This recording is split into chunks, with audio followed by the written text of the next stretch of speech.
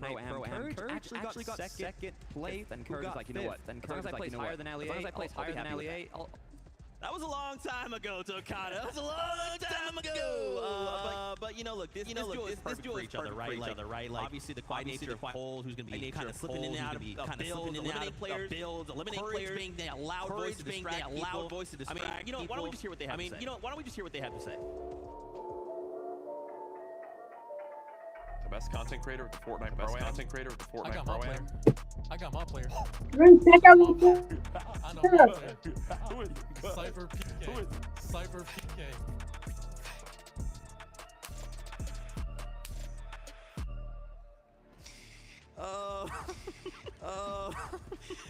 If that's not an indication, we've been having a lot of fun this weekend. I don't know what this weekend. I don't know. Very excited to see how these guys. Very excited to see how these guys. You know, obviously Cold is Cold. You know, obviously, you know, we kind of touched a lot on courage and how much work he's been putting in. Courage and how much work he's been putting in. Cold is a very difficult individual to stop. I mean, major 2 reigning champ. I mean, major 2 reigning champ. Every time we see these like stats, every time we see these like stats between him and Peter damage, it's between him and absolutely an incredible fragger. Absolutely incredible fragger to the rest of the lobby. An incredible performance in Major 2 from Cold. Best damage ratio over the course of 12 games against other professional players. 12 games against other professional players. Obviously, that's the crazy thing, right? When we think about how well they play in Majors, it's always against other professional players. But when content creators in the mix, you're one of the best fraggers in the game, being Cold. Woo, it's gonna be scary. Hey, 3-time FNCS champ. I mean, look, they're joking around, they're having fun, but I think when that first game starts, they're gonna be locked in. They're gonna be focused, and they're gonna do a great job. I'm curious to see where they're at right now. Frankie is standing by with the duo. Let's get their thoughts on the pro. Frankie is standing by with the duo. Let's get their thoughts on the pro. Cold was 14 years old when he won his FNCS major finals. FNCS major finals. He's hoping he's going to get his first title today. He's going to get his first title today. And you brought the bananas. It's important to have fruits. Keep your blood sugar high. I'm going to have 2 bananas per game. I'm going to have 2 bananas per game. Bananas by the end of this. Will equate to 12 bananas by the end of this. One elimination per banana will be in a good spot. One elimination per banana will be in a good spot. Who's the easiest? Who are you going to eliminate though? Who's the easiest? How long do we got? Cypher PK, easy elimination earlier. Easy elimination. Hasn't even warmed up. Peterbot not worried about him anymore.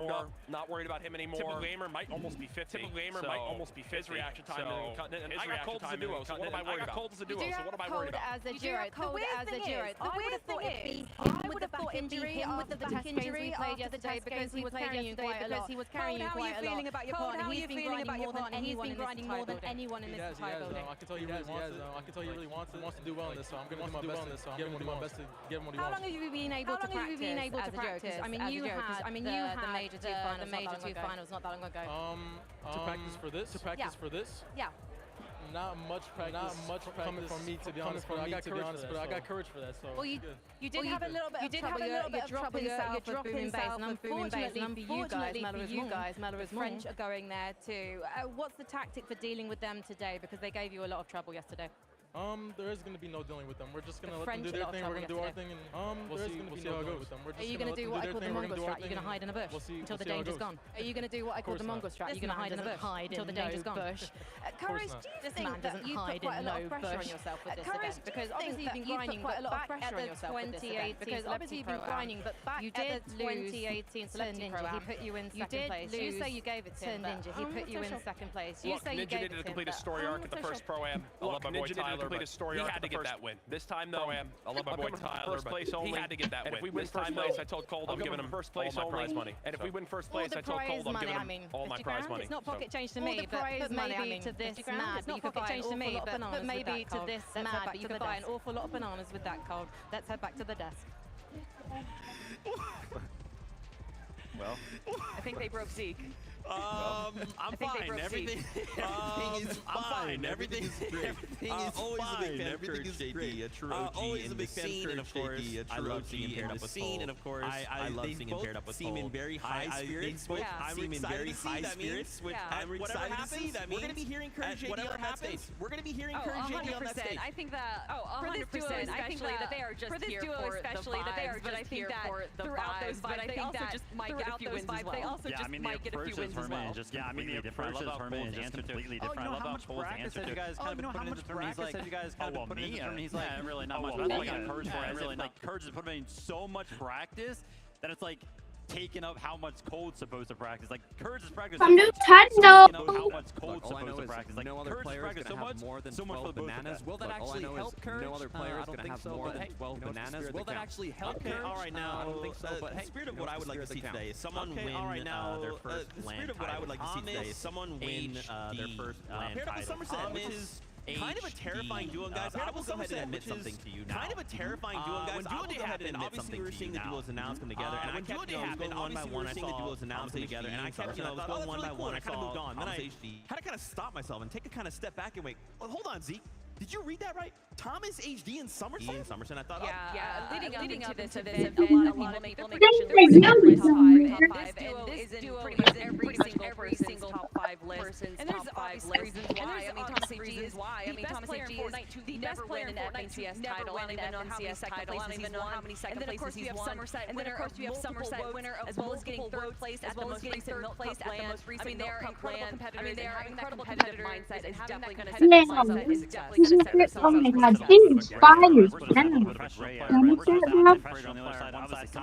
this is fire. But she's just so invested in the Fortnite competitive. I think nobody would bat an eye. She's fucking bomb. He's trying to hear me, little kid. He's fucking trying to throw. Fortnite is an esport. That continuously gets harder, right? That continuously gets harder, right? Everybody's getting better. Everybody's getting better. Just getting better. Earlier this year, making it getting better. Right? Earlier this year, making it feat for her. So she's constantly getting better. So she's constantly getting better. Scary duo. They're gonna be lethal. Scary duo. They're gonna be lethal. I mean, not only place in the Milk Cup. I'm just a beluga. Just open a Snapchat. He's placed second in FNCS Grand Finals. One of those being the global championship. Now, championship. Now, we did talk with Somerset. We said, if you win today, do you think it's gonna count? Do you think it's gonna count as your first FNCS? Now, Thomas said no, but Somerset, on the other hand, had another idea. Yes, she said yes, and look, we agree. It still has She said yes, and look, we agree. It still has. If you win Thomas, it does count. So if you win Thomas, it does. Frankie was standing by. Frankie, ask him if it counts. To Frankie was standing by. Frankie, ask him if it counts. A very terrifying duo next. I have got a very terrifying duo next.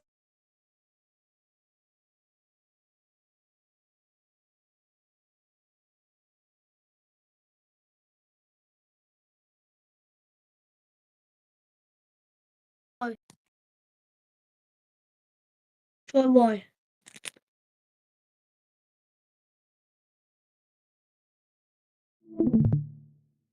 And it ended. Reaction to getting Thomas. Oh, I was astonished. I was very excited. I mean, he's literally the Sniper King in absolutely everything. So to hear that, it was I knew we would definitely be able to get some, eliminations out of the air for sure. You're known for your disgusting aim with the sniper as well. Tell me, how on earth are you deciding who's doing what in game? Because you've got a very similar, powerful skill set. I think it's pretty apparent that he's very good with the super long. Tell me why. Whatever he absolutely needs just to get us through to the end game. Now, you haven't had much of a chance to practice together because you've been separated by the Atlantic Ocean. But from watching you guys perform yesterday in our test games, it feels like there's a very natural chemistry. Is that right? Has it come quite naturally to you two as a duo? Yeah, I would say it does. I mean, I feel like we bounce off of each other pretty well, aside from me jumping in front of crash pads. But I'm learning as we go. There have been a few accidents we have seen with the mobility items so far here at the Galen Center in the past couple of days, so don't worry about that one. You're not alone, Somerset.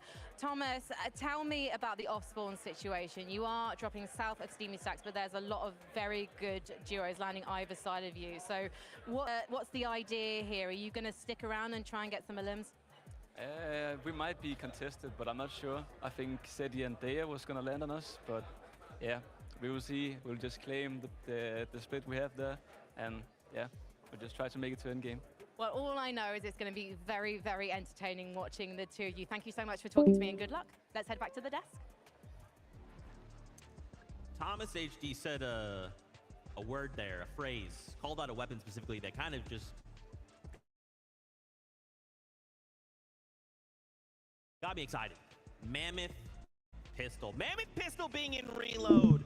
You throw one of those in the hand. You're gonna start hitting headshots, right? We're talking about the Pro-Am right now. I remember when the Mammoth pistol was an FNCS competitive, right? When we were highlight reels of having one of them, and they're all of Thomas with a mammoth pistol. This isn't a Thomas highlight, it's just of the game, and it's just all of Thomas. He is just so good the game with weapons like that. Look, they're definitely going to do a great job, but some duos are uncontested and some aren't. One of them that is contesting each other at the northwest side of the map is going to be Clix and Lacey against Veno and Reddish. Now, this is going to be an interesting one, Z. Oh my gosh, are you kidding me? Like, on one side, old friends, old duel mates, split up and now having to go head to head. This isn't a Thomas highlight, it's just of the game, and it's just contested. On one side, you got Reddish, who area of Content Creator Pro, and you got Lacey, you got Red, and you got Lacey, who is like basically an old-time pro, and he still says he is. Does that count? I don't know, but this is exciting head-to-head. I feel like a few people would put asterisks onto that FNCS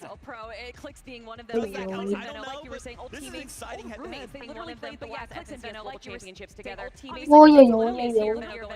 to Europe, but having them go face to face, I don't know if there's going to be too much fight. Yeah, I'm happy that you kind of hit home on that, right? I think they're both going to be happy with taking the loot that they give Stevie Stacks. Pretty big POI for the both of those duos. I want to focus in on Clix and Lacey as a duo. I think they're both going to be obviously in Fortnite competitive. You know, it's very, very important to go ahead and farm your mats. My only question with this duo, though, pretty big POI. Are they be able to take a break from farming those engagements to go ahead and get a couple of tiers? Right? Are they going to have too much fun with the event, or are they actually going to try to win?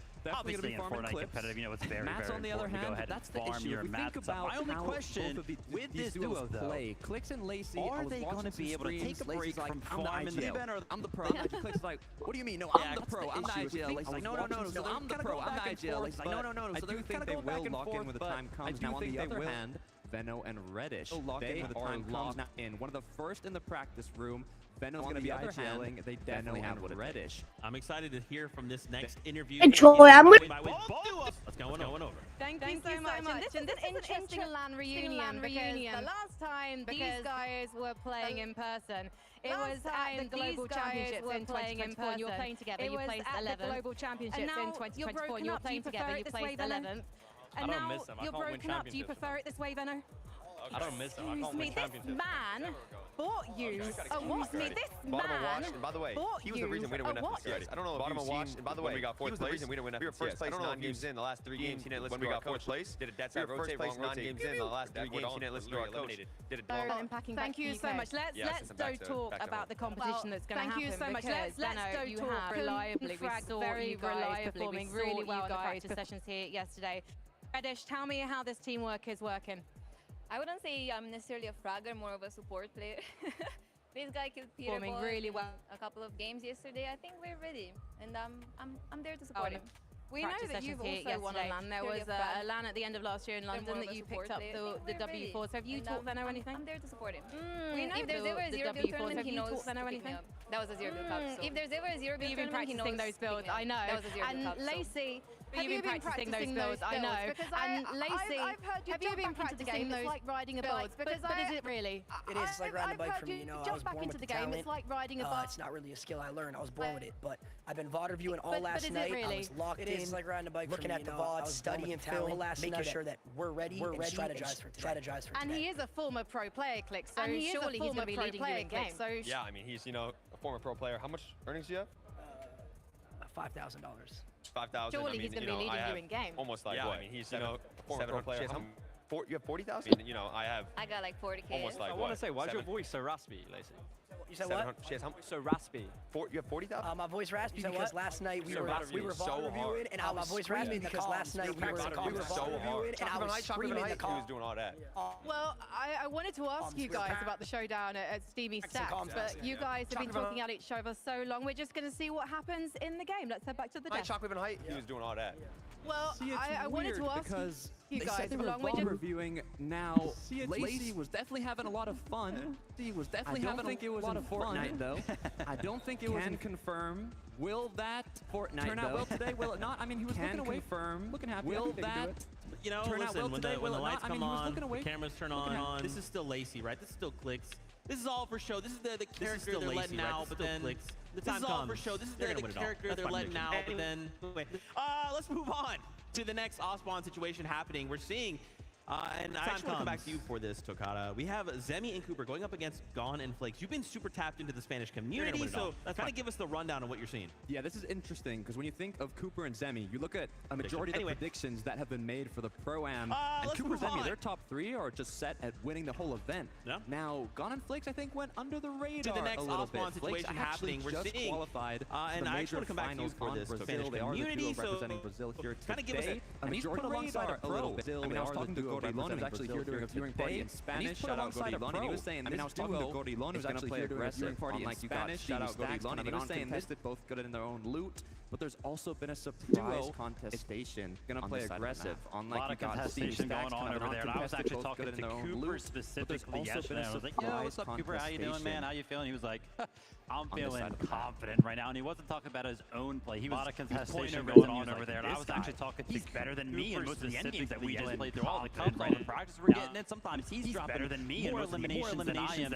So it's kind of going into this competition very high. Very high. Yeah, and Cooper, you know, going all the way back to the 2023 Global Championships, going all the way back to the 2023 Global Championships, did that win. A lot of people saying that. For whatever reason, 6 games there, you know, that was the easiest win for the FNCS. Saying that. 6 games there, you know, that was the easiest win for the grand finals. And then he has the top 5 to say it wasn't a time and time again making it to the grand finals, making back once again for another FNCS title. I love it. And I love that you pointed out as well as Zemi, because I heard that same thing, right? And when we're talking with Zemi, because I heard that same thing, right? What do you think? And when we're talking with Zemi, it's like, you know, what do you think? What would mammoth pistol? And at that point, I kind of heard Cypher PK at that point.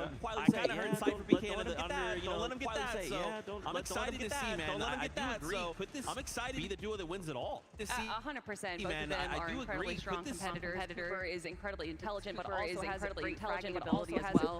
So the two of them together, I think, has a lot of potential. They are going to be contested, potentially triple contested. The two of them together, I think, has a lot of potential. They are going to be contested, potentially triple contested. Yeah, it'll be crazy to see if they actually do end up fighting off. But who knows if you can trust the facts that he's ending them. Kind of frozen in their own regard. Both of them kind of frozen in their own regard. Okay, you know what time it is. Okay, you know what time it is. With both the duos once again.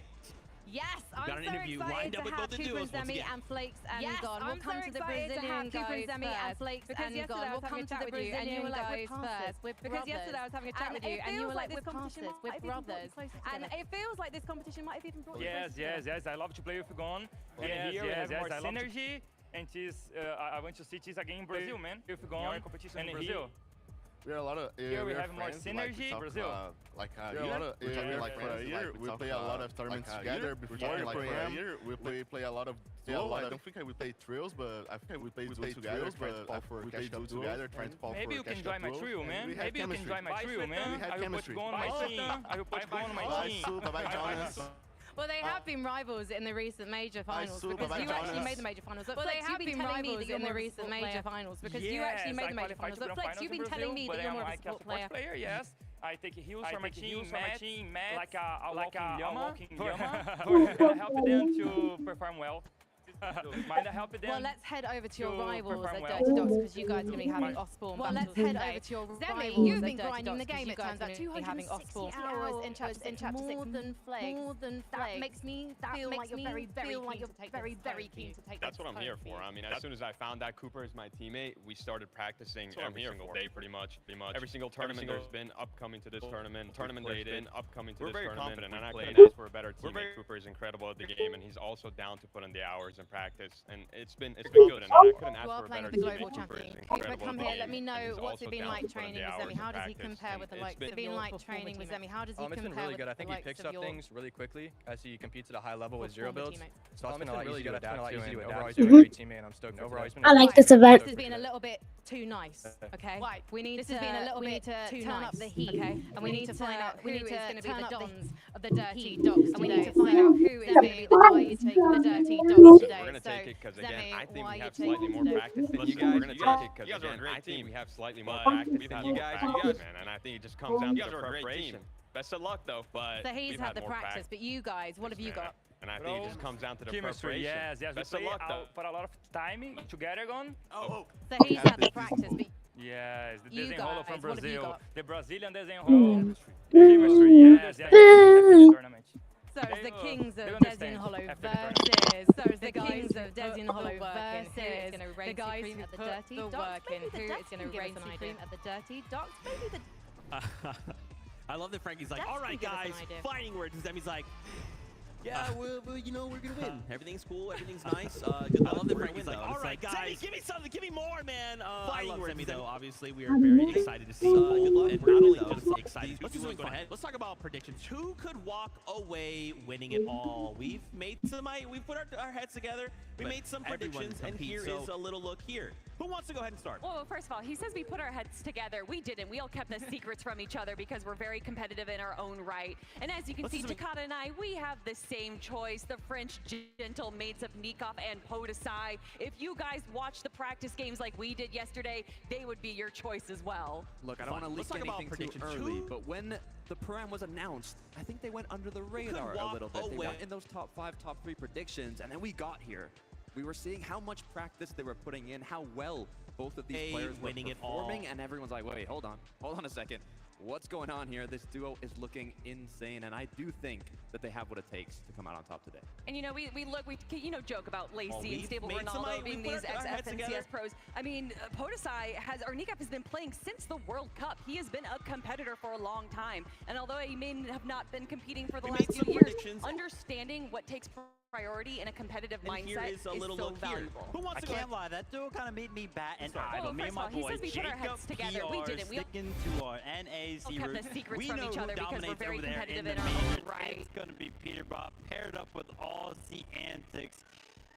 You want to know something, Takada? This actually surprises me because earlier on you were like, oh my gosh, it's 1 point per elimination, only 10 points for the Victory Royale. Obviously very, very heavy when it comes down to the elimination-based format, right? The same choice, Peterbot the French has had the most Nikov. eliminations over the past 5 FNCSs on his region, and he has only been beaten actually globally 1 time, and that was by Vico. If you guys constantly gets the most eliminations. We're in an elimination-based format. I've got Peterbot. Now hold on, here's the problem though, Vivid, because Peterbot is Peterbot, like but as we saw in the practice games yesterday, if he goes down, there's a lot of duos close by, like Monger, who says, oh, I happen to have a Mammoth, you're still in the air, that's a free point from me. I got something. Nick. That's got me. My prediction is Clix and Lacey because it's Clix and Lacey. They are gonna win. Now, of course, I know what you guys want. You guys want to meet some of these players. You want to see these duos in person. So why don't we go ahead and bring out the first 4? Top 5, top 3 prediction. Make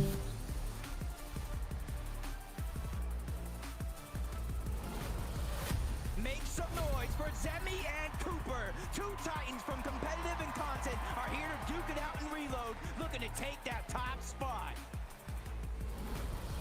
Let's hear it for Reddish and Benno. Friendly faces, but not so friendly in game. And with an unmatched competitive drive, they're ready to take it home.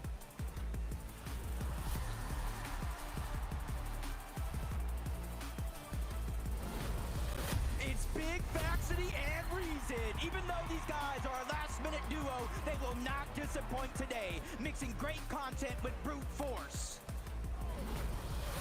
You gotta get loud for Kanata and Stable Ronaldo.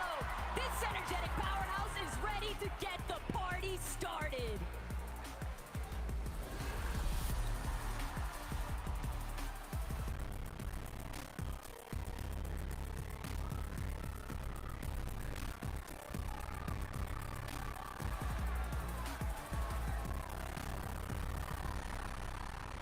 And we are already going absolutely crazy.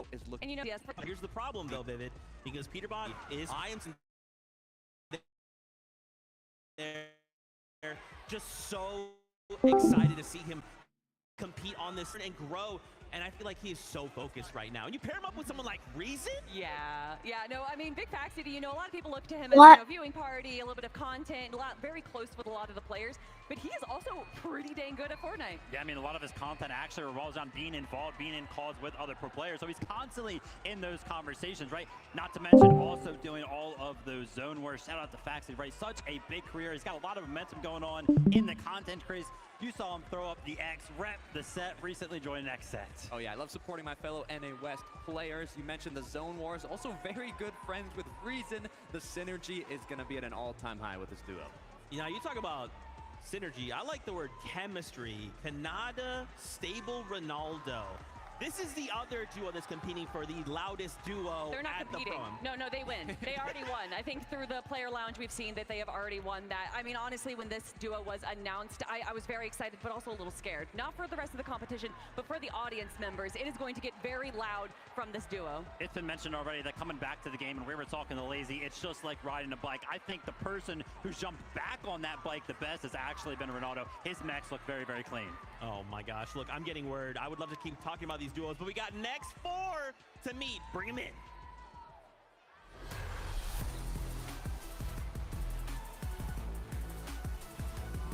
It's Cypher and Moxie. The LA takeover has begun, and they're not looking to go home empty-handed. Show us what you got. Ladies and gentlemen, it's Mongraal and Allier, Britain's finest, some might say, with tons of experience in the bag. They're ready to put others in the bin.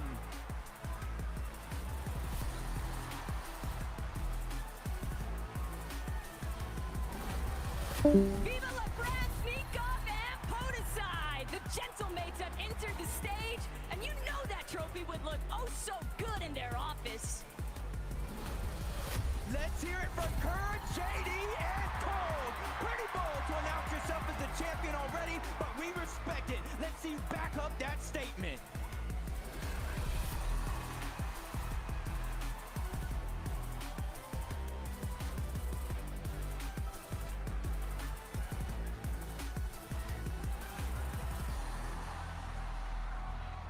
Oh man, and a quick shout out there to our friends over at Make-A-Wish. We had some very special friends come out and kind of get to feel the crowd, feel the vibe in those few moments.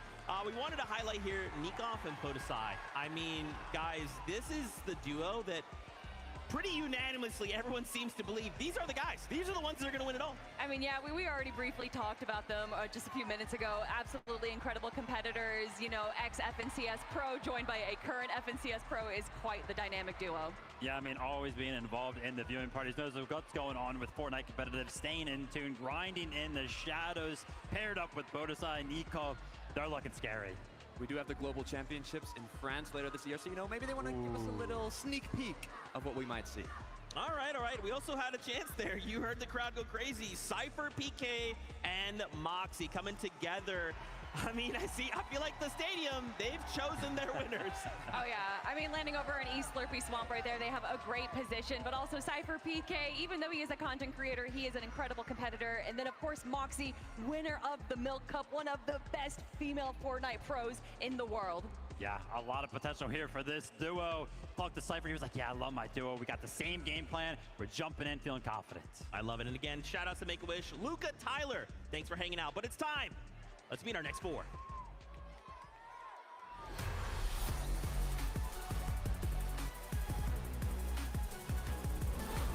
Give it up for Lachlan and Mr. Savage. The boys are ready to hit the ground running and combine maximum content with pure skill. It's showtime. Everybody say hello to Regs and Nate Hill. They've got LAN events, they've got experience, and they're making for some fierce competition.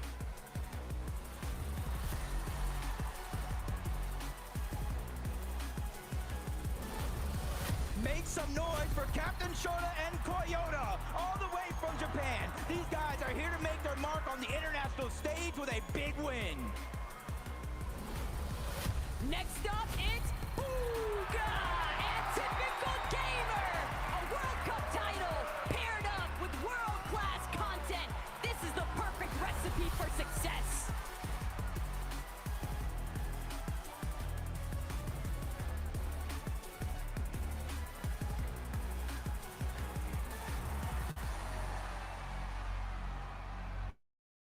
Whoa, TG. My fault, OG. I did not know you were absolutely yoked. Oh my, it's Booga. You can hear the crowd is electric right now. Man, what more could we say about these 2 OGs of the Fortnite scene? Look, I almost got shaken off the stage. When Booga and Typical Gamer walked out, I literally almost fell off with how excited the crowd got. But that's at no surprise when you pair up the most followed creator in the Fortnite space alongside the World Cup Solos winner. It's what to expect. You know, the reload game where it throws a bunch of old items, old weapons that we've seen in Fortnite competitive before. And if Annie's going to be guy with the most experience. And I mean, you look at typical gamer, he was competing in NA West FNCS and he was able to make it through the qualifier. He is also in one of those gray areas, like you like to say, Pivot. Okay, what about Shota, Koyota coming in from Japan, man? I mean, listen, they've got the rock, paper, scissors on lock. The question is, who's throwing paper? Look, I'm going to ask you a question, Zeke. I was actually taking a peek in the player lounge. Koyota was 1v1ing Peterbot in creative. What do you think won? It's gotta be Pete, man. Koyota actually won 5-3 in 1v1s creative against Peterbot. So he's got the mechanical skill on deck. Also has some little surprises that we've seen in terms of game strategies. So I think they have what it takes. That's the thing with Koyota. Every single time that he shows up to one of these international events, whether it be globals, whether it be a pro-am, everybody is always quickly reminded he is just so good, especially when it comes to mechanics. I mean, there's a reason they call him the Asia's Peterbot, man. He is such a phenomenal player, and like you said, super innovative. I remember back when we had jetpacks in the game, he was literally eliminating people in the air. I'd love to see it again. Woo! Let's hope there's jetpacks in reload, but for now, let's meet our next 4 duos.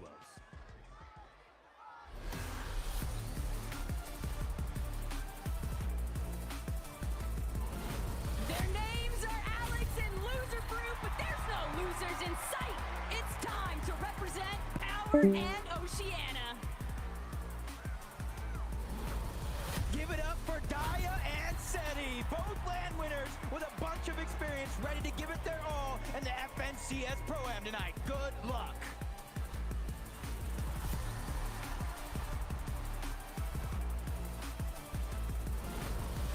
Locked and loaded, Thomas and Somerset.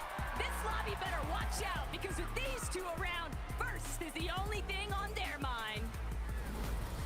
It's Aussie Antics and Peterbot. We're in for some action with these guys today. Can they live up to the expectations from the community? Time to find out.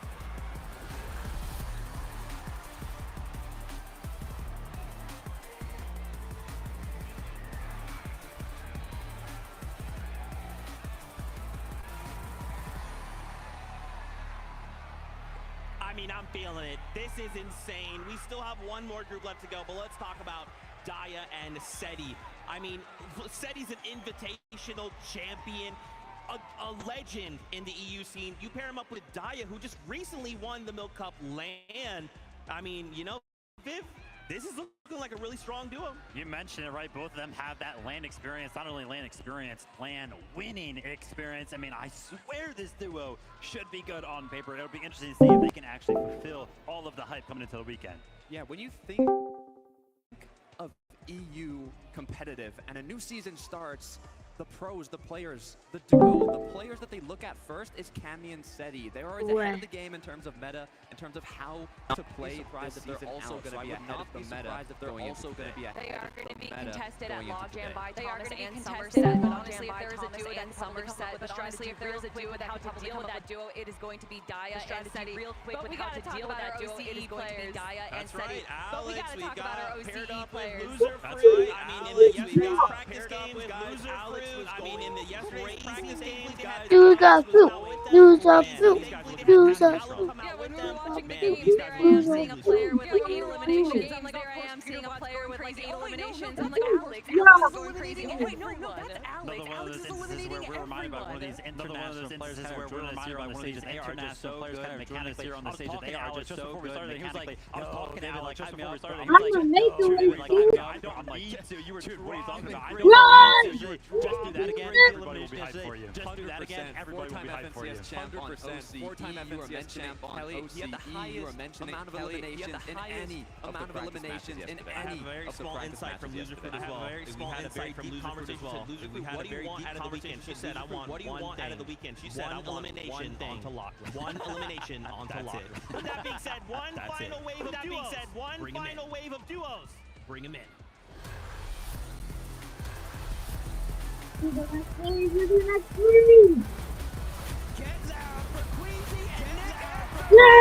Let's go! Let's go! Let's go! Let's go!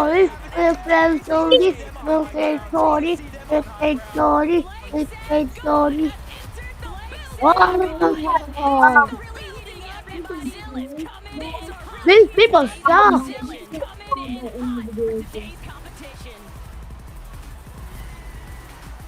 These people suck. Jacob and Clay Daddy. Jacob and Clay Daddy. Hey, Daddy. Hey.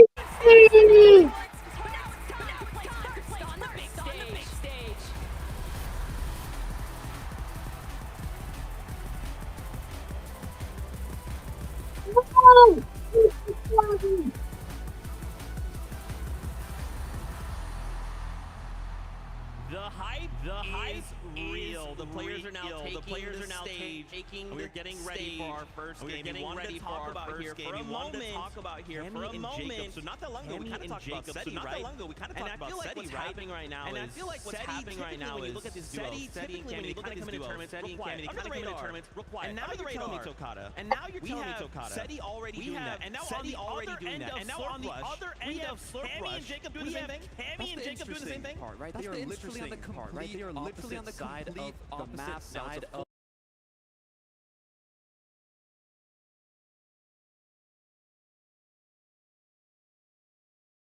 Always locked in, and I'm flying under the radar. It's no surprise that Cammy and Jacob are one of those duos, but I think they're comfortable being like that, right? Cammy and SETI kind of like to do that. As majors, so no surprise, we're not really hearing a lot about this duo right now. You're talking about teams flying under the radar, Not a team flying under the radar, A30 and A30. I mean, you can already hear the cheering. Nick A30 is such an incredible personality, joined by Queasy, one of the best IGLs to come. What's interesting about Nick A30 is he's actually studying.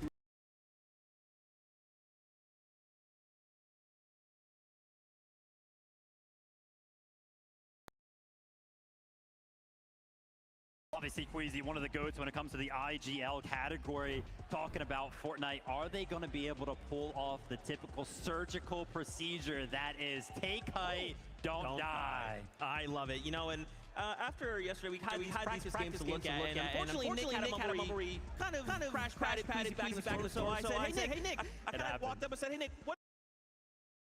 I played, didn't you? And I said, of course I did, Nick. And he's like, hey, look, Zeke, tomorrow that's not happening. Don't worry.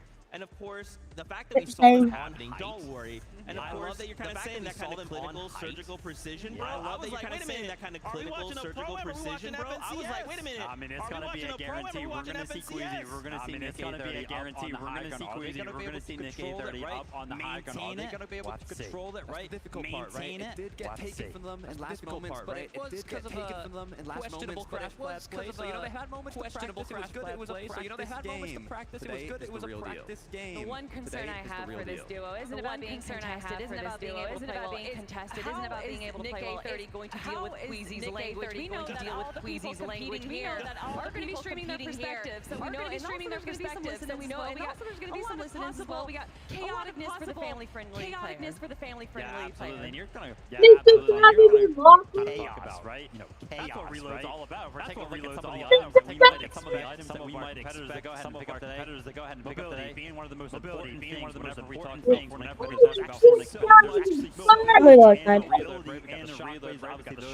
obviously those breaking those are going to cause some chaos. Those are going to cause some chaos. You can make so many crazy plays without avoid fall damage, jump on high ground pretty easily.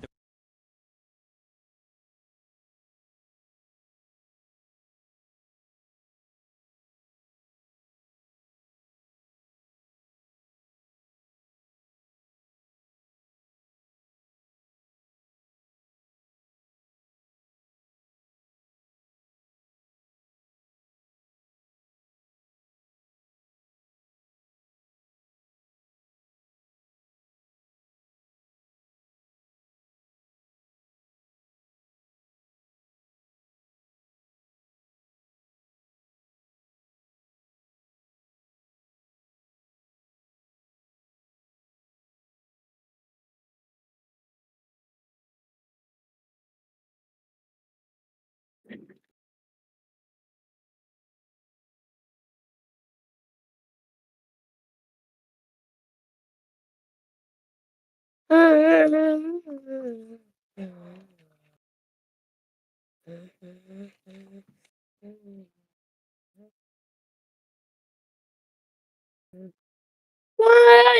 Troy, talk.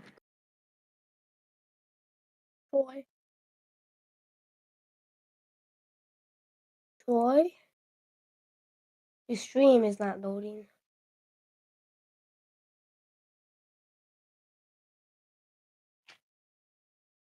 Yeah, Troy, your stream ended, I think, in terms of loading.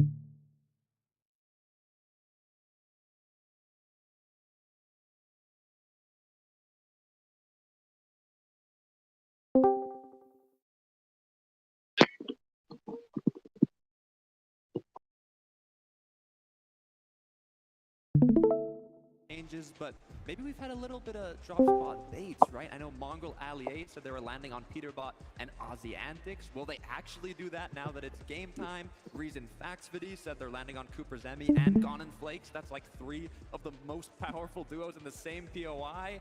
I don't know if it's really going to happen.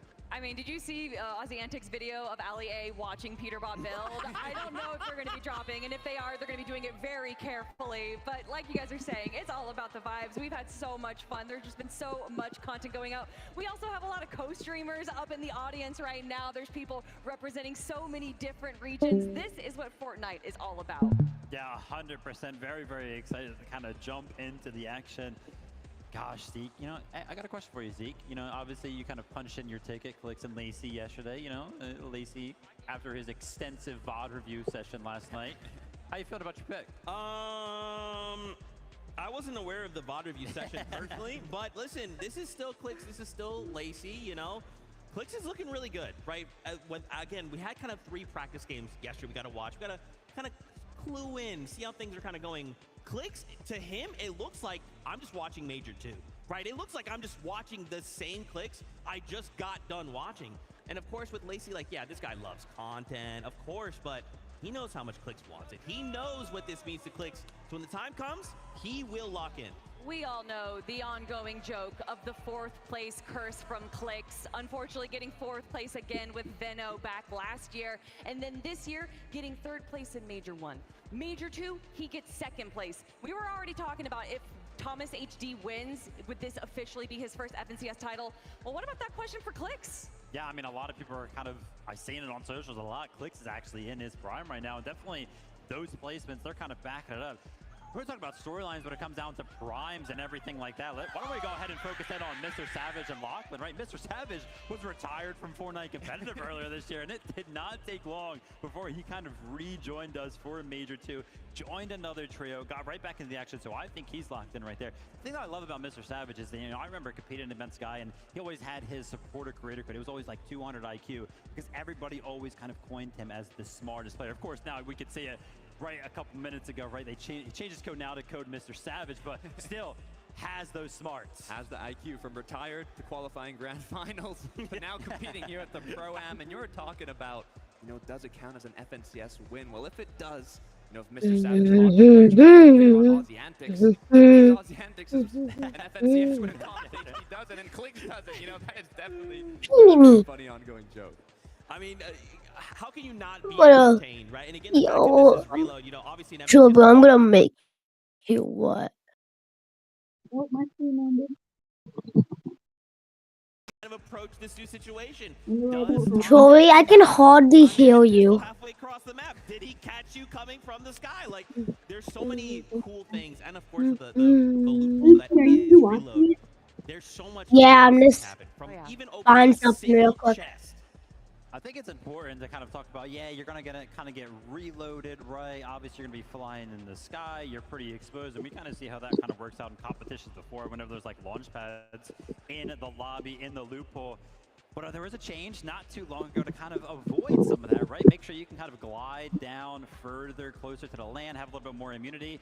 Yeah, to kind of prevent some of those beams coming out of the sky. I can tell you right now, practice games yesterday with these professional players in the lobby, it feels like it almost changed nothing. Yeah, it really did not. I mean, the aim of these players is on a whole other level. And what I'm thinking is, in a lot of the performance evaluations, the players are playing safe. They were, hiding the box, going for the late games, and trying to get a good placement. Because in those end games, you are going to get a lot of opportunities for eliminations. Yeah, okay, if you're low ground, you're going to have a lot of opportunities. Players dropping down, running out of mats, high ground, you're going to have to play aggressive if you want to match that amount of eliminations. And I think that's going to be kind of the deciding factor on who does end in first place. Another deciding factor is how these players are going to be preparing for their win condition in the end game. Obviously, with this being reload, we know that it has a high potential of going to a heal-off. And we've seen a few players, such as Peterbot and Ozzy, having 4 Chug Jugs and their loadout at one point, which is a great way to prepare. It's not the best way to get eliminations, though, and you do need to have a bit of a combination of mobility and weapons and everything. But I think players that are preparing for that win condition is what's going to set them apart. Love the fact that you're talking about the heal-off. Yeah, it would be no surprise if at least 1, 2, 3, maybe even 4, maybe 5, maybe all 6 actually go down to that heal-off, right? We got so many items that can kind of support that. Chug Jugs, med kits, we've got those slurp juices in. But it's so funny because yesterday when we were watching those practice games, I was like, wow, we've even got the terrain. POIs like Slurpee that have those barrels available. Cooper so smart, making sure that he went ahead and utilized those for his heal-off win condition. Gosh, they're just so smart sometimes. And that's why it's important to put in the practice on this new map. I mean, not only do you have Chug Jugs, med kits, splashes, but like you were mentioning, if you know where all these slurp barrels are, if you know where you need to go quickly into zone to keep yourself alive in the heal-off, I'm sure we're going to have a lot of them. I mean, bringing us back 3 years ago, Invitational final game, Camiseti versus Queasy Vino, not knowing what you can do at a drop spot can really change the story of a game. Why would you bring that up, Kelly? It's not like this is going to be a super close competition by the end of the day. That would be insane if it was, but it's that time. We're ready to jump aboard that battle bus for the first game out of the FNCS Pro-Am. So casters, over to you. Is definitely time. You guys are talking so much about those practice games, Taco, and they are out the window because the nerves have to have settled down. The battle bus is going to launch, the players are going to drop in, and everything that you practice, some are going to be put to the test. But so many of these creators, so many of these pros, they're just so familiar with what it's like to have all eyes on them. And so with that, I think the expectation kind of settles more into the fact there of, I just don't want to be last. Yeah, that's one of the biggest things is, everybody gets a little bit of that prize pool. It gets increasingly more, $50,000 for that first place, but it's almost like exactly what you said. No one wants to get last. Everybody wants to hoist that trophy, and it kind of leads to my prediction of Peterbot and Ozzy antics, right? Huge fan of Ozzy. Everybody's got in the world probably a fan of Peterbot, but it was actually at last year's Global Championship. I asked him, what's next? How are you going to do it? He doesn't necessarily care to just win. He wants to dominate. He wants to be the best player in the game, and with 5 FNCS championships, he is well on his way there. But that's just the thing. The caliber of competitors that we have in this lobby mixed in with what you would expect to be a little bit more of a casual environment, but no, that's not the case. The desk has been touching on it so heavily. A lot of our creators have really been putting in the time, effort, and hustle, and it's going to showcase here today. These matches, it might only be 6 games, Jacob, but I'm expecting some pretty big shifts to develop, especially by the time we hit the halfway point. Yeah, it's definitely going to be interesting, especially games 5 and 6. Those are the ones my eyes are definitely going to be glued on, because that's when a lot of the chaos will start to ensue just a little bit. Depending on where you're at in leaderboard, we already see it in our FNCS final style lobbies. You need 30 points, you need 40 points. You have to pick it up through eliminations. This format is basically elimination heavy. You don't start to earn placement points until you start to get into the top 10, and most of them is in the top 5. So it's all about consistency and eliminations, and I think there's a few teams already talking to them. They have some tricks underneath their sleeve, Taco. I'm ready to see them. Look, everybody wants to be optimistic and anticipate that they're going to be able to find the eliminations when it matters. Maybe they can be consistent with their placements, but one of my favorite quotes of the day actually came from Vaxity earlier this morning,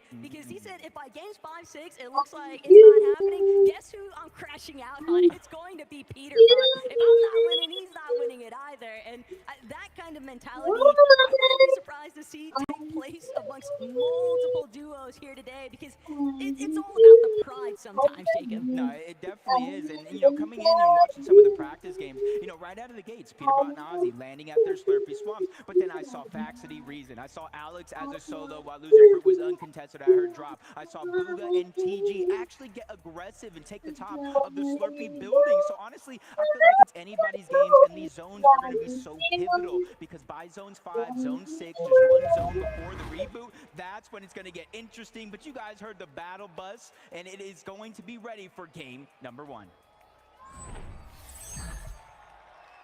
This is what we have all been waiting for. 1 day and 6 matches to determine who our 2025 FNCS Pro-Am champ team is going to be. And initially off the jump, Peterbot, Ozzy, they've got control of Slurpee, but they've got company. If that would have just been a Mammoth pistol right out of the gate for Peterbot, I would be worried for Booga and TG, but now it's just a bunch of SMGs. Ozzy already found the Mammoth. He's going to go ahead and deliver that one first class on over to Peterbot as soon as he gets the chance, but they're just going to shield up, get a lot of these chests. In reload, it's about 100% chest spawn, so you got a lot of opportunity to get the loot that you need.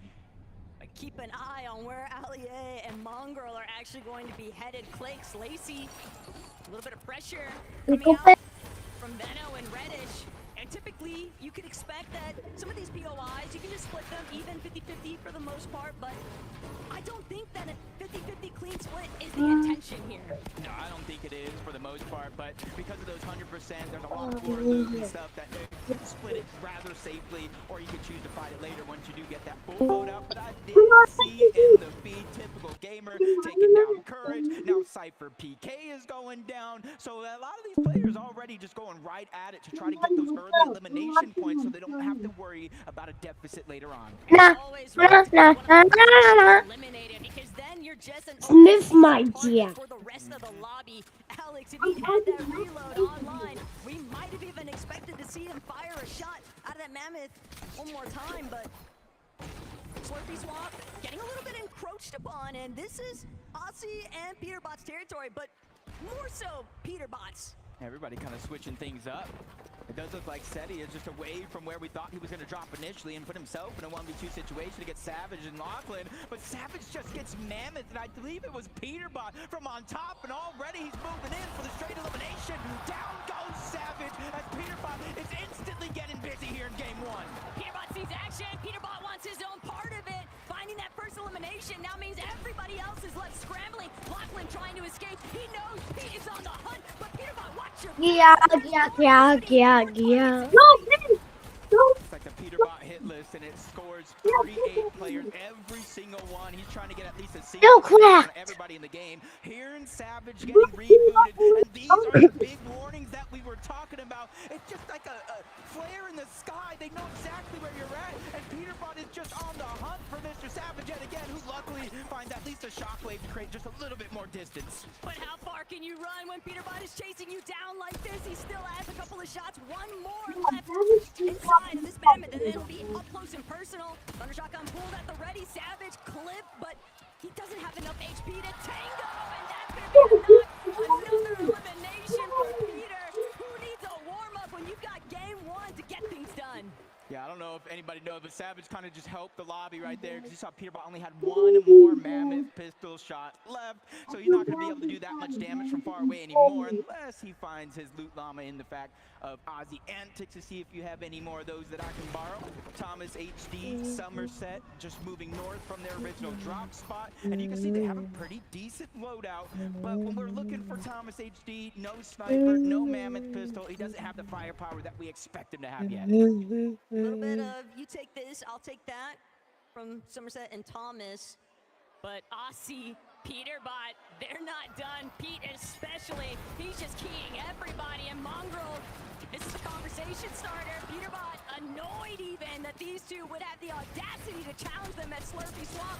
But Peterbot, Ali A nearly bringing Pete down. Pete actually going to be forced to pull back. But Aussie, he's got the supportive measure. He knows his responsibility, and he's going to make sure that Pete is safe and sound. And the little things, Taco, it's the little things right there for Ozzy. Being able to go in, sneak in. He edited the backside cover for Peterbot to safely escape and gave the shields and heals exactly what he needs in a situation like that. It was definitely a tough spot to be in for a quick moment.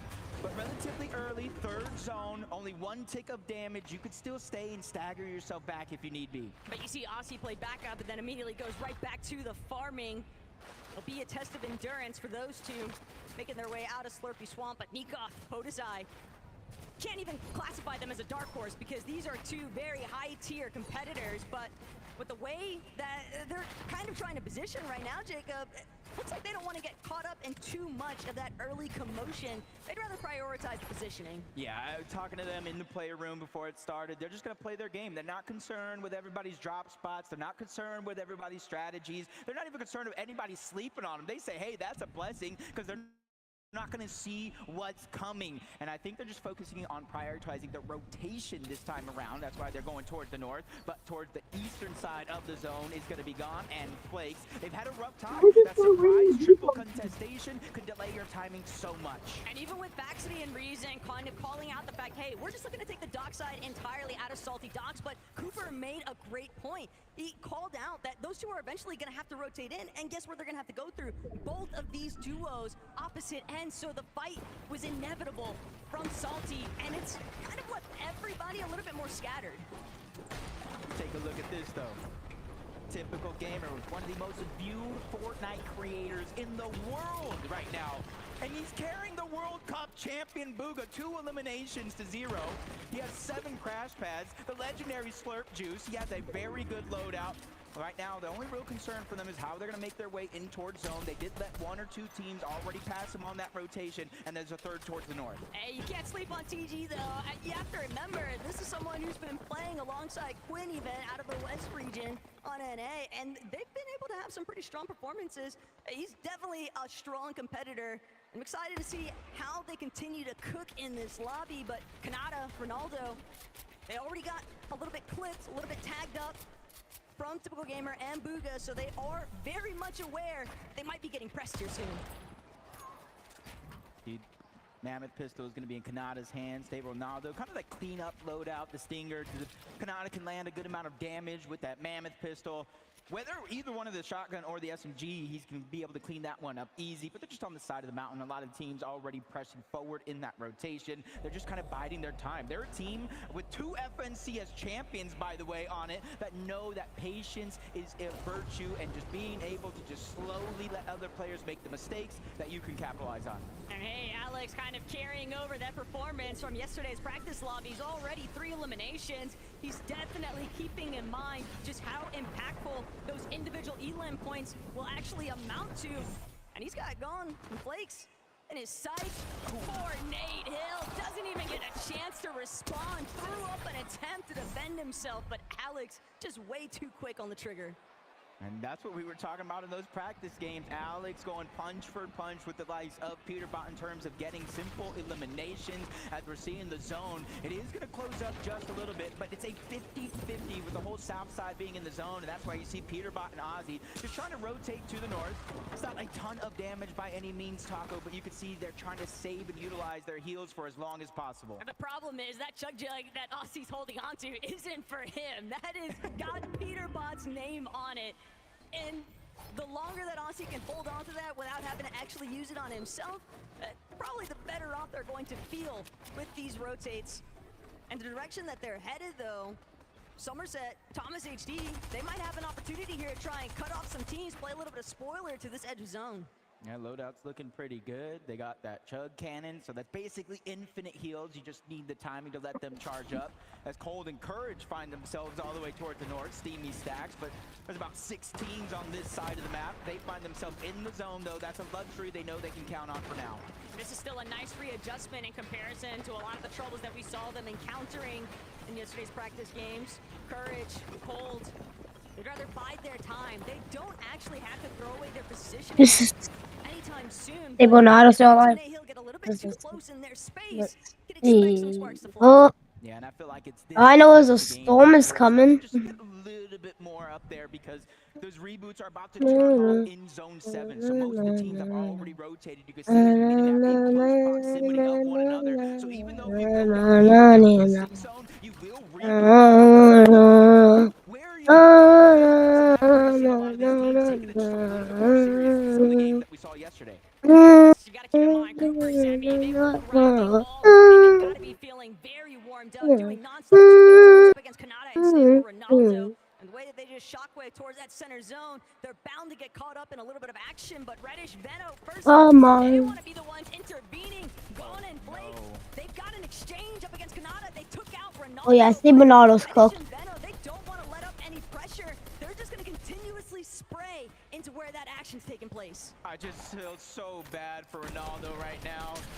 I don't even know where he's going to end up landing, but if he can find his way back to Kanata, that will be good. And they are kind of deep in the back of the zone. This is about what are his chances, which is going to be relatively good. I don't even know how he just done it, but he did it. That's what you look at a former FNCS champ for, okay? Ronaldo's got his method. He's got some tricks up his sleeve. He's got a little bit of vengeance against typical gamer. Gon and Flakes interrupting. That's just so rude. It's just a tough spot to be in, too. He couldn't even fully stand up. He was kind of stuck crouched down at the top of the mountain. Cooper, Zemi, honestly, leading up into this Pro-Am, this has to be one of the most predicted teams in top 5, one of the most predicted teams to actually win the FNCS Pro-Am. But hold up, Cole getting busy. Kurt said they were going to take out Cypher PK. I'm not sure if he said he was going to do it himself or he was going to let Cole do it for him. Look, who else was getting their duo bananas? Who else was getting their duo water? Courage, that's who. And it's showing off here. Cold, feeling prompt and ready to go. Cypher being the first victim, and possibly many more to come. And Cypher also in a tough spot. With Moxie being a little bit of a solo here for a few seconds. If she can buy the time, they will. And you hear that sound. Reboots are going to be disabled from here on out. If you go down, you are forced to watch the rest of the game play out. Oh! Every player for themselves, and absolutely nobody is safe. Shockwave or crash pad, whatever direction you want to head, but you've got to keep your head on a swivel, otherwise you might lose it. As Veno so nicely showcased, but Veno and Reddish, they've still got their work cut out for them. They know there's a lot of neighbors that they don't necessarily want to be knocking on the doors of just yet. You're trying to draw as little of attention as possible. Well, yeah, I did see him kind of get targeted by a few players, drop to a low HP. Peterbot's the one that's actually cleaning up the elimination. Points go to Bugha, loot goes to Peterbot. And that's where you're seeing a whole lot of importance as Mox, and we literally saw her go down. Now we're seeing what happens when you get rebooted a little too late, and now she is out of there. But look at Nick and Queasy, they're already trying to commandeer high. Peterbot and Aussie, they're just going to clear out their own dead side rotate. Always happy to get involved with a little bit of box-to-box fighting, and if they're not careful though, High Ground might actually take notice of what's going on. Mongrel, barely lucky to still be alive right now. That's a rare miss from Peterbot. And he's feeling the pressure here because this is a dual competition. The rest of this played out as a solo. Peterbot sees the weakness, he's getting the green light, but shots come in, they spray the cover. Really forced them to kind of rethink that strategy there for that quick moment, and that's safe.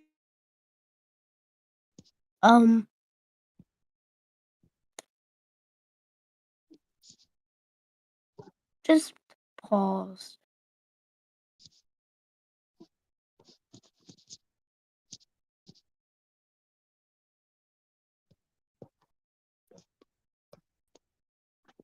Oh.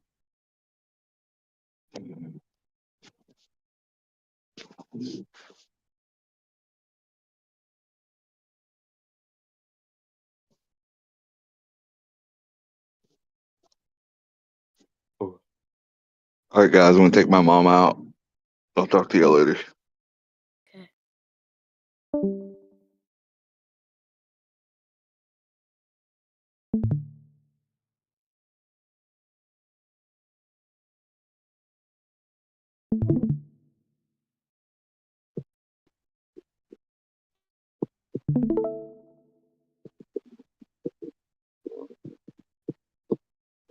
Somebody throw out the time machine. machine for this man. But Nick, Queasy, still up on the high ground, still trying to prevent anybody in these lower layers. And Reddish Veno caught up in a little bit more of the mix-up than what they were hoping for. But it's Vaxity who's on the back heel. Vaxity gonna be forced to shockwave away. Cold though, he just lost courage, but it doesn't matter because Kuyana is down for the count. It's a different level of flexibility when you're playing as a solo. No, you now have to be careful anymore as Ozzy gets caught out as well. Cole just taking names and checking them off that list one at a time, but there's no siphon. He needs the HP, and he found Peter Bond's Chug Jug. That's all that Cole needed. He just wanted all of the material, all of the opportunities that Ozzy was able to provide off that body loop. But Nick, Queasy, they're still intact. They're still fully in control of this high ground. Clix and Lacey might be hoping to try and counteract this, but from the secondary height position, they still got to deal with these teams on low. Queasy and Nick, they're not letting up either. Alex doing what he can to fend for himself in the backside, but Nikop, hard side, immediately shockwaving towards frontside low. They're waiting. They're hoping that somebody is going to run into one of their pre-edits. There are 15 teams still alive. Placement points have not touched this lobby just yet. It's all eliminations all the way as Cold is looking for another one. Savage, weak as can be on the other side. Lachlan's there as well. Shockwave from Panada causing a little bit of destruction and confusion as Cold is simply on the hunt. An opportunity there, but he misses out. But Zemi's going to steal that one away as Peterbot is struggling to get out of the box, but they send him back to the lobby anyway. And Queasy, the lone man on height, he's going to try and just make sure that he's got it as long as possible. Clix and Lacey, though, all the way in the bottom field, they're making sure that nobody can challenge their current position. Clix creating so much space. Lacey, all that bot reviewing from last night, buddy, it's kicking in now. Queasy going to be dropped down into the heart of the action, and now Clix, Lacey, he might actually do this. He finds his former teammate, Veno, the 6 out of 12, as he lands another shot, but he gets Shockwave out of zone, quickly uses his, finds his way back, 0 builds left, but on the high ground, it's his EU competition. He goes for a play, but gets set right back down. Nikov, Podeside, 4 eliminations, they're in control. And they absolutely blocked off Queasy's attempt to actually catapult himself back up the high ground. Clix, Lacey, they're just too tangled up. It's only going to be Clix that manages to finagle his way out of here, but he's going to shockwave up. He sees Podeside, but he's a target. But Podeside's been sent packing. It's only Nikov, the other half of the Gentlemates, to keep this one alive. There's one duo left in this game, and it's Cooper and Zemi. Everybody else is solos as Queasy's trying to go for the heel off. The Chug Jug backside of the zone. He barely gets it off in time, but Cooper and Zemi, they have the Chug Cannon. Infinite heals as long as they have the time. Queasy drops down from above, but it's only a short stint. He doesn't want to go ahead and stay there for too long as Nikov goes down. 2v1 situation. If anybody can do it, it has to be Queasy. But Queasy's just outnumbered. Cooper and Zemi are gonna strike first. Victory Royale. And this is the moment they want to keep that momentum building. They won the last game of the practice games yesterday. They held on to that momentum. They held on to that confidence, and they fired off here in game 1. Let's go and see how they're feeling with Frankie. All right, guys. Congratulations. Galen Center, give it up for your Victory Royale winners. Cooper, you knew that he had it in him. He's been practicing for this moment, but did you think straight out the gate you'd be picking up the first Victory Royale? 100%. I mean, we're going to win this whole thing. I'm the best teammate here. I'm feeling super confident. IGLing feels good. I'm feeling great. All eyes were on Queasy and the high ground, but you guys were just staking things out on the low ground. Talk me through that end game. Yeah, I mean, end game we looked at high ground. We saw they're very established. Cooper called it to go low ground. I was on him the whole time. He was calling it, and I was just trying to get kills, give him everything he needs, and it worked out. It really did work out. Do you think you need to change things up now to keep people guessing in the lobby? No, I mean, we might change things. We might not. I don't know, but all I know is we're gonna win more. Well, all eyes are gonna be on you. Cooper, after game 1, we've got the eye test now. Who do you think is the biggest competition here? I mean, I don't got any competition here, honestly. I think we're miles ahead of everyone. We just stay consistent, stay confident. No one's beating me here. All right then, guys. Please give it up one more time. Cooper and Zemi! What a way to kick things off here in Los Angeles. We'll be right back after this break.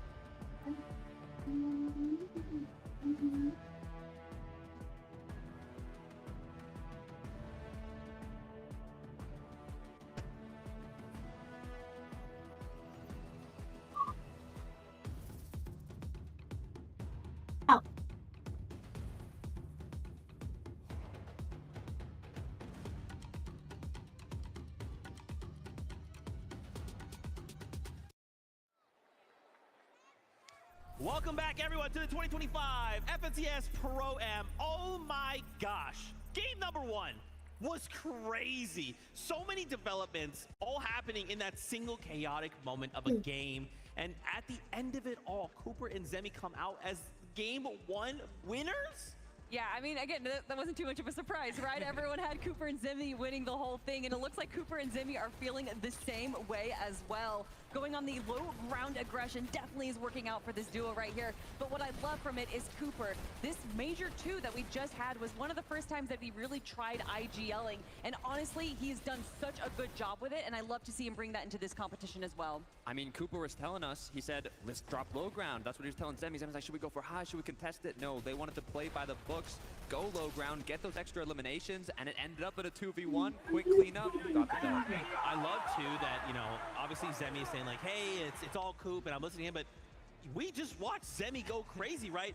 The mark of a good duo is, like, if your IGL kind of says, hey, this is what we kind of need to do, he's immediately there to just make sure everything is happening the way it needs to, and they're sitting there in that #1 spot right now after just game #1. Dude, Zemi, what I love about him, even if he's like asking questions like, hey, what should we be doing? What you don't have to question is his aiming. Wherever they are, whatever layer, if there's a 1v1 that's taking place, Zemi's not missing. Whew, man, that is a way to start a competition, Takada. And honestly, I think a lot of eyes are going to be on this duo. I don't know necessarily if Peterbot and Aussie Antics are necessarily happy with the performance that we saw right there. Currently sitting in 7th place. And if there's one thing I know about Peterbot is that when he thinks that there's a player that's doing better than him, he tends to target that player. Oh yeah, and you could see from the early game onto Mr. Savage how focused he was on getting that elimination. But also shout out Aussie Antics. The amount of eliminations he was picking up, he was looking like one of the pros himself. Yeah, look at this, the same amount of eliminations as Peterbot. I don't think anyone expected that, but with the amount of practice that Aussie has been putting in, and you can even hear it from Peterbot, the fact that he complimented Aussie Antics just shows how much effort he's been putting into this competition. Absolutely. Of course, I want to highlight here as well Nikov and Podesai. Guys, for a moment, I thought, wait a minute, they're going up. The Gentlemates are on height. This is it. And it looked really, really good. Obviously, Clicks played spoiler to that. We'll get to that in a second. But to see them on that high ground, especially in those late moments of the zone, guys, this feels like an FNCS. Now, really quickly, we have a listen in here with Peterbot. So let's take a look. Are you back at OC's Kept thinking, first land, like, bro? Alright, remember land under. Yep. Yeah, we won a game on land. You're the first OC player to win on land. Yo, let's go, bro. But I'm talking about winning the whole thing as well, man. Yep. Now we're winning the whole thing. What? Got him. Nice. Good We're job, bro. steady. We're steady. Yo, got a pro on the board, baby. 30, 13 white, 60 white, 80 white. Dead, dead, dead. Nice, Nice. bro. Let's go, baby. I Go, bro. blanked her. Dude, 2-2, man. Come on. Kill checked by me. Come on, man. You got to be at least triple my kills. I love that. Something we actually, when we had a chance to talk with Ozzy, one thing he said was like, hey, listen, so on land, OC has not gotten a Victory Royale or a win. So we said, wait a minute, hold on. So you're saying if you got a Victory Royale and won, I mean, OCE is on the map then. That's right. Lachlan walked out with that piece of paper. That would be crazy. Yeah, that would be pretty crazy, especially with it being Aussie Antics, because we do have a few OC pros here as well. So to have it be the content creator, the face of content creation for Fortnite, that'd be pretty special. But if we're talking about special, we got to talk about Cold and Courage JD. Look, Jacob mentioned it. Courage said, every banana I'm going to eat, I'm going to turn that into an elimination. And he was not wrong. You can see the shots he's hitting here. You can see the practice that he's put in. There was a funny note. He's played more tournaments in the last week than he had from 2020 to now. And that work is really paying off. This game, though, was all about Cold. His solo clutch that we saw exactly right here, where he was staying in the backup zone, kind of staying on this like low to kind of second low ground, which is allowing him to grab all these eliminations from all the players that are focusing forward, going for those elims themselves. Honestly, Cold is punishing the rest of the lobby for playing well, and that is what separates these first tier and second tier players, is being able to kind of understand where you're at a deficit and then use that to your advantage. I'm loving it. I'm loving it. All they got to do now is maintain that consistency. Good amount of eliminations, get yourself to the late game, and just keep on going. I want to keep on going to more games. Let's jump back on that battle bus for game number 2. Match 1 has already delivered, and from what we're witnessing this far, Jacob, all of these players are so ready to kind of stamp their own place inside that leaderboard. Yeah, with how wild game 1 was so far, I can only expect it to kind of double, triple in games 4 and 5 at the end of the day, because we saw 16 teams alive before placement points went in. But let's get into game number 2, because we want action.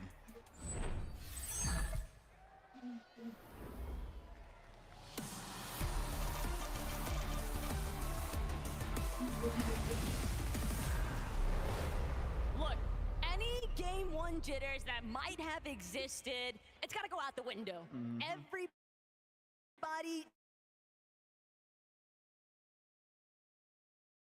just needs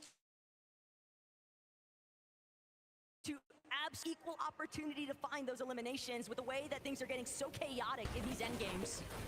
Sometimes you just got to start to take a little bit more control over your own destiny, whether that's getting eliminations, pushing up for more positioning, because we saw it. Zone 5, that's when a lot of the teams started position, but Peterbot finds himself at Dirty Dots. Ozzy finds himself down. They probably spotted him out, but Bugha and Typical Gamer as a solo. Peterbot thought he was going to be safe to get rebooted if he went down, but Ozzy going down changes things up completely, because guess where he just got rebooted?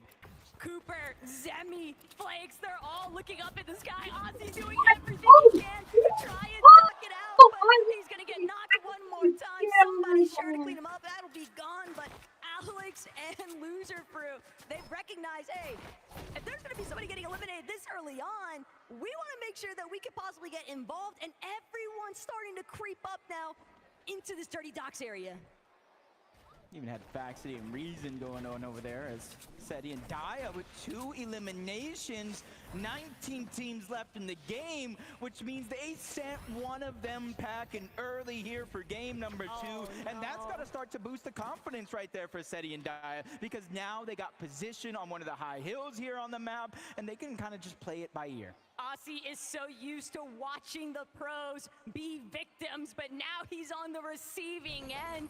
He just cannot touch the ground. Everybody just aiming up, trying to prevent him from getting any sense of survivability. And Peterbot, he's gonna completely scatter. He's trying to make as much space as possible so that his duo could actually try and be a contender here in Lobby 2.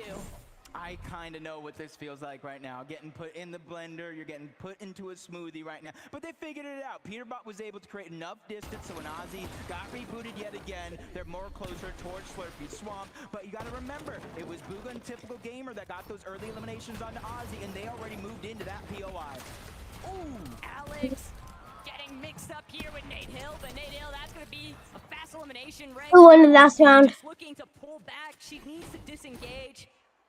Defense is the best offense at times, and Regs knows. Alex not trying to let up the pressure anytime soon. Let's look at boys. The security number. He's not careful. He could get eliminated one more time. Alex nearly picking off Nate on the landing, and he'll get the job done. Finish what he started. Big back, big back, big back, big back. Big more defense for him, so he can actually touch down.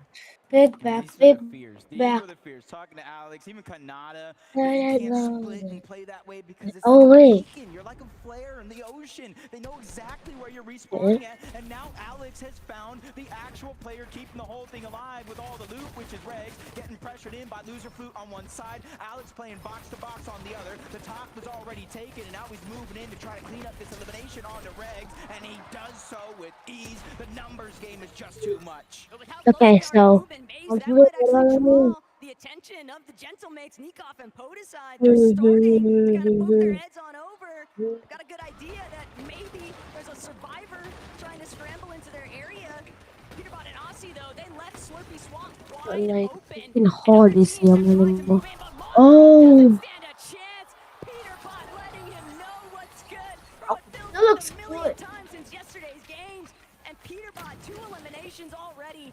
He is just reminding everybody why you do not challenge him. I feel like that's a symbol of Fortnite. Out with the old mongrel, in with the new Peterbot. Because Peterbot's got to be right there. 5 FNCSs. He sees mongrel once again. Opening clone tabs. But at least it lets us know that he is human.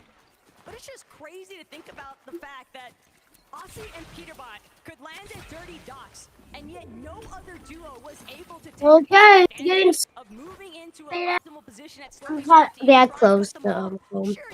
Oh wait. a little ways ahead of them, but even that is a fight. Task. Peterbot is more than open to taking on head first. Task manager. We saw this elimination on the Mongo. We let him know. Columbus. No. Oh. Ozzy just kind of playing that safe game. Something that Ozzy just playing is 4 gigabytes? well, and he's not just getting that big head, that ego, and being invited to a competition like this. He said, hey, I'm just going to do what I need to do for my teammate, and we'll see what happens. Koyota and Captain Shota, though, they're just going to keep things moving. Better be in a cappuccino.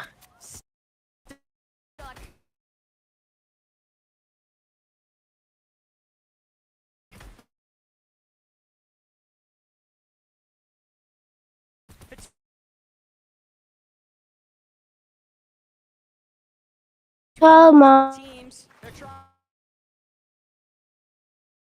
to pride that'll be his first elimination. Some of those things you don't see coming with the crash pads and the shockwaves. You think you're safe, but no team is nearby, and a blink of an eye, gets jumped on, put back on respawn, and it's the same pain. So for this game number 2, Ollie and Mongo have been having such a tough time as Koyota farms another elimination onto Ollie A. Even if they're not getting the siphon mats, the minis that come with getting the elimination, it's the points that really matter. We all knew that follow-up was inevitable from Koyota and Shota, but even more importantly still, we've got a little bit of a listen-in with a couple of our fan favorites, Peterbot and Aussie. Wait, Mongrel. On you? Yeah, yep. Yeah, I'm gonna go kill LEA. Yeah, yep, nice. That beyond? Yep, I'm just getting the sled truck and then I'll help you, okay? Nice, very good. Farm out here, Good stuff. follow Mongrel. Yep, yeah. Nice, very good stuff, man. So now we know what the starting point was like between those two teams. Peterbot just calls the target, Aussie, all too ready to follow up.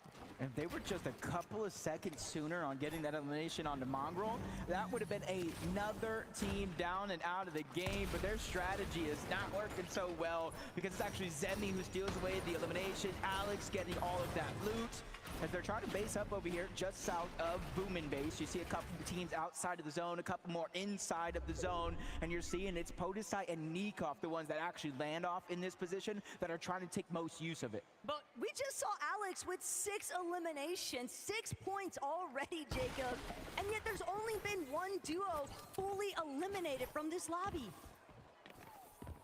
Seeing the struggles that happen if you go down too early, and this is where I start to talk about a little bit of that danger zone, 5th zone, going into 6. You're still able to reboot, but where are you gonna go? You go too deep into the zone, you could get chunked out even with the barrels. It's Cammy, Jacob trying to play it very, very carefully. They know the whole western side of that zone is going to open up. They know it's relatively low damage, so they're gonna hedge their bets in that direction.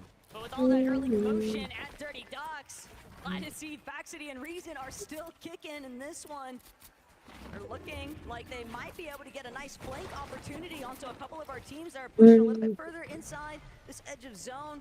But Fax and Reason, big brother, trying to be careful, doesn't want to overstep his welcome. You know, when Faxity got in last second, I might have been one of the happiest people being able to watch him play, being able to check out his streams. He is so entertaining, and he's good. He's good. He just needs to get more reps in a competition. You know, you saw that stat. He's placed top 10. 10 of them. He just hasn't been able to pull off that big win. But hey, if he's able to pull off a win here at the FNCS Pro-Am, that's the only one that matters. His only option is to pull off a Victor Royale here, Jacob. He said he was getting at least 1 for the broadcast today, at least 1 for the fans back home, and he's got to get at least 1 for Amar. I mean, show the man some love. Everything happens for a reason, though, and we'll have to check back in with Faxity to see what's taking place. Cooper, Zemi, wanting to get a little bit aggressive onto Daya and Seti. They're going to have to sit and wait. Seeing at least 3 teams over towards Slurpee. One of them's going to get jumped on by Peterbot. That's Jacob who does go down. It's actually Ozzy who gets the elimination. 3rd one of the game, and they get that legendary Slurp juice. It's going to heal up that shield and HP over time if they need it, which they might because the zone is pulling all the way towards the north. I'm not sure who that second team is just outside of Slurpy Swamp with them. It's going to be Flakes and Gone. They need to be careful because Peterbot and Ozzy are warming up and getting more and more dangerous as time goes on. Oh, but Cammy, he's running out of mobility options and he is being chased out. Jacob already looking grim as far as his HP can take him though. And he'll buy a little bit more time here, but Gone and Flakes, they're not looking to let things settle. The rest of the lobby also taking notice of this team that's under duress, and Jacob will be forced to duck underneath that bridge, try to reunite with Cammy. Gone and Flakes gonna tarp their way through. They've got enough hard mats to make it happen, but you don't want to burn all of your material too early on. Yep, it's Flakes and Gone, but let's go ahead and take a listen in for Thomas HD and Somerset and how they're playing through this endgame. 1.5, 55. I think we're just gonna have to be a little aggressive. Wait, there's a guy at least. That was the guy from before. Yeah, there's a team box. I like that. I like that. Everybody knows Thomas HD, probably IGL from the team, but Somerset just letting her opinion be known. We might have to play a little bit aggressive, giving up that information. And if I'm Thomas HD and my teammate says, look, we got to start getting aggressive to close the gap, I would be with it, especially if I got a Mammoth. Thomas was just so nonchalant about that elimination too. It's like he had no other expectations but for it to go his way as Alex finds yet another knock, potentially having been stolen away from him though, but no, it is credited. Nate Hill will one more time be added to the tally count here for Alex and Loserfruit. Oceano showing up big right now, and Loserfruit herself, she said it, all I want is to place higher than Locky. And with the way that Alex is firing off on all cylinders right now, he might be able to make it happen. A power grudge match, and honestly, Alex with those 7 eliminations as that one gets taken away by Cold and possibly Faxity as well.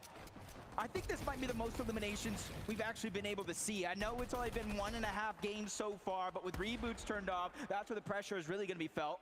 Nate Hill, Regs separated a little bit too far for their own liking, especially since they're both going to feel a little bit of that max pull. Regs is going to go down to Thomas HD. One more elimination point for them, and now that leaves Nate Hill by himself. Cold's bound to have spotted out that body loot, though, that Regs just popped off directly underneath their current position. Courage, a little bit pressed here for the loadout, but he's at least got 150 in that Chug Jug. They can still work with this. They would definitely like a refresh because every elimination point, we're gonna need to see some of these teams start going big like other individuals already have. Yeah, this might be one of them. You see, he does have that exotic SMG. Every time he reloads, he does get that 0-point dash effect a little bit. Doesn't last a long time, but hey, in an endgame this chaotic, it's the little difference makers that really count. As Jacob and Cam are just trying to go ahead and cement their position. They know it's not a far rotation to zone, but how dangerous this lobby is. They blink and things could turn sideways. Instead of going through, Moxie, Cypher going up and over, and Sable, Ronaldo, Kanata are trying to get denied entry. Everybody just preventing Ronaldo and Kanata from moving even 1 inch closer. They're going to be forced to actually pull back, try and drop as much wall coverage as possible, but it's Peterbot and Ozzy that are refusing to let Kanata and Ronaldo get any closer. They want full control of this low ground position, and they've got it. They've made Kanata and Ronaldo so much of their builds. Amazon. They have a whole lot left to work with. They're gonna need to find an elimination for a refresh. Yep, and this is a good opportunity here. Of course, they want a shockwave to the front, but at least they're able to get a little bit of point of view where their competition is at. As soon as they make their way there, box up, let a lot of the zone start to open up. But 2 of 2 games so far. Queasy and Nick F30 going for that early high ground. 8 zones, still a couple more, so hopefully it works out this time. But it's the Queasy classic. Get high, don't die. He said Nick was moving earlier while they were doing their warm-ups this morning. And Nick, he knows sole responsibility. Just apply pressure to whatever angle that Queasy doesn't have full tabs on. They just want to prevent anybody from moving up with them. Gotta be careful for those shockwaves. Any team down below can shockwave up. Try to hit a little bit of surprise attack. Ozzy went down not too long ago, which leaves Peterbot by himself. And I said the same thing about Cold. It's a different feeling when you're Peterbot as a solo. He doesn't have to play to help Ozzy. He doesn't have to play to help a duo. He can just play as a solo without a worry, but it comes crashing down for Nick at 30 as Gone and Flakes look up and send them packing. And Queasy doesn't have any mobility. He's going to be forced to actually commit to those lower layers unless he can find a refresh. But the punishment is steep. Peterbot catches Flake completely off guard. Gone now going to be forced to work as a solo from this current zone. And Gone, he's got the high ground. He's trying to stop Thomas in his tracks. But Gone, how much longer can you realistically buy time with this loadout? Peterbot behind him does have that shockwave. He can make his presence known in the blink of an eye. So Gone has to be careful. A lot of our solos just trying to look bigger than they actually are. Clicks is even going for the high ground. Peterbot finds his way in. The legendary slurp juice that he got from Ozzy paying off big. Anybody else, you wouldn't even bat an eye, but for Peterbot, he's used to working in this kind of operation. The solo scenario is what he can actually pop off in best, but Lacey, Clicks, they're a duo compadre unit. They don't have to worry about anybody else because they're taking advantage, just spraying all these teams to the low ground.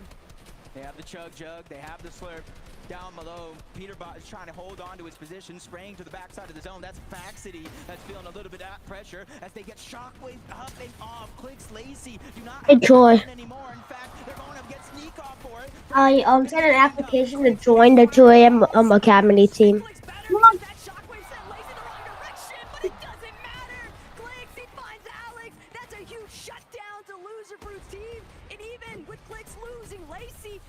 He's got things fully under control in the high ground. He has to be careful though. He has no real way down in terms of safety. No shockwaves, no crash pads, but he's making sure nobody can look up, so it will not be a worry, especially with the zone floating on over to the side of that mountain. Another solo is going to be Peterbot, and he's running out of his and he's running out fast. That zone was looking awfully devious, but the way that it's pulling back over this elevation I don't is care. actually a huge benefit to Clicks. He's got these pre-existing builds. All he has to do is keep the pressure at an all-time high. Peterbot might be forced to drop here in a moment, though, but who's he going to drop into? Could it be Cooper? Could it be Kanata? No, instead, layer transition.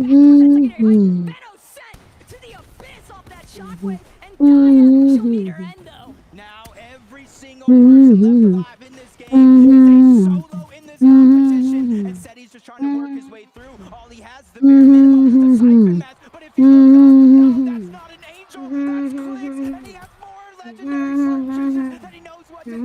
This is a Clicks game.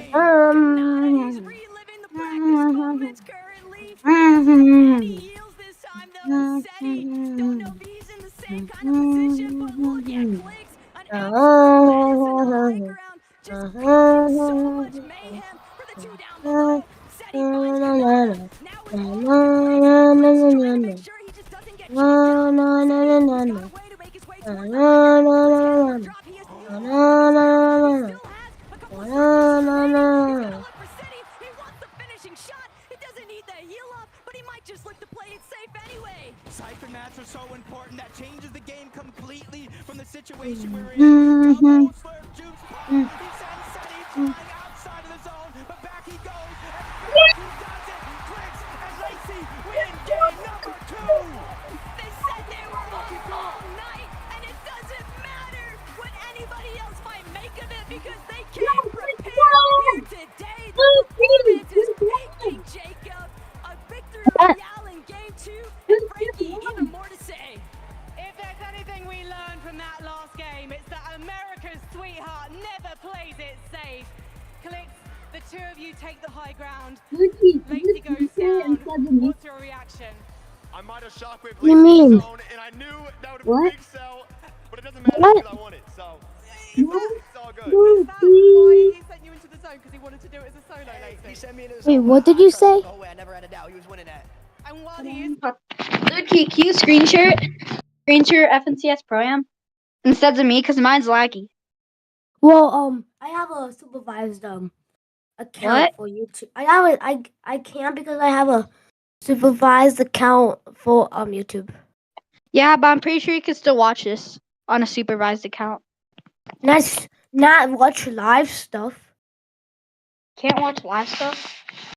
Yeah. Yeah, you can watch it on Twitch. Okay. Okay, can you screen share it? Because I'm going to stop screen sharing. Because mine is too laggy. Okay. Let's switch up. Just search up Fortnite on Clicks. I mean, it's Fortnite on Twitch TV.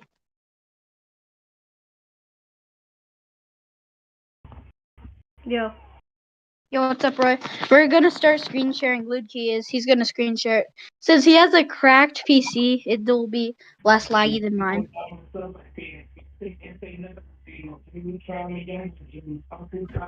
Log in real quick.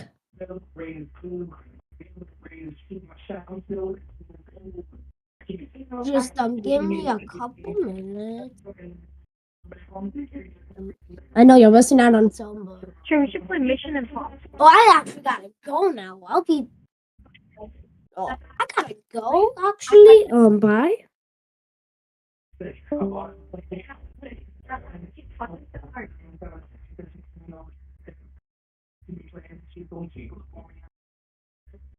What's happening? Brand new bitch just started. High options. 6 5 6 started. Don't turn on your camera. Don't do that. Why? I'm live streaming.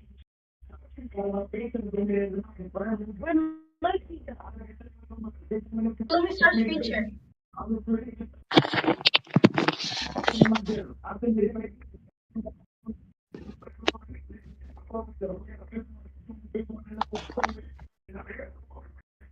Right on turn.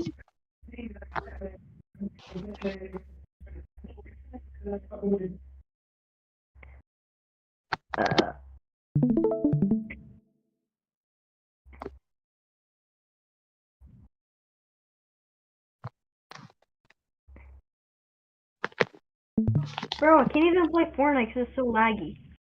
The thing is, me and Peter gotta go to line. Yeah, there we go.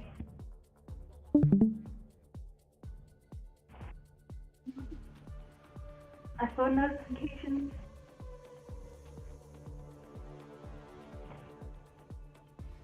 They call him Batman with the Batmobile. I was like, Beal. You were like, Beal. You were like, Batman with the wheel. I was like, Wheel, give me a. Look at that. I'm like, damn, I'm gonna jerk. Like, damn, I'm gonna jerk. Like, damn, I'm gonna jerk. Like, damn, I'm about to jerk. She lit. She jerking too. Damn! And I found Summer Flapper and you something the bad news.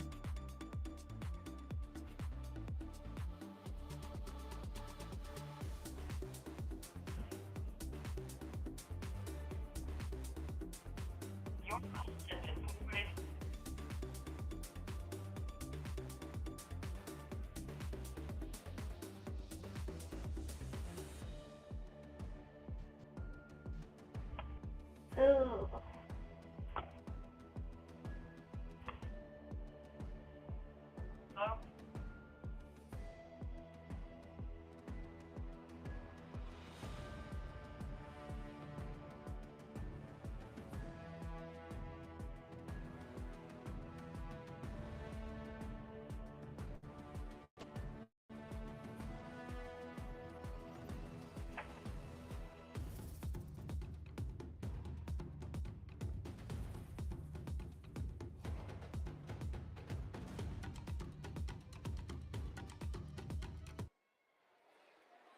Fortnite fam, I must be dreaming. Clicks, Lacey, Victory Royale, game number 2 in the craziest 1v1 I feel like I've seen in so long. Clicks holding hype for so much of that end game, and then utilizing those shockwaves to just disrupt SETI, just saying, hey, I know you think you know what up, down, left, right is. Well, this shockwave is about to send shockwaves through your mind. Did he have so many, right? Throwback to when Frankie was talking to them. He's like, yeah, Clicks might have shockwave me into Storm, right? How do you have enough to go ahead and do that to your teammate? Launch yourself up like 7 times. As you can see, Clicks is very, very comfortable in this meta. This is why I was talking about the fact that a lot of the reload items They're callbacks to previous competitions way back years ago. Clix Wait, how has I go been playing for a very long time, instantly comfortable with all of the items that are going to be in this competition, which is why, of course, those purple pumps. Please bring them back. Yeah, Clix really set our expectations quite high for the rest of the competition. And you know, like you were saying, he was doing such a good job on the solo high ground and getting an elimination onto Podesai and then getting an elimination onto Alex. By being a solo player, that's when we typically see these pros kind of tend to take a step back, slow down a little bit. But Clix was the exact opposite. He just kind of put his foot on the gas pedal there and just kept going. And obviously, it came down to him and Seti in the final 1v1 Vivid. And it got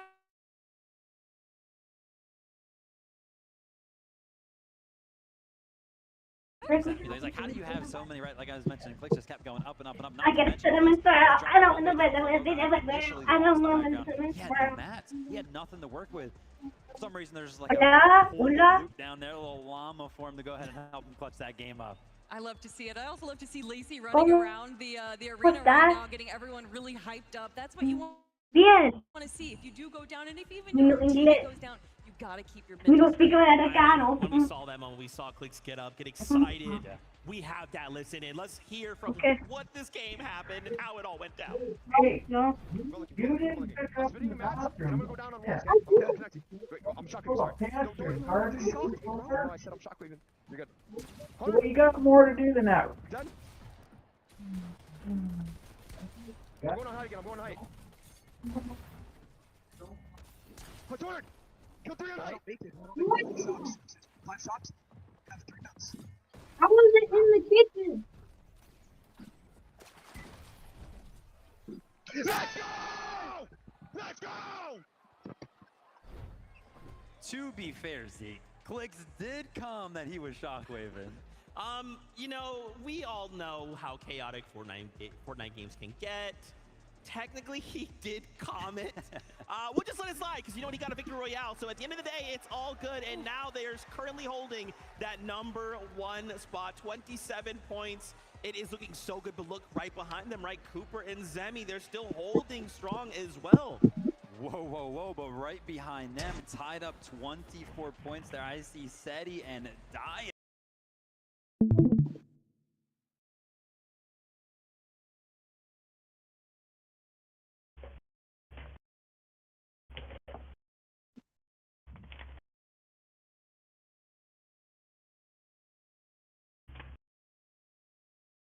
Technically, he did comment. We'll just let it slide because, you know, he got a victory royale. So at the end of the day, it's all good. And now they're currently holding that #1 spot, 27 points. It is looking so good, but look right behind them, right? Cooper and Zemi, they're still holding strong as well. Whoa, whoa, whoa, but right behind them, tied up 24 points there. I see Seti and Dia. I was like, whoa, whoa, whoa, what happened? How is Bugha taking out Aussie and this and that happening? Everything's going crazy already. Yeah. You know, it's still game 2. Zeke, we have so much more. There might be a possibility that we see Peterbob pull out the teeny strat and just land in a new spot every single game. I would love that. And the only other thing I want to see out of these games that I've seen too much of is my boy Ali-A getting bullied, okay? Leave Ali-A alone. Let him play his game for once. But man, Nika Podesai as well, going sicko mode in these games. Reload is just so much fun. I'm loving this like extra layer of just chaos, right? Again, you just never, like as you're swapping perspectives, you never know what a player's gonna have. Sometimes it's a loadout where you're seeing, oh, shotgun, AR. Sometimes you've got shocks. Sometimes you've got some crazy mythic or exotic.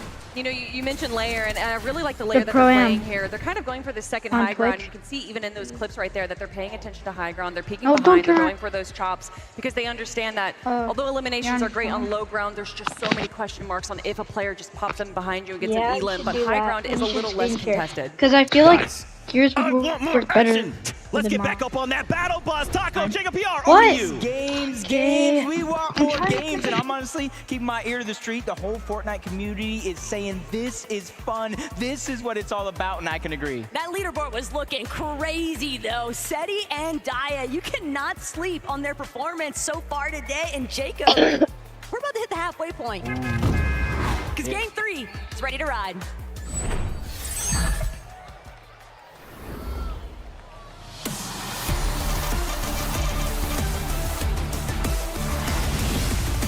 This is it, like you're saying, the halfway point, and you saw that leaderboard.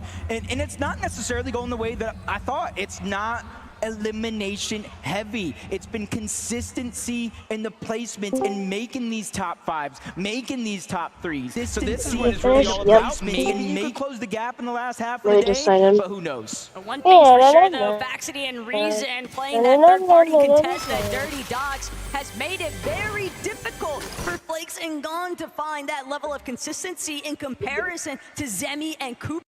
They've just been silently sliding through those end games. We saw their game 1 pop off too. And other teams, they're gonna have to step it up or they'll fall behind. Yeah, it's really, really important here because this is a good like pacing game. Seeing where you're at versus the rest of the pack. Really, really important. doing anything. It's like pacing game. Seeing where the side feels, sees lanes. I'm not doing anything. I'm not doing anything. I'm not doing anything. All sent it, but no mobility means you're gonna have to come to a halt. Alex on the other end, he's got Cypher PK in his sights, and Cypher shockwave to safety just in the nick of time. He'll be able to reunite with Moxie, and she'll play that supportive measure, that backup unit. Just search up That's gonna Fortnite. stop Alex in his tracks. He can't continue to press that issue. You know, watching the Milk Cup, Moxie was trying to make a last game run in that final game of the day. I think they had like 15 plus eliminations before they eventually went down and were cut short. But that's the type of confidence I do want to see from these teams. Take control of your own game. Get aggressive when you can, especially if Alex and Loser Fruit are landing on you and trying to take the fight and catch you off guard. Scenes at Fort Crumpet, though, is just Queasy trying to take advantage of Seti and Naya spotted off on the bridge a little bit further north. And Queasy, he's always got a very familiar strategy, Jacob. Doesn't matter if it's FNCS, Major Finals, or if it's the Pro-Am. Queasy's going to be looking for height every single time. And so far about the 8th zone and first 2 games, we have seen them kind of lead the pack in terms of consistently being up there on that high ground. It's just closing it out has been the struggles. Whether it's somebody shock waving you off of the high ground or you doing it yourself, they need to figure out how to close out those mistakes and kind of minimize how many they're making. It's Coyote, Captain Shota, Log Jam lodging. They're just kind of looting up slowly. There is one player towards their south that they might have to be careful for, but this is a team that is coming in as a little bit of an underdog, so to say. Nobody really expects much from them, even though Coyote is always breaking the mold and showing us new tricks in competitions just like this. Oh, you can't say nobody, because Captain Shota, if you got a chance to talk to that guy like I did, he was just calling out, we are going to be winning. It's going to take a little bit of a pop-off now to play catch-up, but Alex stopped mid-air by Nate Hill. You want to go for a bloom battle? Nate Hill coming out on top of that exchange. Loser Fruit, all she wants to do now is just wait that full 10 seconds. She's just hoping that Alex is able to actually touch ground, though. Oh my. I was saying Nate Hill got a good upgrade because he didn't have a shotgun before, but now Regs has the mythic mini gun in reload. That is going to shred if they can keep it towards the end game. Fresh off the respawn, it's Loser Fruit this time around though versus Nate Hill. This is a good amount of loot if they're able to take down Loser Fruit, but I hear the crash pad and there is so much distance being made by Loser Fruit with that heads up play. But Nate, he's got to be real careful. You don't want to get over ambitious. You don't want to draw too much attention. Alex hiding, waiting to see if he can get an angle and opening any kind of way to find this knock of revenge onto Nate Hill. But Nate immediately causing that elimination to take place onto Loser Fruit now means that Alex will be forced to just continue hiding. He gets a little bit of the zone. It's just unfortunate where Nate Hill and Regs are currently positioned at. He can't really rotate to either the left or that right side. So he literally has to wait until they disengage off that position before he can do anything. Deep into Dirty Dogs, Faxity, Reason, a late entrant not only to a competition like this, but a late contest on this side of the map, and it looks like they're leading the fight. Reason does have the breacher, so he can break through these builds relatively easy, but they're shock waving to try to find safety, and Reason is going in onto Gone. They realize this is a 2v1. It's now or never, but a big shot from Gone is going to slow things down. And Flakes, he's got to come play a little bit of supportive measure. He knows that Gone just got a huge crack onto Reason's shield, but Faxity, Reason, now split angle approach. Gone gonna crank all the way to the high ground, just crash pad to safety. He does have a Chug Jug. And with Flakes nearby, Flakes is going to be the one to actually cut off that line of sight there for Reason and Faxity. But this fight at Dirty Docks, it's inevitable, Jacob, because there's only one way to actually make it towards the edge of zone. Faxity and Reason, we're going to have to approach one of the two other teams landing in that POI, and it just happens to be the Brazilians every time. Yeah, and it's just now turning unfortunate for both of them instead of just Faxity and Reason. The zone is pulling further and further to the east, so there's so many more teams that they're going to have to find a way to make their way through, including Peterbot and Ozzy, who just got their first elimination. And onto Bugha nonetheless, Peterbot.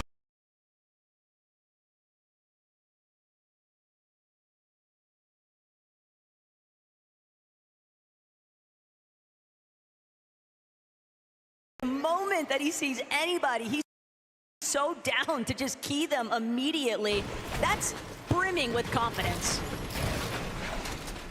I think first place was about 27 points. That was Clix and Lacey. Second place, only 3 points away. 3 eliminations separating as of now.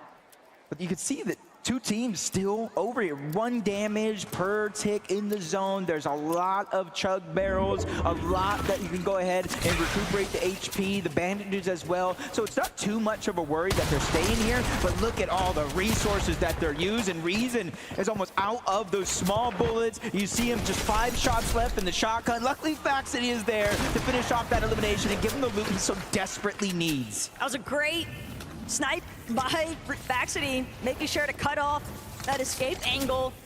But at the same time, Jacob, they spent so much time. This was such a steep investment, fighting for so long at Dirty Docks, and they're not exactly better off for it. Loser Fruit gonna add to the count, though.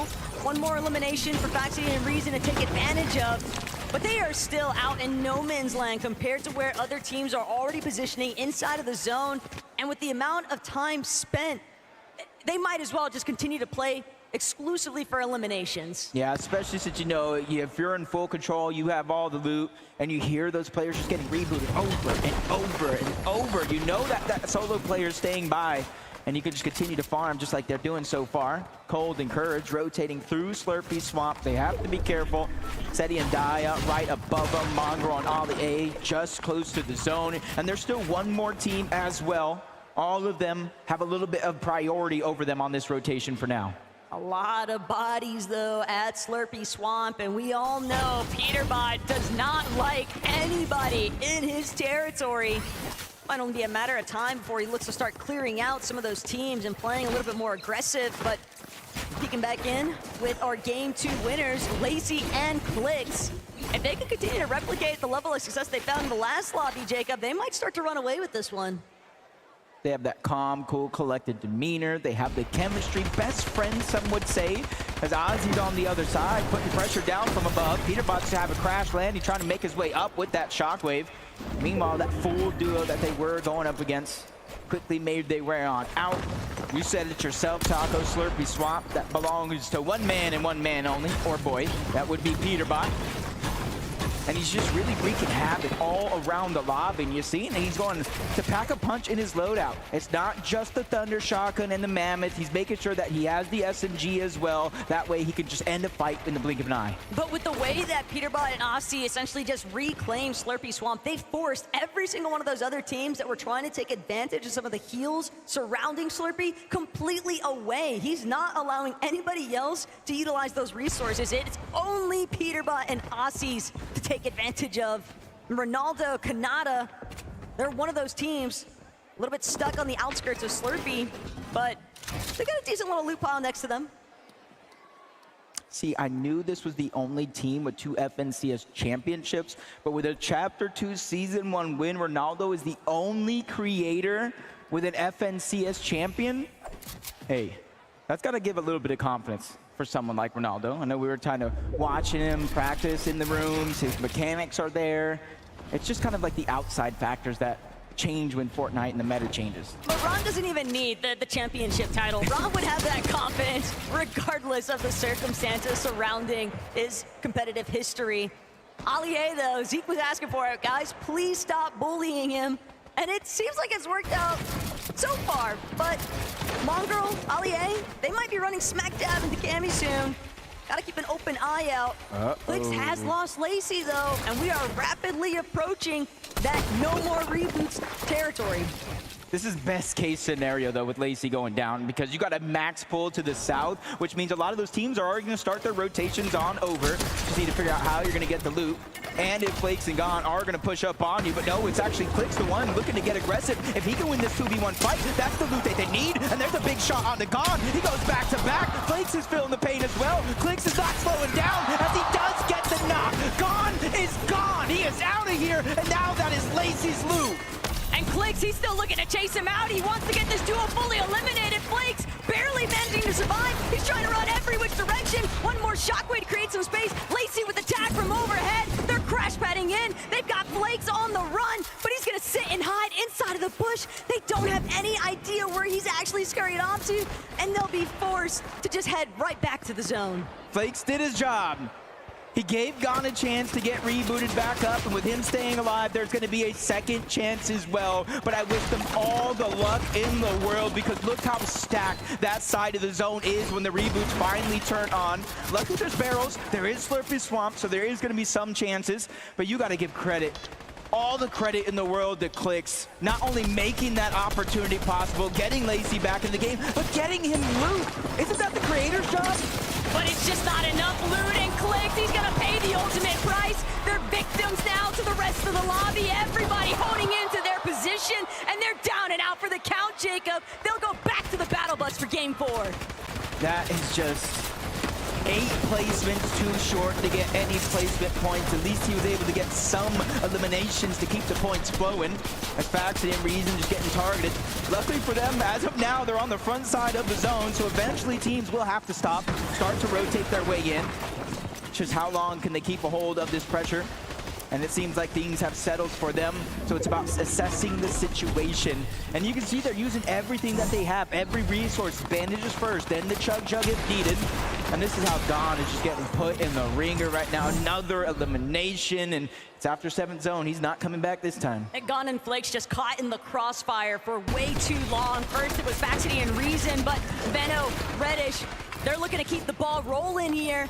Reddish is gonna have to take a moment, replenish some of those shields that she lost. But with 6 splashes, a couple of big pots, it's gonna be no issue whatsoever. They're definitely looking nice and healthy, but the high ground is what might be up for grabs soon. Yeah, right now we see Queasy and Nick at 30 on one side, but on the other, Ali A and Mongrel are actually making an attempt for it. Might be a little bit too soon though. 7th zone may wait just a little bit longer, especially with one team getting focused, but they do have it, and they have it secured for now. You see them firing off into the distance. That's Queasy and Nick. They're seeing where the zone pulls, and Mongrel and Ollie A, they get the zone pull. They get high ground priority. But the for now is the key word here, because the moment that Allier tries to get a peek overhead, Queasy just immediately pushing him back. They're still looking to play for that height takeover. And Queasy's intentions, this could be an all-out brawl for the high ground in a matter of seconds here. But the whole lobby is on the move, Jacob. They're all trying to control that front side. Even Alex using the crash pad that wasn't even his. Mongrel, he's been in this situation before, being able to hold on to that high ground. Ali A is doing his job right. Anybody that flies past, he's trying to put down pressure, trying to land some damage, make it easier and easier for the lobby to thin out. But Reddish has just got taken down, leaving Veno by himself. And you can see he only has 3 minis, so he's going to need an elimination if this goes to a heal off. He does have a lot of builds to work with though for the time being, but he's got Kanata and Stable Ronaldo directly underneath where he's boxed up. Mongrel still trying to control height, but Queasy, Nick A30, they're overtaken. Mongrel by his own, he can't keep tabs of everyone around him, so Queasy gonna force him to drop.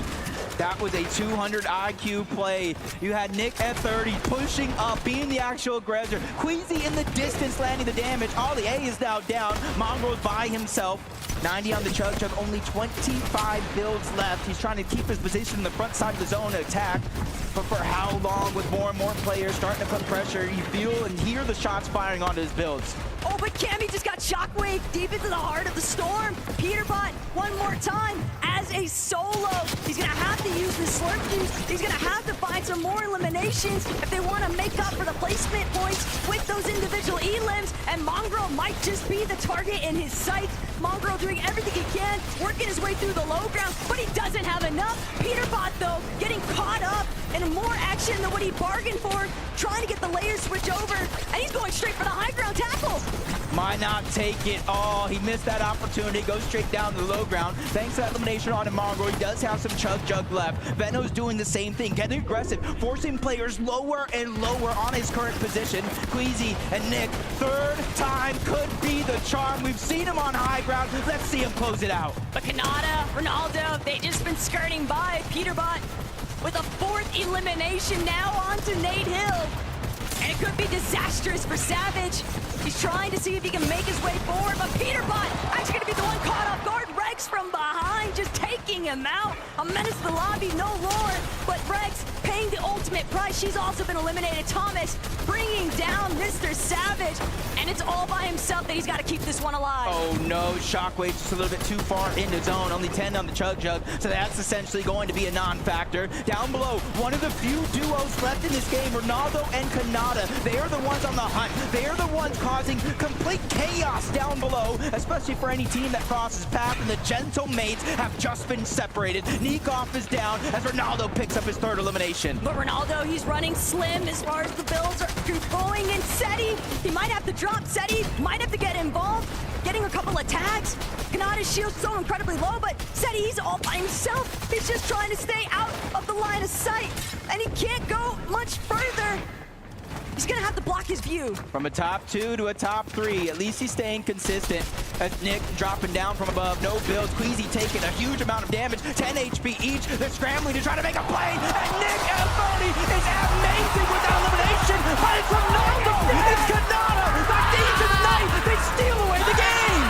Ronaldo and Kanata from out of nowhere. They were always a part of the conversation, but everybody just took their eyes off for long enough that Ron could close this one out.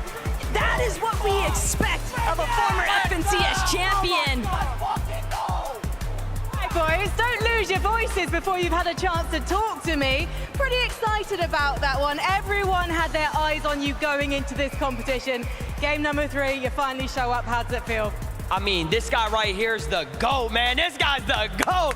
This guy's solo clutch, and you know me, I'm a FNCS champion. I carried my squad back in 2019. You know, the genetics and everything. We just a go to do it. We waiting. When's next game? I mean, to be honest, that was probably the easiest game of Fortnite I've ever played in my entire life. All right, I'm not gonna even lie. We finally got a South Zone. Finally. If those who know, you know what I'm saying? We finally got a South Zone. The first 2 games, we're top left. We're running the whole map, landing bottom right. We finally get a zone, and I said we're gonna win it. And what happened? We won that game. I feel like I'm hearing some excuses, though. Are you saying you're only gonna win this if you get Southside zones? He said, watch, if we get a zone, we're gonna win. What happened? I mean, look at it. The first 2 games, 2 pulled max. Till we did top 5, top 3, and now we won. Easy. All right, well, let's see if you can make it easy. As you were saying, Ron? It's not over yet, though. We still got 3 more, so, hey. There you go. Let's not get ahead of yourselves. Galen Center, please show some appreciation. It's Ron and Kanata. Let's head back to Zeke. No way the Pro-Am is delivering on the entertainment right now. Oh my gosh. I am just so in love with this format. I'm so in love with Reload, and I'm in love with everything we're seeing right now. I cannot believe we got a win from Kanata and Stable Ronaldo. I mean, what a way to win that, right? The solo clutch, Kanata as well. Listen, I got you with the callback right there to Major 2. If you know, you know. South Zone pulls in their favor, though. They do win the game. Gosh, Kanata's just so good. Honestly, I mean, you know, we make jokes all the time about when zones pull this way, that way. when Kanata pulls his own, he usually does very, very well. We like to talk about players that kind of fly under the radar, and for whatever reason, Kanata, we just keep forgetting that he is one of the best players in Fortnite. He is the only player in the world to make all 26 FNCS Grand Finals, and to see him be here on the FNCS Pro-Am to prove himself on the caliber that we expect him to, that's what I love to see. But honestly, Stable Ronaldo is really surprising me. We talked about a lot of these influencers being their loot llamas. I think Stable Ronaldo is pulling all the weight as well. Look at that, 3 eliminations each. It was Ronaldo to get the final shot as well. It was equal right there at the end. I mean, 4 eliminations apiece. It'll be interesting to kind of see after the tournament ends how many times the quote-unquote content creator was able to match the eliminations of the professional player. But with game number 3 right there, Kanata and Stable Ronaldo, first place. Oh, no. Wow. We are halfway through this competition, and once again, those standings get flipped on their head. Now, we are at the halfway point, which means we're going to give the players some time here. They're going to go ahead and head back with 3 more games to go. They got to start talking strategy, what they're going to do in that second half of the competition. I want to also highlight here, man, Queasy, Nick A30. Yeah. Oh, my gosh. I don't know. Like, Queasy is a legend already. We all know that. But the fact that consistently we are getting these height endgame situations out of Queasy and Nick A30, by the way. Because sometimes, you know, just one of the duos, think about that last game, game 2, clicks left as a solo. Nick A30 is right there with Queasy. Yeah, I mean, they're doing such a good job. I'm not going to lie, I was a little bit worried after games 1 and 2 because it looked like nobody was really going up for high ground. So I was like, well, if anybody starts to like shoot up, pressure them, tries to take it before them, like what's going to happen then? Game 3, Mongrel and Allier were actually up there on the high ground. And that lasted for about a minute because Queasy just knows how to take the high ground as well. Got to give a big shout out to Nick, though, because it's not easy to kind of follow up on those takes. No, I love that you talk about Mongrel taking high ground, though, because if you looked on the other side of zone, around zone 8 there, that was when Nick A30 and Queasy were essentially egoing. Typically, when one player starts to establish high ground, they kind of hold it until someone either chops them or tries to steal it away from them. But to ego a player and to just build your own high ground on the other side is a different sense in itself. But Queasy, Nick A30 doing a great job. Nick A30 getting an elimination onto Seti, one of our invitational winners, is definitely going to be in his highlight reel. Beautiful shot right there from Nick. Dude, and I love to you kind of bring up Seti. I love that we've also kind of been seeing Seti. He's kind of like lurking, right? He keeps making these end games. In game number 2, we saw him kind of paired up with Daya as well. They're on the low ground.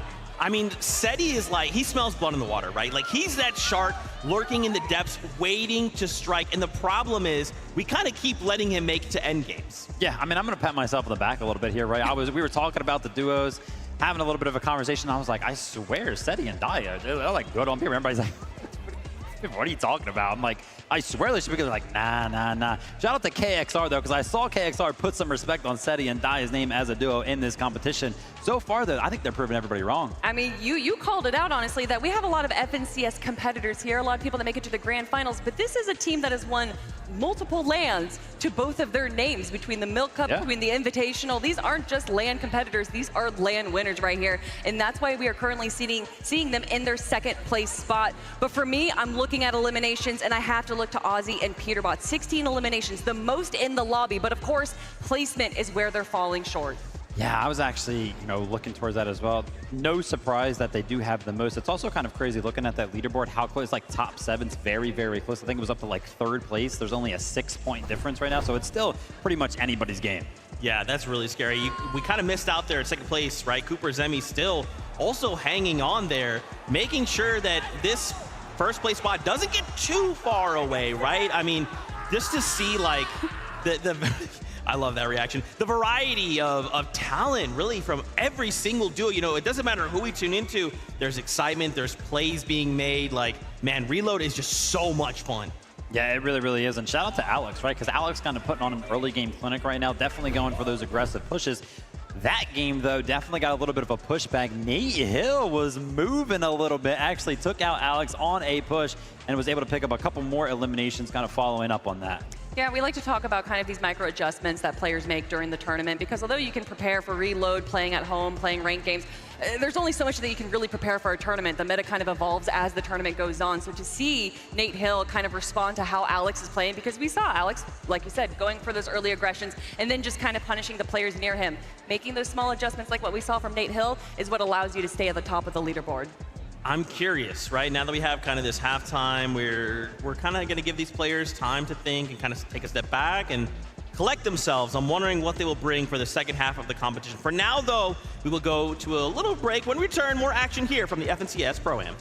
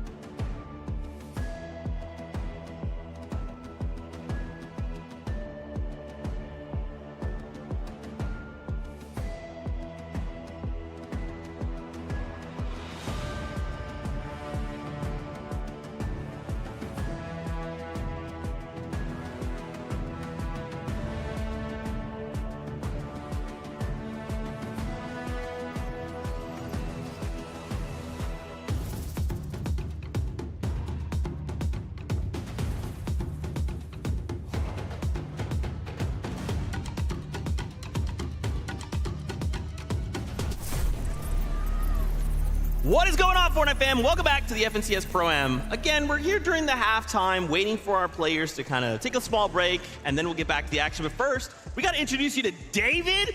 Yeah, I know. What's going on? David is here. Come on now. We're standing next to David.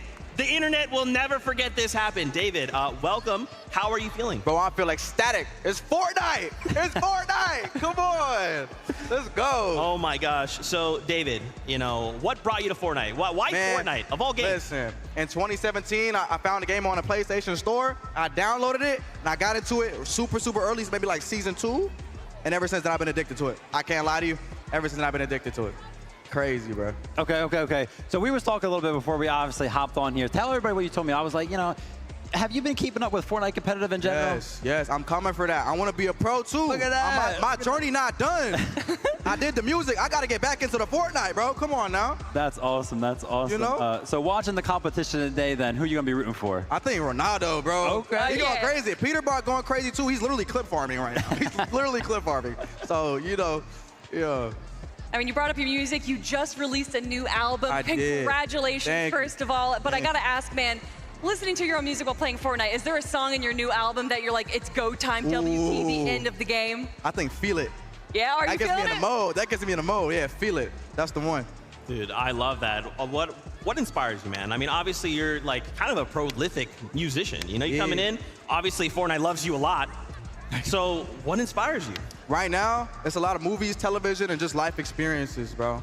Especially the games. You know what I'm saying? You know what I'm saying? All right. Talk to me a little bit about the watch party you got going on there, because I just found out you're up there. Bro, I've been getting my little commentator vibe. You know, I've been checking in on players, see if everybody's locked in, and you know, seeing how everybody's doing. Are you gonna start streaming some Fortnite, maybe getting into some cash cups? I need to, yes, yes. I'm going to. So what you're saying is we should just go ahead and add you to the desk. You're a permanent fixture. Yeah, you know what? Just keep me up here. Okay, all right, yeah, let's just pretend, you know, end game, Ronaldo, it's a 1v1. He goes to win. What does that sound like? He's got it! He's got it! I think he's hired. He's hired. He's That's, like, this is how we know he's tapped in. Come on, bro. I cannot believe. So, like, how's the experience been for you, man? Bro, I mean, here it's just so different, right? It's beautiful, man. I dreamed about being here since like 2018. I was like, yo, I gotta be in the stadium. I gotta be in this arena one day, and I'm here, bro. So is this like the first time for you then? Like trying to like an event like this? Really? It's blowing my mind right now, bro. So that means as well you've never actually put on a stage. Hey, next year, put me up there. Oh, okay. Get me on the controller, bro. Get me on the controller, bro, please. Are you an LA local? I am. So what is it like having all of these people from all around the world being able to like compete in Fortnite, one of your favorite games right here in your hometown? It's beautiful just to see everybody come together for this one game that kind of just brings us all together to kind of scream and cheer and champion our favorite creators, our favorite gamers. It's a beautiful thing. Beautiful thing. That's amazing. So David, before we say goodbye, first off, please tell the people about not only where they can find you, but tell them about your album. Thank you. All right, my name is David, aka D4VD. My new album, Withered, is just out right now. It's a beautiful, beautiful album. Put my heart and soul into it. Listen to it while you're playing Fortnite and go crazy on the game. You know what I'm saying? Let's go, David. Thank you, brother. Appreciate you. Such a big, honor. That's David. I'm standing next to David, dude. All right, for now, let's go hang out with Frankie and see what she's up to during the halftime. Thank you very much. David, do you want to come and visit the player lounge? Because I've got a birthday boy here who would love to meet you. Cypher, PK, do you want a signed copy of David's new album? David, I would love one. Absolutely. There you go. Hopefully we can hook a guy up. Now, Cypher, tell me what's happening. You're currently at 20th in the leaderboard. We don't say last year. We say 20th yourself and Moxie. What's happening? You know, it's very stacked right now. We managed to get a point last game. We shot someone out the sky. We're going to make some adjustments. I think what we're going to do for the second half is just play a lot more aggressive. You know, every kill is 1 point, every elimination is 1 point, and placements are a little bit hard to get because of everyone staying alive. So we're just gonna W key and be a little bit more aggressive and see if that works. I like the sound of that. I mean, Peterbot is dropping near you with Aussie. I don't know if you want to maybe aggress that direction. Definitely don't want to attack Peterbot, and fortunately so far he has not attacked us. He's busy eliminating Mongrel and Bugha and Typical Gamer, so we're gonna keep it that way, hopefully, you know. My one birthday wish was to not be attacked by Peterbot. Oh, that's slightly awkward because I thought your one birthday wish was to get a cake personally baked by Mr. Courage JD. Everybody, today is Cypher PK's birthday. Join me in singing Happy Birthday to you. Happy birthday to you. Happy birthday, dear Cypher.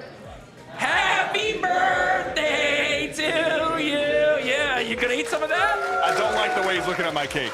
I don't like the way he's looking at you. It's like he's gonna eat you up in the lobby in just a moment. Cypher, okay. So, before we let you go, Cypher, the birthday wish, you got the cake, but now are you gonna get the elims and head up that leaderboard? Absolutely. It's game time. You gotta show them that Unk still got it. Awesome. Well, we are going to head over to Takata right now while I celebrate with the birthday boy. Thank you, Frankie. Look, you're talking about Unks, you're talking about icons. There is a lot of icons competing here today, and I found myself an icon as well. You might have seen him in the past Pro-Ams, the 2018 Pro-Am, the 2019 World Cup, all of the skirmishes. I am talking of none other than Golden Boy. Golden Boy, how are you feeling? It's a pleasure to be here. Massive shout out to USC. What an incredible event this is. And it's honestly just wild to see the Fortnite Pro-Am back. I remember commentating the very first Pro-Am way back in the day. And man, I can tell you, it has definitely come a long way. It's been incredible to see how far this game has come. I love to hear it. I love the excitement. Now, you've watched the pre-show. You've watched all 3 matches so far. We've got creators. We've got pros. I want to know, is there a specific creator that maybe surprised you a little bit on how well they've been playing? Well, I mean, obviously, I don't know. Can we call him a creator? Stable Ronaldo? You know, I mean, I think he definitely has a little bit of that juice. But no, honestly, it's been great to see all the competitors like really giving it their all. And massive shout out to my boy Cypher PK, because it's his birthday. I've casted many of his events, so huge birthday wishes to him. And also to my boy Courage JD, because that dude has been a thorn in my side for years. So massive shout out to you, Courage. I love you, buddy. But seriously, it's really cool to see all these creators come out for this. I love it. Look, you're shouting out a lot of the OGs. You're familiar with the OGs. Now, are you going to put Cypher PK as your prediction? If you have to predict who is going to stay up on top in these next 3 matches, give me a duo. Oh, man, look, I got to go with Clix after what we just saw earlier. Absolute God-tier performance out of him. But you know what, man? I really want to see a little bit more out of Nick A30 and what was the new guy? Was it his name? Queasy, Nick A30? There it is. That's the duo I'm looking out for as well. I'm trying to see them get that victory royale, and I think they're going to do it after this next game. I love it. You got to put some respect on Queasy's name, the GOAT IGL of Fortnite competitive. I am loving the action so far. You're loving the action. That is a solid prediction. Any last words before we go back to the desk? Oh, man, you know, I was there for one of the first Fortnite events ever done right here in LA. It's incredible to have seen how far this game has come. Look, I think that goes without saying, the community that's come out for this and it's really shown the passion and the love. Like, keep doing that. Keep enjoying stuff. It's important to enjoy things, cheer for the things you love, and have a good time out there. This is really, really a fun time, and shout out to Epic for putting this on. I love it. I wouldn't expect anything less from the icon himself, Golden Boy. Thank you so much, Zeke. You know what to do. Shout out the OG Golden Boy. That's where Booga came from, in case you didn't know. I mean, Golden Boy was just an absolute legend. Thanks for doing that for us, buddy. We appreciate that. And of course, shout out to Cypher PK. Happy birthday. If you haven't already, go wish him a happy birthday. Tweet at him, however you want to do it. Just make sure you say happy birthday. All right, we're kind of getting closer, okay? Closer and closer to kicking back up the competition. The players are having some time to kind of take a step back and collect themselves for the last 3 games. Why don't we take a look at kind of our standings and remind ourselves kind of what's transpiring. Because, man, these games have provided so much chaos. And, you know, if you told me, hey, after game number 3, Kanata and Stable Ronaldo would be in first place, I'd be like, bro, what are you talking about? There's so many different names. Why them? And my bad. I'm sorry. I didn't know. Yeah, I mean, honestly, a little bit of a slow start, maybe a little bit of a sleeper start out of the duo, right? I was kind of watching them in some of the games. Stable Ronaldo getting, like, knocked 6 zone that one game. And then all of a sudden, game number 3, that's where they kind of found their stride, the low ground. They found their zone. Shout out to Kanata for that one. But yeah, I mean, it's no surprise here, honestly. Like, I think everybody kind of coming into the competition, you've got an FNCS winner paired up with an FNCS winner. I mean, come on, what's going to happen? Yeah, I mean, you know, a lot of people say that if you look at Fortnite from 5-6 years ago, it is a vastly different game, especially the competitive side of things. But still, being able to have that competitive mindset, understand what your priorities need to be, and also be able to synergize and communicate with your IGL is very important. I think that's what Stable Ronaldo brings, where maybe a few other content creators fall a little short, is that he understands what it means to be a duo, what it means to be in a team and work together. I love it. We've done something special. We've got some stats from the first 3 games. Let's take a look and kind of see, are there any front runners leading any of these stats? There's a name. You know, it's crazy, Viv. Why don't you just call out that name that seems to be eating up quite a bit of these stats? So I read the first one, right, and I was like, ooh, Alex and Peterbot kind of tied up, and then my eyes went further down the list, and I was like, oh, Peterbot. Most damage done, best damage ratio, most builds, most eliminations. Peterbot, yeah, this is why he was finding himself toward the top of predictions. He's also going down around 8th, 7th place and a lot of those eliminations are kind of earned towards the end game. So for the fact that he has the most damage, the most builds, and the most eliminations, while still not placing that very high, just shows how much of a powerhouse he is. As somebody who pretty much gets to watch Peterbot on a daily, and I love doing so, I'm kind of afraid to say we still haven't seen that Peterbot-esque performance, right? I'm talking about one of those end games where 7 eliminations, you blink and all of a sudden he gets them. Well, I mean, Peterbot, you know, a completely incredible player in the standard Battle Royale mode that we're used to, and he has just perfected that. He's played everything with it, and I'm wondering, actually, if with it being reload mode, that it's not necessarily facilitating the kind of end game that Peterbot is used to. I feel like he should be pretty comfortable. I mean, we're kind of getting to the end game pretty consistently, right? Every single time we kind of tune into him, he's picking up those refreshes. He's got a grapple gun to work with. It looks like he should be comfortable. Something that we always say, though, about Peterbot is how he conditions the rest of the lobby. Yeah. And I think that this lobby is unconditionable because they are just so chaotic and they kind of just don't care. To quote David, I don't care is what they're saying to Peterbot. I like that, but I think there's a point to that, right? Because obviously the fact we have all these different things, there's so much chaos, shocks, and people kind of landing back down. You're like, I just eliminated you. Wait, stop, don't come back, don't come back. Like, there's so many different things, and I think there is, because I agree. Normally with Peterbot, we're used to seeing like, oh no, there's 20 duos left alive, it's Peterbot, and then suddenly like, wait, Peterbot won and picked up like 11 eliminations? What just happened? Now, what about creators, right? Who has shown up as the best creator on the day? Ooh. Well, it's actually Zemi, who is looking the strongest right now, and I don't think any of us are really surprised to hear and or say that. I mean, just look at some of these stats. Zemi, he's got ice in the veins. Yeah, I mean, no surprise right there. We were kind of talking Zemi. For anybody who doesn't know anything about Zemi, pretty much taking over the zero build scene. He's considered one of the best players in that game mode. Coming over to the Pro-Am, obviously, yeah, you got to build a little bit, but the aim should be there. He knows how to kind of use all of these weapons. And I was actually talking to Zemi, right? Cooper was kind of gassing him up. He was like, dude, his aim is just like so good. And I was like, well, yeah, because in zero build, you're used to people kind of like shockwaving around, all of the movement that kind of gets added to zero build. Sometimes you just got to hit those shots of players flying through the sky. He's used to that. Reload, a lot of people flying through the sky. He's literally doing those aim trainer maps that we see, but it's just in zero build. But again, you know, he understands competition. He's entered competitions himself and then joined by Cooper, who's an incredible IGL. But looking at the numbers, Nate Hill, if we're going to talk about a dark horse, Nate Hill is definitely one of them with 1,500 damage. Well, yeah, a lot of that's actually got to be from last game, right? We saw him, I kind of talked about it a little bit, gave him a little bit of a shout out for pushing back Alex. And I mean, if we're just looking at it on paper, it's like, whoa, like Nate Hill should not be able to push back Alex. I mean, Alex has been playing the game. He's an FNCS champion. Nate Hill, yeah, he's still kind of playing Fortnite, but he hasn't really considered himself or, you know, jumped into the competitions in a very long time. But to kind of see him do something like that and the show on the damage zone leaderboard, really, really cool to see. I even saw Somerset up there, right? Like, yeah. Whoa, what's going on, man? We're putting up some damage numbers here. It is so absolutely amazing. Now, we actually have an interview lined up. Let's check in with Clix and Lacey. We have to check in with Clix and Lacey because they're 4th place on the leaderboard at the moment, but there's only 11 points separating them from Ron and Kanada at the top. Clix, what happened in that last game?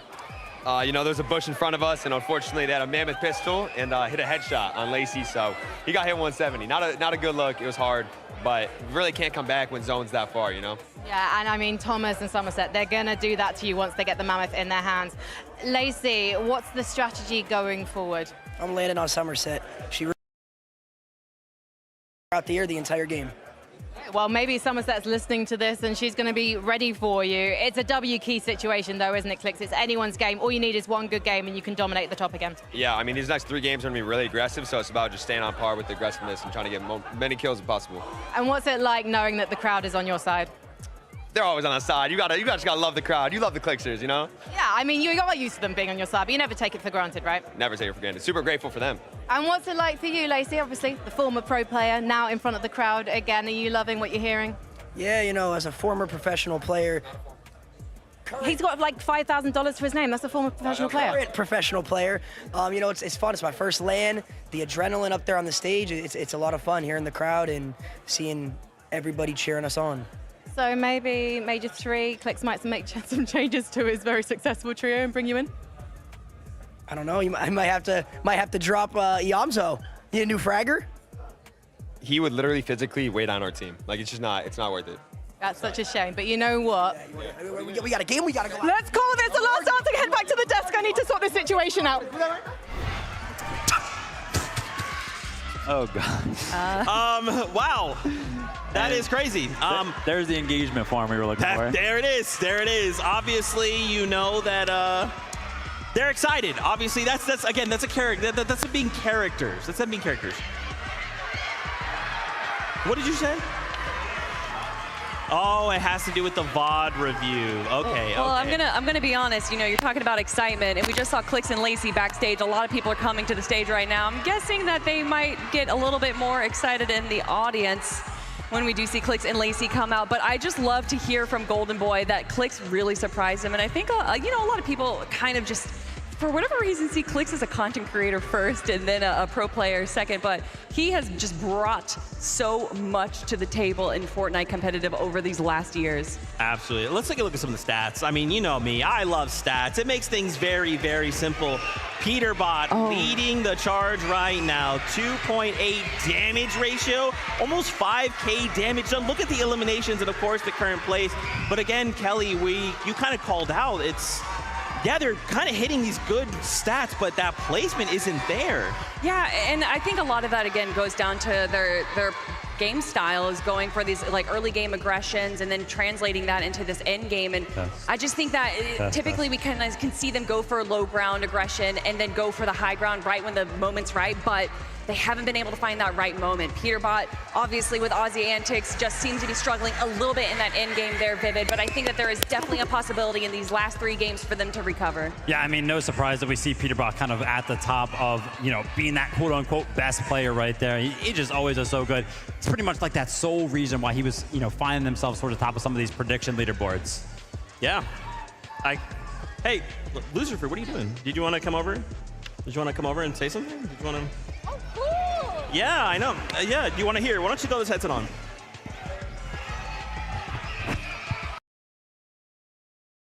I'm now casting even. Okay. We welcome you. Thank you, Lucifer, for joining us. We're doing good. He's doing so well. Yeah, he's doing good, right? Popping off with the. I think he has the most elims alongside Peterbot. Yeah, he does. Right? Yeah, tie. Hey, yeah. All right, let's go. So what did you guys talk about during the little bit of a break there?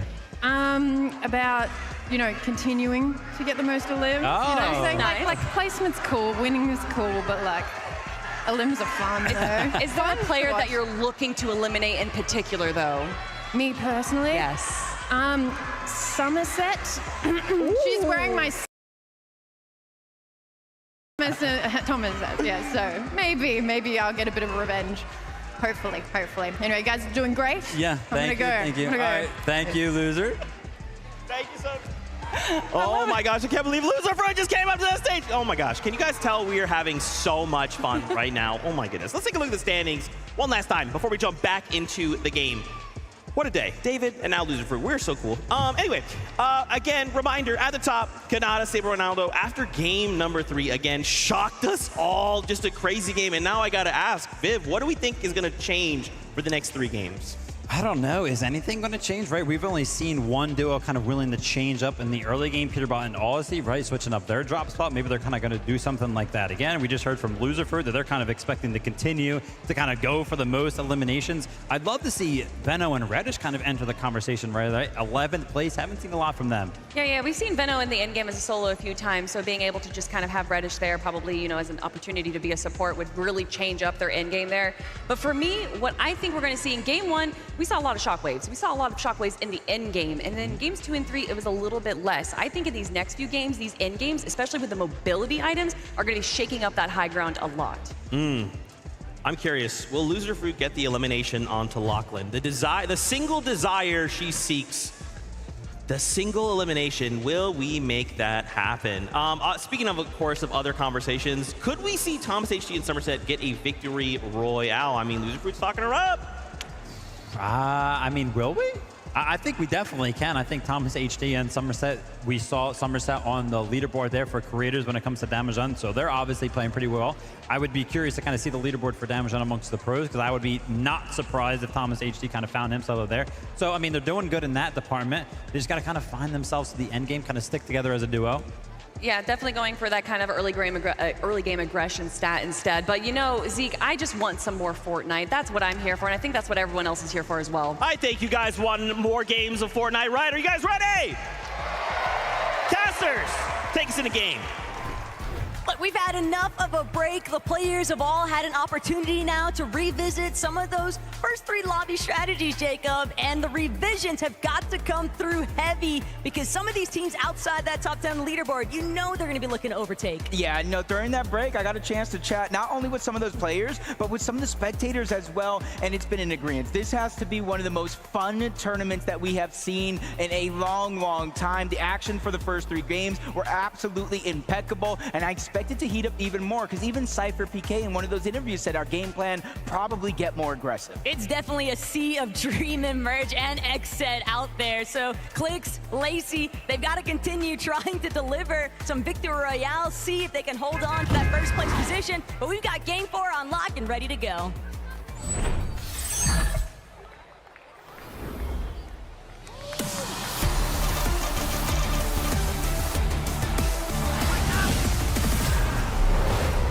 This is it, the true halfway point of the 2025 FNCS Pro-Am competition, and where you're at on the leaderboard, I feel like dictates how you get to play. In the top 5, business as usual. Anywhere down below, if you're looking for that #1 spot and to be able to hoist that trophy, you might have to get aggressive. But some things are not going to change as Alex opening up with a big elimination. Loser Fruit said, hey, just keep hunting them down, and he sure is delivering right now. But Faxity, he's going to find the most shield currently at Dirty Dogs. Semi kind of hesitating for a moment.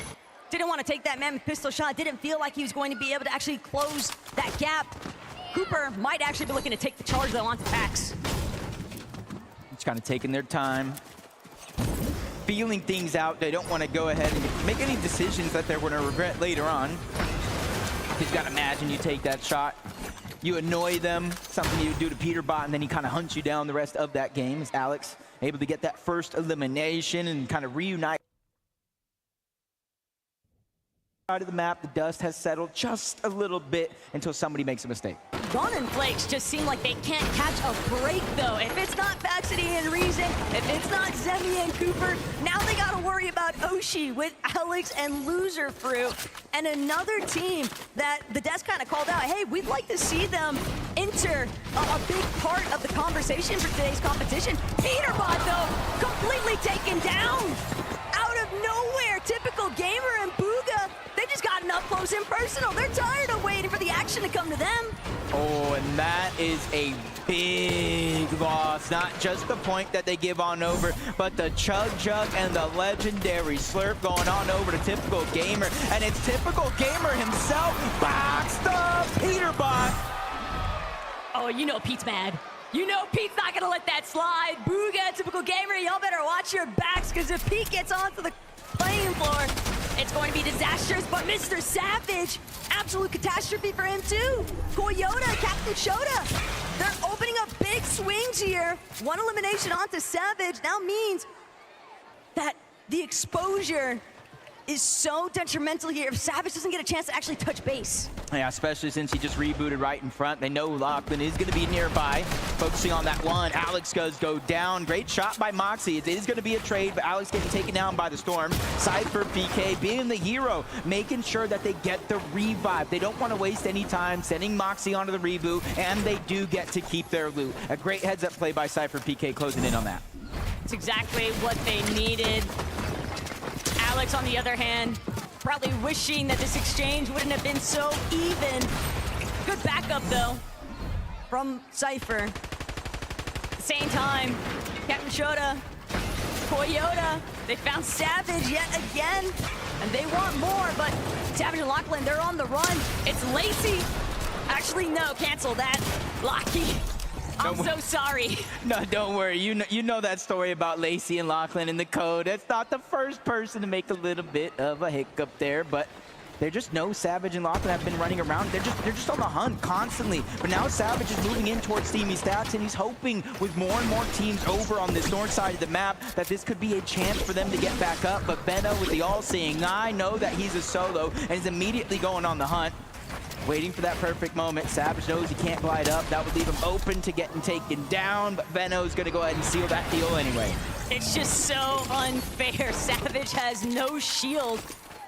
And Benno not gonna waste any time, but this could be the problem. Savage being out.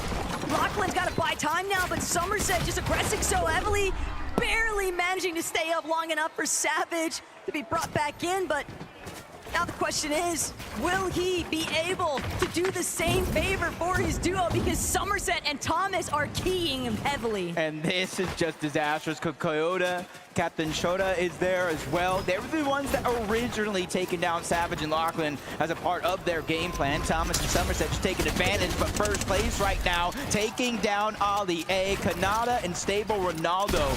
Getting busy here in the early game, and they have access to 2 different supply drops on the right side of the map if they want to venture towards the north. Kanata and Ronaldo seem like they're really starting to find their rhythm here, Jacob, and if somebody's not going to force them to come to a bit of a stoppage, they might just start building a couple points too many for some of these other teams to really keep up with. But Mongrel, Allier, right now, the trouble is both in front and behind them. They're just looking for any sort of a breath of fresh air, but the lobby is just continuing to close in. It's a mayday situation here for Mongrel. And I'm not sure he's going to be left standing for much longer. Yeah, in the mini-map alone, there's about 5 teams, so it's not going to be easy for Ali A to get back up into this game. Especially since he's just going to get rebooted over and over again right above Mongrel. Typical Gamer and Bugha. They were the ones that got that initial elimination onto Peterbot over towards Slurpee. That was able to get him a good amount of loot to take this far into the end game as Ali A gets picked off yet again by Peterbot. Hey, if anybody is going to be a second half player in this tournament, it's got to be him, right? I feel bad for Bugha, though. He just got robbed a little bit there by Pete. Did all the heavy lifting, landing that body shot with the Mammoth pistol just for the single tag to credit that elimination towards Peterbot. And Pete, 0 complaints. Probably happy that Bugha was able to still set him up indirectly. Zemi Cooper kind of just taking a moment, though. They've got space, they've got time to work with, plenty of material, really solid loadouts, mobility, chug-jug, splashes. This is practically everything you could ask for. Especially since the zone is opening up in their favor, all the way towards the north, all the way behind them to the east. They know it's in zone, and they know the chances of teams being back there is relatively low. Not necessarily impossible as Peterbot. No, this is not the same replay we've seen. This is just Peterbot bullying Ali A. He said, you know what, Zeke? I don't care what you have to say. Oh my goodness, this is sickening. Peterbot, let Ali A land, man. This guy, it just gets nothing except a constant replay cycle, Jacob. The lobby is only allowing him to exist to farm Elim points off of. It's like poking the bear. You poke Peterbot one too many times and land near his drop spot. Look at everybody shooting at Peterbot again! He has 5 eliminations. I believe 4 of them are just farming Ali A out of the sky. I feel so bad, but it really just means that Mongrel down below, even though he doesn't want to have to push up, I feel like he almost has to do something to cause a distraction. This is not very wholesome for Ali A, man. This is brutal work by the lobby. Peterbot and Aussie. The punching bag that's been established in the sky. Aussie maybe keeping tabs though on the next loot crate. Jacob, Cammy, they could be looking like they want to actually steal this one for themselves. But look at Cold and Courage. They're also making their way in. Oh no. We got it. We're not just taking it. No, you go somewhere else. The other side of the map, please. I can't keep watching this highlight reel of Ali A being elimed off cooldown. This is just insane. Peterbot without the Mammoth either. Just dealing tons of damage along with Ozzy, and they have their plan set forward. And you got one team on one side of the map with Peterbot, calm as can be. On the other side, deep in the zone, 1v1, Thomas versus Veno. A battle of the ages for EU. He's gonna shockwave into the box, cause chaos, but Veno's gonna see that one coming. Quickly builds, trying to defend himself. Thomas not falling off just yet. Misses that opportunity by not firing the shot. That's gonna allow for Veno to stay alive just a little bit longer. Somerset, gotta keep an eye on her as well. She might be able to actually help out Thomas HD here, and Veno still under so much pressure. Thomas does have a full Chug Jug if he needs it, and he's going to have to opt for the Chug Jug. But Veno doesn't have any whites. He manages to just barely find a handful of bandages inside of Steamy Sacks, but Thomas, he's putting on so much pressure. He doesn't want to let Veno get any kind of healing off, and sure enough, Veno, he just had the clock working against him. Yeah, eventually Thomas knew he has to pop the bandage or fight back, and if he fights back, he's going down either way. Luckily for Veno, though, Reddish is going to be there on the outskirts, not necessarily getting contested yet. For Coyote, Captain Shota, they're going to be on top of the Steamy Stacks. They know they can use that to rotate forward, save the shockwaves, the grapples, and the crash pads for later, but they're just waiting to hunt this team down. Wait, I don't know if Thomas is aware of the fact that those two are even up on top of Steamy Stacks. Luckily, though, they're going to make their departure before they decide to introduce themselves to Somerset and Thomas. Still, trouble brewing on the horizon here for Shota and Coyote. A couple of shots being sent their way, a few strays. Peterbot, no Aussie in sight, but Peterbot's applying so much pressure onto Flakes and Gone, and there's another team just ahead of the other side of those walls. But Peterbot is a solo. Aussie gonna manage to tag team, but it's Aussie and Ali A just fighting for their lives to try and land here. That's A-okay. Peterbot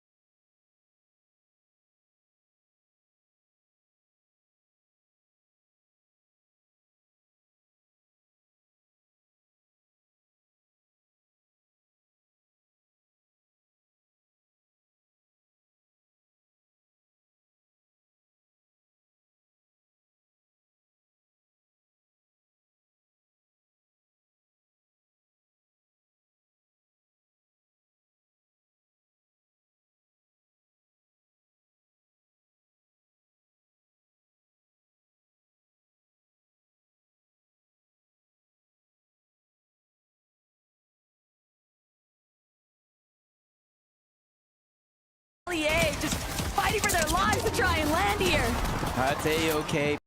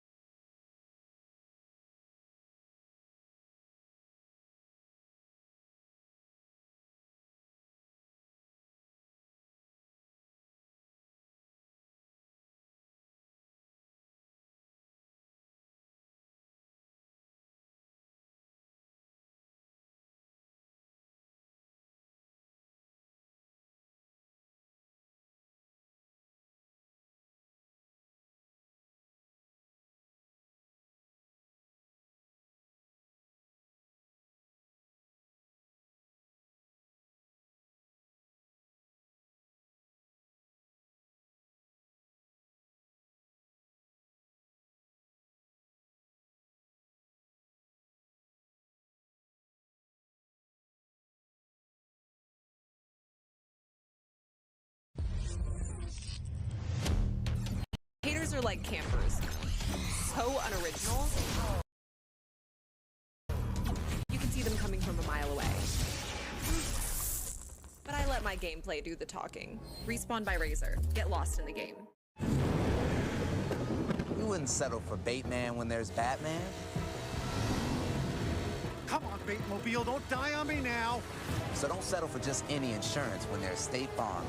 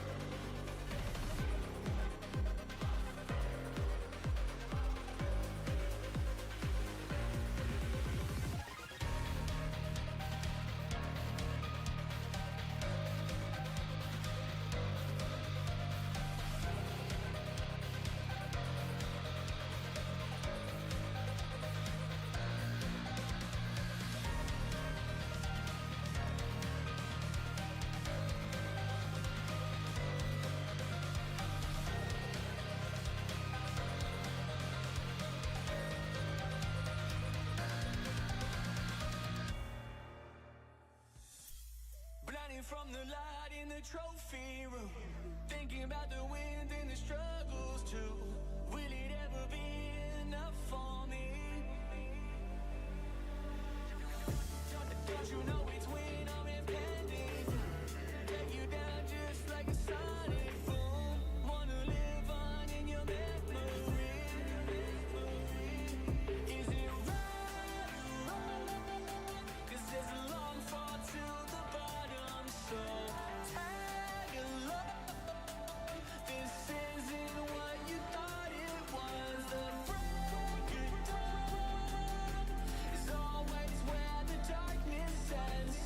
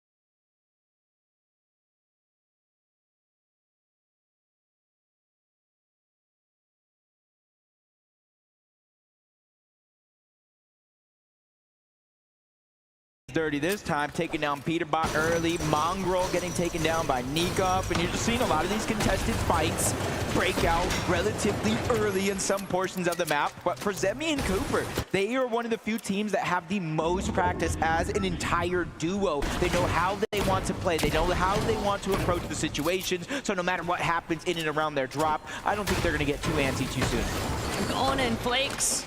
They've been having to deal with the brunt of the focus, though, at Dirty Docks. We kind of expected that there'd be a lot of motion happening once we saw Faxity and Reason decide to last-minute contest on the day. But even with the heads up from last night, even with Reason announcing it to everyone, we are going to that Dirty Docks strip. It still made things so difficult for Gone and Flakes today because everyone has just taken notice of that action.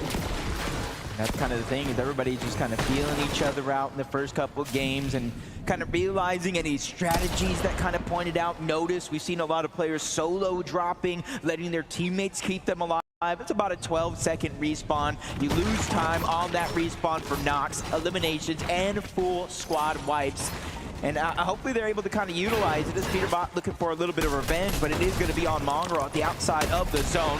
Nice attempt by Mongrel trying to land the shot, even almost getting Peterbot boxed up, but he's just too quick and a little bit too fast that Mongrel's just going to have to slowly but surely try to back down and reassess the situation. Pretty much all of FP's control, though, belongs to Peterbot, and he just continues applying pressure steadily to Mongrel. Mongrel, though, a little bit of a bite back here. Big crack into Peterbot's shield, and Ali A, he might actually have his revenge. Peterbot in a little bit of a pickle here, but Mongrel, he can't close in just fast enough. Ali A really saying enough is enough. And now we got Ozzy versus Ali A. The almost full piece coming out from Ozzy. He is feeling the confidence. He probably heard the comp from Peter saying, bro, you have to get this guy off me. And now he's dancing, doing a little two-step on one side. Ozzy getting aggressive. And that's the thing. They are down further on the leaderboard than anyone would have expected. They need aggression. They need eliminations. And now that Peterbot won his, he said, yo, look, Pete, there's another. It's not just that. Aussie pulling back. Peterbot likely telling Aussie, do not eliminate Ali A. Mongrel's already been taken out. We can focus him instead. We know that he's weak. We know that he's low, but Peterbot, it might have been a distraction. A fake out, if you will.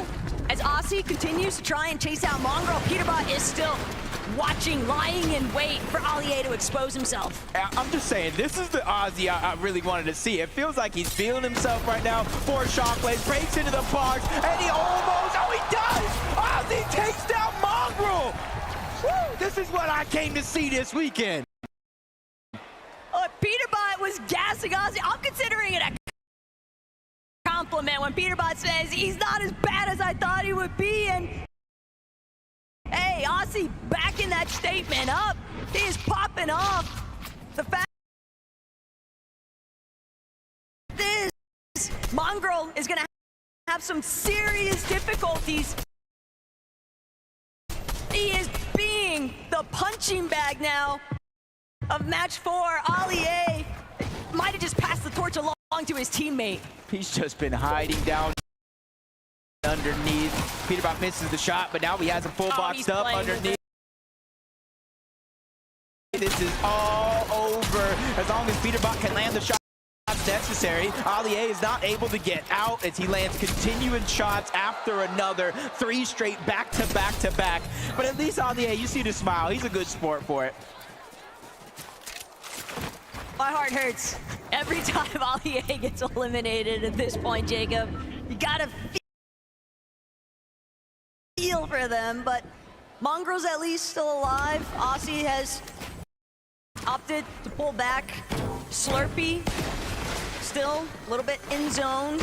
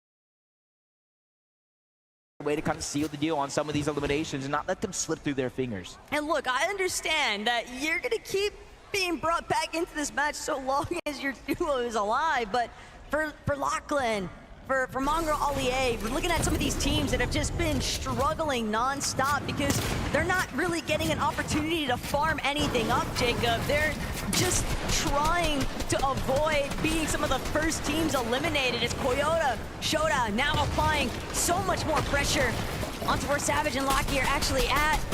And Koyota might be able to just force them to completely clash with them head on. But Savage is doing what he can. Savage is buying a little bit of space here. Yeah, and this is a winnable situation for Mr. Savage.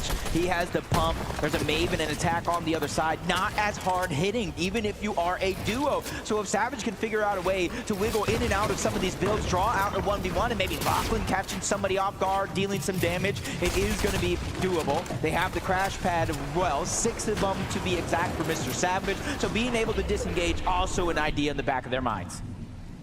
But if it's up to Savage, he'd much rather just let Koyota and Shota rotate out first, and they'll just try to play catch up after the fact. But with Thomas and Somerset also so close by, Menno and Reddish too, you can never count out being third party. So as aggressive as Shota and Koyota want to be, they're gonna immediately jump into Lachlan's box one more time. He is sent back to the reboot cycle, and this is where it gets very difficult because now Savage shooting at the crash pad, even trying to ensure that nobody can give chase, but he's just so low on material, Jacob. He is fully just bailing out. Yeah, he's going over towards Steamy. He has to look for scraps, for bandages. That's going to keep him alive for a little bit longer. But if he doesn't find anything from here on out, Savage will go down yet again, but at least he's given a chance to get Lachlan back in the game. Somerset, Thomas, they got that one elimination from the backside of the zone. And this is a strategy, talking about Thomas and Somerset. If they go down early, they will not be afraid to stagger themselves back in the zone because it's Slurp Rush, Taco. There are so many barrels to get that HP back up. For sure, but even then, you don't want to keep allowing other teams to farm those individual elimination points off of you. And one team that certainly hasn't had any difficulty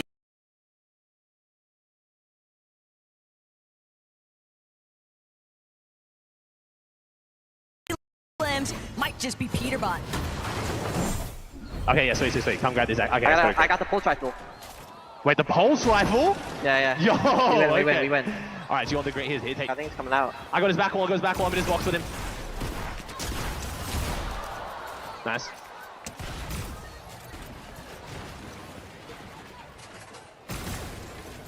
That's not someone to rat on me, but that's Sean. Nice, good stuff, bro. You want to come over and help you? No, it was only. Yikes. I kind of fear for the rest of the lobby. Mongraal getting taken down twice, but the mythic pulse rifle in Peterbot's hands, you could deal so much damage by scoping in just like this from far away, or the hip fire spray kind of works similar to an SMG, so he is looted and booted, ready to go. A couple of eliminations onto Mongraal, nice, sure enough, but Peterbot, he literally just said, we win. That is how confident he feels having this weapon at his disposal, Jacob, and the rest of the lobby, understanding the impact he might have, they're not going to try to stick around Slurpy Swamp much longer. They're all just trying to immediately rotate around it, but Thomas, the highlight reel is back with this Mammoth Pistol. They've been trailing behind Koyota and Captain Shota for so long, and now Shota, Koyota paying the price. I really believed in Thomas hitting that last shot at the last second. I thought it was going to be possible, but those are the dangers that you face around the entire lobby. If you kind of just get caught off guard for a second, the Mammoth Pistol, especially a headshot, can change the game around in the blink of an eye. Zemi and Cooper, they have such a good loadout, at least in the former global championship tandem Cooper. Zemi's there, and Zemi, no stranger to third-party style events. He has some big wins under his belt as well. Saw for a moment there, caught a glimpse, Peterbot Aussie just looking to take an elevated peak position over Slurpy. They've got a pretty good idea of where some of the other teams are trying to rotate through. Queasy, Nick, a little bit more towards that front side of zone. Burnley, Box, just on a slightly hill position. And Kanata, Ronaldo, they're just waiting for the traffic to come their way. They'll be more than prepared to look for those eliminations, but they want to prioritize the positioning. You see Skep and Shota just getting taken down yet again. Peterbot's the one that's going to clean up the elimination, but I believe the point actually does go over to Cooper and Zemi. And this is zone 6, 10 seconds left. Reboots will disable. So anybody that is eliminated now on respawn will have a chance to get back into the game. But Taco, as of now, reboots are disabled. And that might just be worst case scenario here for Shota. He's trying to swing around. Unfortunately for him, a little bit of indirect assistance from the lobby. Peterbot, Punish, loses half of his shield while trying to take those pot shots at Shota. And that is a big saving grace. But it might not make a difference for some of these other duos looking to rotate around Slurpee. Bugha, Typical Gamer. Gotta be wary of what's lurking above. Hey, Peterbot just continuing where he left off, just farming Elim after Elim after Elim. Zone pulling towards the northwest or northeastern side of Slurpee Swamp here. Kind of back home for Peterbot and Ozzy, but for Seti and Gaia, they have a decent rotation. They can one-hop it to the front side of the zone. They can sacrifice the HP if they want to try to take some high ground. But for now, they're just trying to take it slow and steady. 7th zone, 5 more to go. You don't want to bite out more than you can chew at any moment. And look, it doesn't need to be flashy. For Seti and Daya, they found a lot of success with consistency by just playing to their team's strengths. Both of these players are competent. They've got a decent amount of LAN experience and just in-game competitive knowledge, and they're letting it be put on full display here currently. Savage and Lachlan, they've been working a little bit chalked since that early start, but Shota just cannot escape Peterbot's vision. Peterbot just entirely too high up. The advantages are so steep, and that's going to be Shota knocked one more time by Peterbot. Ozzy knows his responsibility. Let me just keep the material count high. Yep, they're on the high ground right now, and that resource management is going to be crucial if you're looking to take it and keep it from zone to zone to zone and not really have to use the shockwave. Underneath, though, Cooper, Zemi, they do have the front side of zone already underneath their grasp. They have the luxury to be able to wait here, Taco. They can wait for it to open up, shockwave to the front side of zone to keep their position, or they can use their materials and tunnel their way there. But some of these teams that were leading towards that top end leaderboard in our top 3 position, they've got to be getting a little bit nervous, seeing that elimination feed constantly light up with Peterbot's name and clicks. He's got a whole slew of problems right in front of him. Cooper and Zemi nearly taking him out. Lacey still a little bit left behind. Can he reunite? Crash Pad gonna catapult him straight to the front side. He's building, he's boxing, but that's his last splash. Now he has to wait for Clicks to play catch up. Now, at least they've reunited into the same box. Clicks now taking charge, even giving up some of the heals on over to Lazy. They might have shockwave out of zone one game, but they won't want to make that mistake again, especially with the leaderboard this close. As Reason getting a pair of eliminations. Stable Ronaldo now left by himself with Panada getting taken down, and he's somebody, we talked about his experience. He has a ton of it, but how much is it? It's gotta be enough, Jacob. If anything, Ron's familiar with pressure, so he'll try to let that experience carry over into this type of solo clutch, but clutching is going to be so problematic. Everybody just getting so congested outside of Slurpee, and with Peterbot and Ozzy fully controlling the flow of this lobby, we saw Baxity for a moment, but it was only just a shockwave, a crash pad. Everybody trying to just stay one step ahead of the pack. It's going to be extremely difficult for anybody to look up and try to contest it because of that mythic pulse rifle. Just constant pressure coming down from Peterbot and Ozzy. Everybody can feel it, and even Peterbot's just going down low, making sure to reconnect. The FNCS strategies are coming out in full force. That's how serious Peterbot's taking the second half. And look at Ozzy from behind playing that supportive measure too. Peterbot, he's got open season on the rest of this lobby. All of these mid-tier, low-ground layers just getting smothered on top of each other. Peterbot and Ozzy have a full chokehold on this lobby right now, but Typical Gamer, Bugha, they're looking to try and make their debut. They're tarping their way through that secondary height, and Ozzy, he's gonna be forced to actually pull back. Took a little bit too much damage. He's gonna have to wait for the heals to pay out, but now Queasy still alive as a solo. Shockwaving, destroying some builds, but giving him a little bit of cover to look through, but Lacey spots him out, gets the elimination. 10th zone, placement points have not even set in just yet. 11 teams still alive, relatively loose with a couple of players playing as solos. Bugha being one of them, lands a good shot on the Courage, but not enough to get that green light to go. Cooper, Zemi, they clean up Lacey, leaving Clicks by himself, and this is where players are falling left, right, and center. Clicks might be one of them because he's feeling the pressure.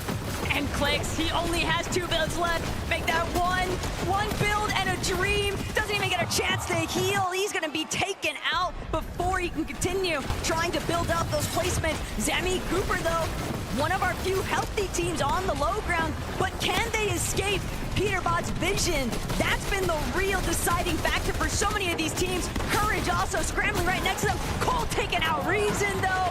Very big troubles, very huge scenes though, as Courage finds his own elimination onto Jacob. He just wiped the full duo out of the lobby. No Siphon though, so 30 HP. The necessary time for that Chug Chug to pop is now. Peterbot slowly but surely dropping down. They realize this one is all but over in their favor. 2 Shockwaves, half a Chug Chug as well. More loot being passed up, but now they're contested. Flakeson gone, they're going up, but Peterbot's going out. He has the last grappler. He makes his way back to the zone. This is why he is king. But Peterbot, he's got to get his way back towards where the zone is actually at. He doesn't want to find himself outside of it. Still has a Shockwave. He takes out Gone. That's going to be the massive refresh. All of these builds, Shockwaving up. One more tick could do it, but Peterbot barely managing to stay alive. He's on the high ground, and Aussie still right behind him. Aussie's going to play Disruptor on low.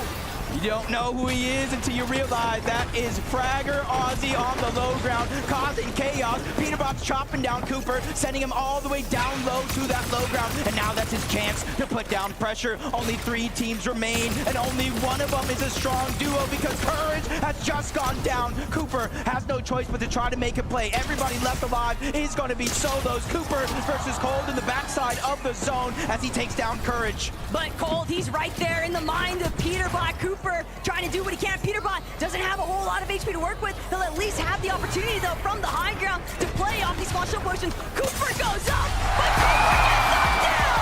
Peterbot with the clutch! We all know what he's capable of, and he is just continuing to deliver! Both of these guys are playing in synchronization to make things happen when it matters most. Aussie dropping to the low ground, Peterbot doing everything else. They waited to the second half, but they shown up and shown up big. Right, Frankie? Well, they did show up big, and you know what? We know, Peterbot, you're the FNCS GO, but please give it up for King Kangaroo! I mean, I think for most of that end game, I was just trying to stay alive. I mean, you just let the best do what he does. I didn't really do much, but that was the whole plan. You got 2 eliminations to your name. You were alive in that end game. How much difference did Aussie make to your game, Peter? I mean, he stayed alive very long. I mean, he did his job. You sound surprised. No, I'm not surprised. And we aren't either, because Aussie, stand up for me, please. Listen, I always look short, even standing next to you. So tell me, earlier I was speaking to the 2 of you, and it sounds like Pete's letting you IGL a bit. I don't know about that. I think he just let me make one decision. We're doing well. He's listening to my input. It's great. I mean, he's the greatest, but he still takes my advice. It's nice. And your advice was to drop on Cooper and Zemi in game 2. Okay, that sounds a bit bad. He wanted to go somewhere. I thought maybe that could be a play, but I love Cooper and Zemi, but... It was your idea. It was my idea. I don't know why you credit it to Aussie, but I just want to ask you one more question. You got your first victory royale in the bag now, Peterbot. Does this mean the next 2 are yours as well? I said we're going to win the last 3 games to Aussie, so... All right, well, you heard the man. Let's see if he can make his prediction a reality after the break. Peterbot, let's see everyone!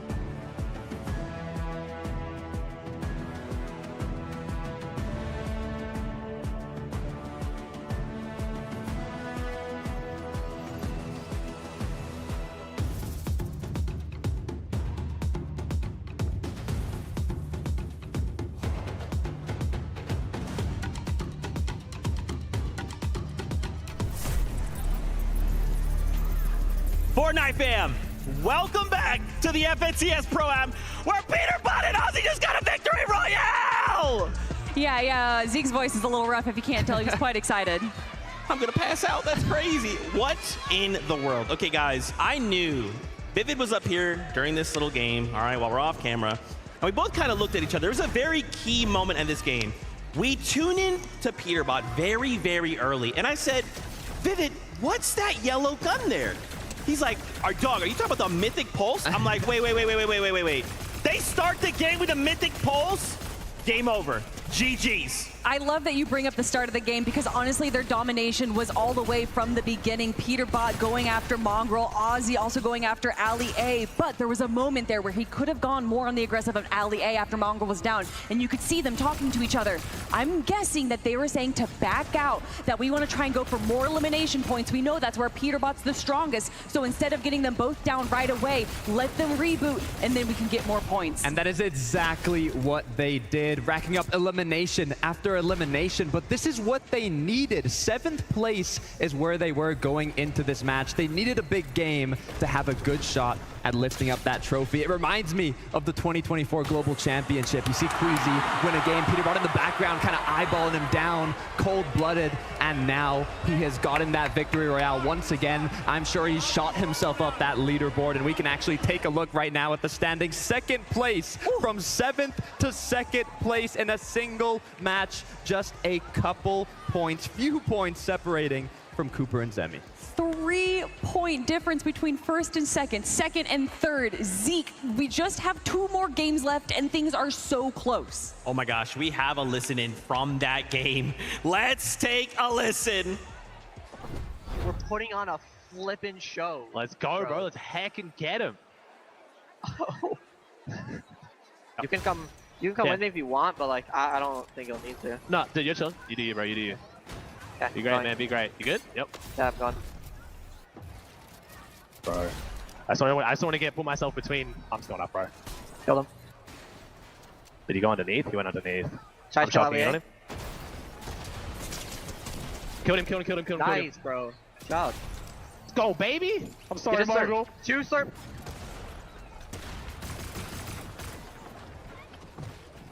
Got a body? Yeah, 1 sec. I'm just trying to like not die, but also go for something. Oh my god, here. I'm good. You good? 2 builds. 1 build.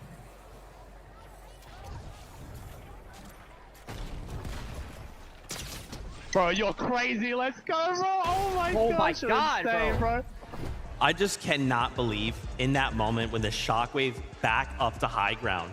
He's literally getting eaten alive by the storm, and he should have gone down. I'm talking milliseconds there before he just finds his way just barely outside his zone and then goes on to win that game, Kelly. Also, is Ozzy Antics better than Mongraal and Mr. Savage? He did eliminate Mr. Savage in the practice matches yesterday, and now he eliminates Mongraal today on show day. But look, Cooper and Zemi, we have to talk about them. They took home the win on the first match, and now getting 2nd place in the hands of Peterbot. I'm telling you, it's a repeat of the Global Championship. Pete did not want to let that one slide, but Cooper and Zemi have been playing incredibly consistent, and it's exactly what they need to do to maintain themselves in the 1st place spot.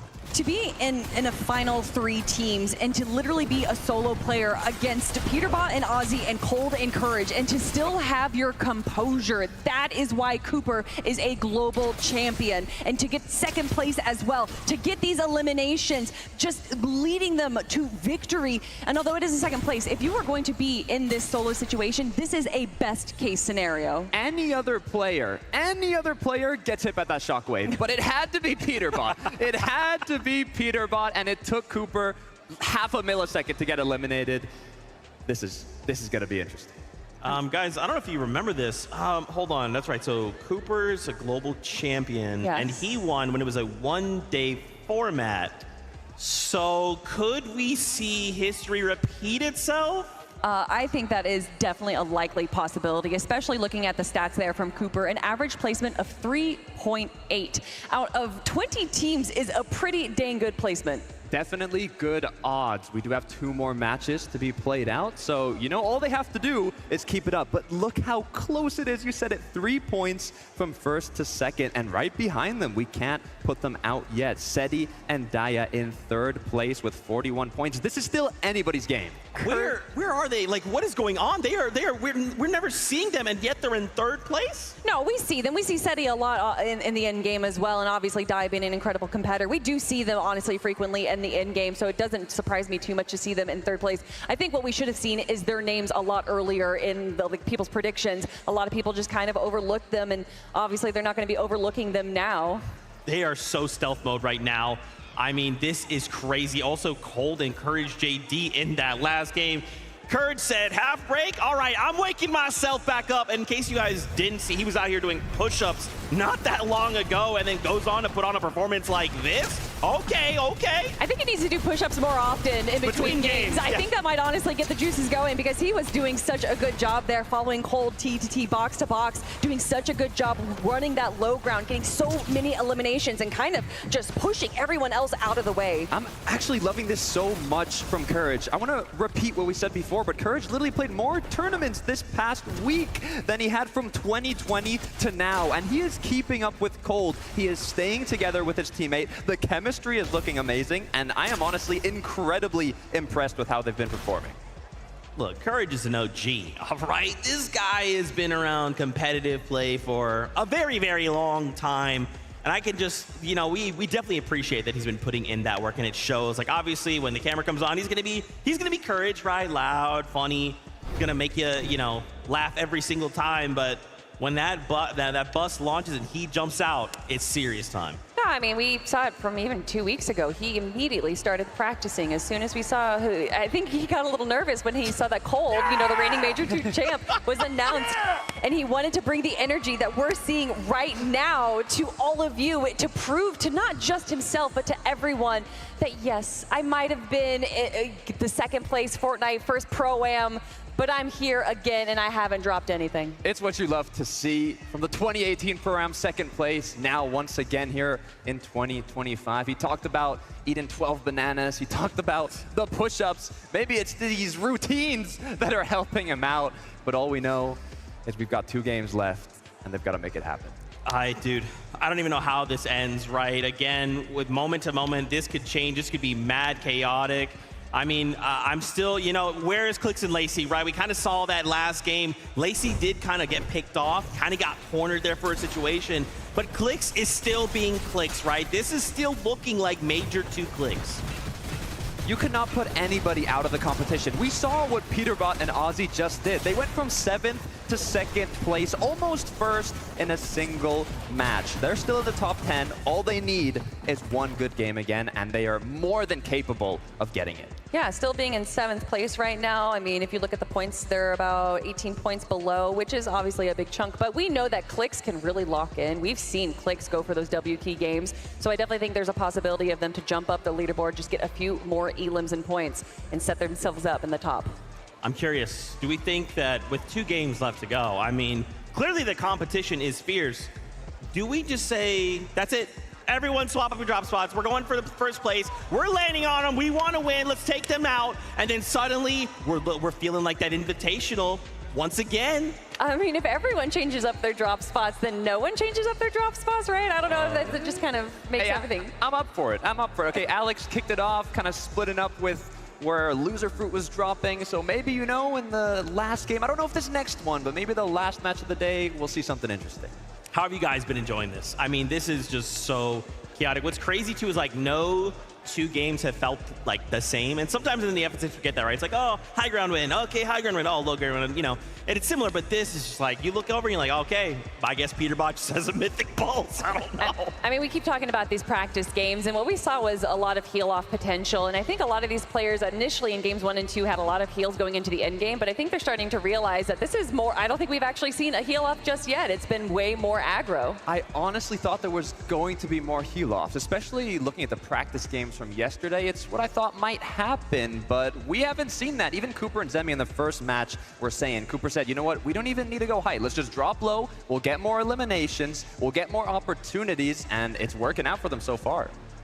Cooper and Zemi, man, they are just so good right now. I also did want to highlight in that last game, we got to finally see Thomas HD and Somerset. Thomas HD with that gold mammoth in hand. And I thought, guys, this is it. Game over. But it's a very difficult competition overall, right? I thought it was just going to be put a mammoth in Thomas HD's hand. But, bro, there's just so much talent literally in every single corner of this map. With 2 games left to go, anything can happen. 100%. I mean, Peterbot Alex were tied for the most eliminations. 3rd place, it was Thomas HD with that mammoth in hand. We saw him hitting his shots, getting those eliminations. Now, unfortunately, they didn't make it as far into the end game as they would have liked. But hey, you still got 2 matches left. You can still make it happen. Yeah, that one shot onto Shota and then almost eliminating Koyota as well was absolutely phenomenal. And that's what we expected out of Thomas HD, especially with the mammoth. You know that Vivid was very excited when he saw that in Thomas HD's hands. But like you said, they're so good at the early and mid game, but being able to kind of control this end game, which is so much more chaotic than the normal FNCS, which is affecting both of them, honestly. Thomas HD and Somerset are more used to that standard mode, but I'm used to some more Fortnite. Yes, let's go. Game number 5 is ready. So casters, back over to you. Thank you so much. And with 2 games left, one of the biggest things I've noticed while looking at that leaderboard, this isn't as elimination heavy as we thought it was going to be. It's come down to straight consistency throughout these 4 games. You say that, but when Peterbot and us here in the lobby, especially Peterbot, eliminations might actually be the real recipe for success. But we got game 5 ready to go.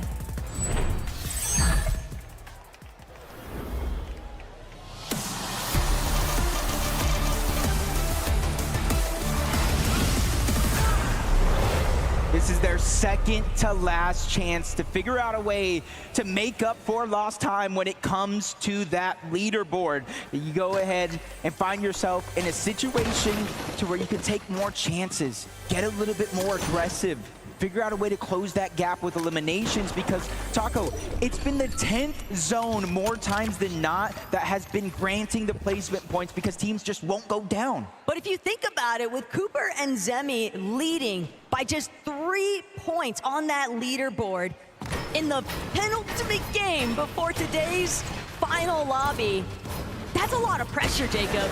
Even for a seasoned competitor like Cooper and Zemi, it's still just so much bearing down on their shoulders, but they've got to see it through.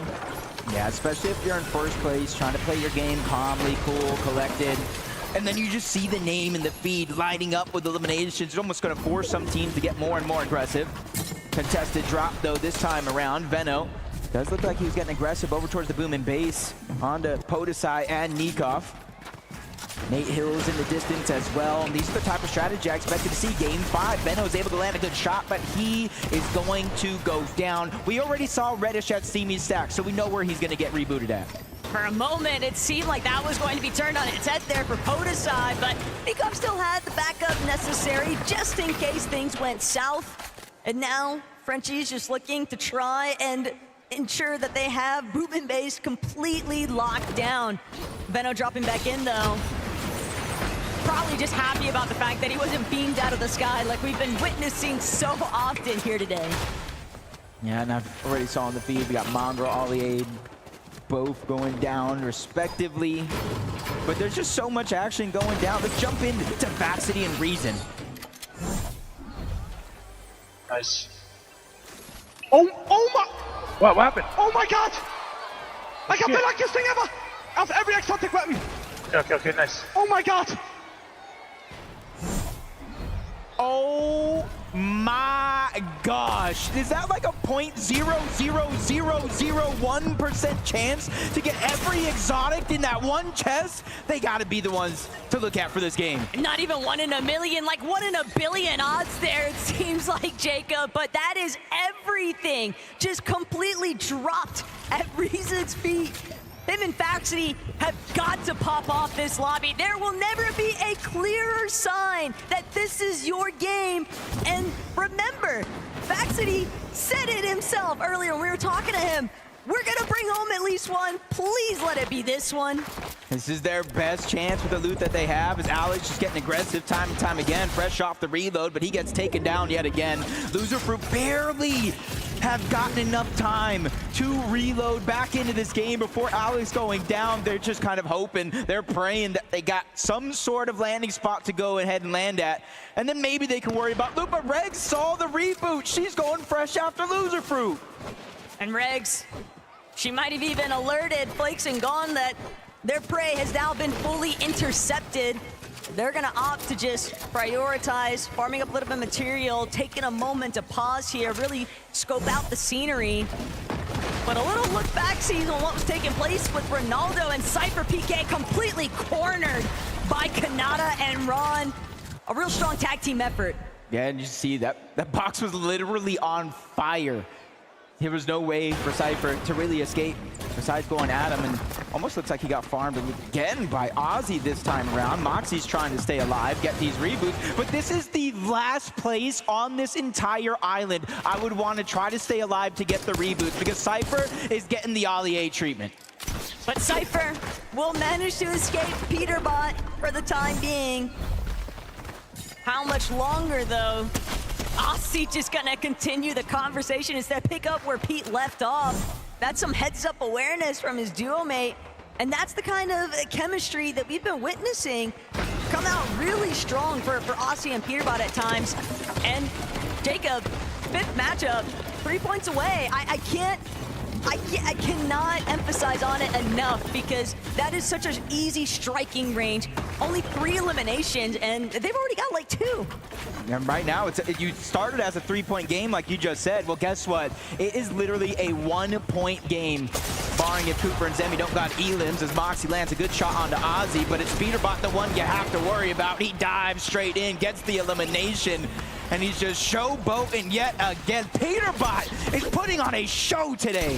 This is where that mental fortitude's got to come into play for some of our competitors, when Peterbot is just nonstop emoting on everybody's body. And Savage, he might be next in the lineup if he's not careful, but it's Mr. Savage after all. He's gonna have a little bit of bite back. Pete's got to be wary. He can't just openly aggress into Savage's box. He might even shift his focus towards Savage's duo mate, Locky. He's got to stay closer to where Savage is at. Peterbot from overhead. Peterbot cracks Savage's shields entirely. Peterbot knocks Savage, and that's just another elimination added up. Peterbot just said, I thought you retired. Maybe let me lend you a hand going back on over there. Lachlan just trying to stay alive. Like I said, this is the last place you want to be a solo, trying to keep your team alive, because they're going to see it. They're going to jump. Now they're pouncing onto Lachlan. They know Savage just got rebooted. He is on the clock, and time is definitely ticking. But it doesn't even matter what's happening here for Lachlan and Mr. Savage. More importantly still, Cooper and Zemi. You've got to be panicking a little bit. You're watching that lead get completely flipped upside down because Peterbot and Ozzy are just relentless. They are farming Lachlan and Savage, and one more elimination off of Lachlan. Peterbot with 4 already. There's got to be some form of a disengage, but Savage, he'll meet his end. A full duo wipe. And that might actually be the best case scenario, though, for Zemi and Cooper. 100% best case scenario, because now there's nobody to farm out of the sky. And just like that, Peterbot and Ozzy have a 2-point lead over the competition and are not looking to slow down yet. Ozzy looking over, seeing that team building up on top of Slurpee Swamp into the distance. He said, yo, Pete. And he's just sharing up that information and letting him decide where they want to push next. Never count out Clix and Lacey, though. They might want to be the first team to possibly repeat Victor Royale 2 on the day. And I like the fact that they're playing with so much patience. They don't need to do anything reckless. They've scouted out that Lucifer and Alex are on the bridge. And now, while Lucifer's trying to take this opportunity to heal, Alex left by himself. He's gonna have to play support. He's gonna have to try and prevent Clix and Lacey from pushing them entirely. And he's done enough. That's all he was really after, was just keeping Loser Fruit safe. Yeah, because you don't want to get stuck. This is 5th zone. This is the danger zone for when you want to start to position, maybe not take those risky fights, because if you go down, get reloaded back into this game, there's almost nowhere for you to land, or nowhere safe at that. Especially for 7th zone, that's when reboots will be disabled, as Thomas Somerset, 5 eliminations. A good portion of those were on NECA at 30, as Reddish has now taken her share of that point gain, taking him down yet again. They're just trying to take that slow rotation. Even with launch pads around, they know it's too risky to expose yourself with the Mammoths, the Snipers, and how dangerous so many players are with their aim. Now I like this from Thomas, just taking a lower elevation, using some of that natural map terrain, but when you see these pre-existing builds heading up to the high ground, gotta be really careful. You never know what might be waiting for you. And Coyota actually gonna be the one with that mythic. Well, sorry, this is dangerous scenes here, but Coyota doesn't get the opening shot he was hoping for. Shota now gonna look to try and back up his dual mate. Coyota trying to give chase, but he's just getting blocked off even from his own shots. He was able to land one shot, but just a little bit too late. Somerset's there. They're trying to alleviate some of that pressure, and he's being so quick and predictive, trying to capture off guard, but no, it's Thomas that takes the big shot. Luckily for him, already pre-popped the legendary Slurp Juice, so the shield's going to take some time to get back on up, but it's well on its way. Playing defensive from one end, but it's forced to leave Somerset in a 1v2 situation versus Coyota and Shota. But this is great work by her, playing defensive, making sure that it's not going to be a free push, which allows her to reunite with Thomas HD. The problem that Thomas kind of scoped out is Cold and Courage. They were just constantly spraying into where Thomas and Somerset were at. They're not going to allow them to key any further towards Coyota and Shota. It's just not safe. It's not worth the risk. Thomas knows better. And he's going to opt to just fall back, wait for the lobby to kind of settle in a little bit deeper into the zone. And that's a scary box fight if you end up against Coyota. One of the few weapons in the game right now with that mythic charge shotgun that can actually hit a one pump. So you have to be careful, because that could have been a much different situation. Veno, Reddish, still going around the outskirts of the map, towards the outside, finding a lot of the different barrels that are left behind. The bigger the barrel, the more the HP, and that's something they're going to utilize in open water. This is very familiar scenes, though, for Veno. He loves his dead side rotations, and it's a good heads-up play. You want to stay away from where so much of the attention is being drawn more towards that center zone, and with the way that they're basing up on a little bit of elevation, they might even have a great opportunity to kind of just pick off some other late straggler rotating teams. Now the 6th zone, 50 seconds, and it will begin to close. So it's about 2 minutes, Taco, to reboots, or you can see in 45 seconds they're going to start to be disabled because it's already closing. Lacey's feeling the pressure. Now is not the time to go down. Ozzy's even pickaxing, trying to take control of these pieces.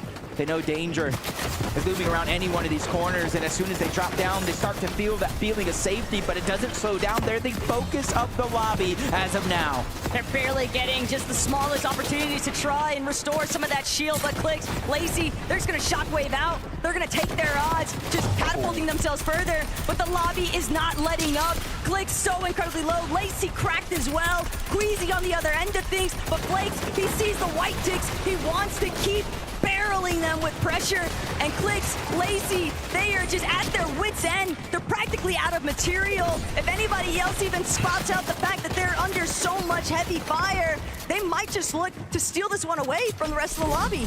I gotta admit, it was Reason and Faxity. They have that exotic red eye, which means there's explosive damage, destroying a lot of those builds, which kind of started that lobby focus in general. Bad luck for Clix and Lacey, because now they just have very, very few materials. Reboots disabled. They're going to need an important elimination if they're looking to get back into this game. Kanata, Stable Ronaldo looking through these cones, trying to figure out when and where they have to rotate. They spot out Faxity and Reason. They don't even know the treasure trove they behold right above them. That's a good hold, though, by Faxity, not allowing those floors to get fully chopped out. Kanata and Ron, they're going to have to default to a different strategy, and that might just be crash padding forward, trying to make sure they stay closer towards that front side. So many of our teams, though, have just been kind of duking things out in the low ground here, Jacob. And Clix, Lacey, they're going to have to be a part of that because they need a refresh, probably more than everybody else that's still left standing right now. Yep, 3 builds split between the 2 players. Hooper, Zemi already starting to rotate on over. There's a couple of chances here for Clix and Lacey to start to get aggressive, but they're just waiting to catch somebody off guard. a nice maybe 200 damage, and it's Ozzy, the ones that looks like they're going to pounce on him first. Peterbot already made his way on out, and now he's going to be by himself because they go ahead and take down Ozzy and get the loot they desperately need to stay alive. But it's just not enough material. Lacey still has 0 builds to work with, and there are shots coming in from every direction. They're just playing a little bit too close towards that backside of zone. Teams know that this is an injured duo. They are not healthy enough to keep pressing forward. But Jacob, he's lost in the fray. Cammy gonna be the only one left standing now at that duo, and Thomas with that mammoth pistol trying to see if he can take somebody else's head off. This is where you really have to be careful and thoughtful of your shockwaves and your crash pads, because someone just like this is gonna deal so much damage just like that. Queasy just gets deleted out of the sky, and their chances for high ground go out the window because it looks like it's Thomas HD and Somerset's turn to claim it as their own. And Thomas all too happy to take over, but that's where things went south for Jacob. Just beam from the sky. No rotation is safe when you've got somebody like Thomas on high ground with that mammoth. But look at Baxity and Reason.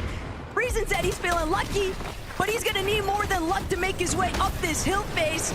Thomas, Somerset already beat him to the punch. Peterbot, no Aussie, but Peterbot, he's been here before, Jacob, and the last time we saw him, he managed to make it work.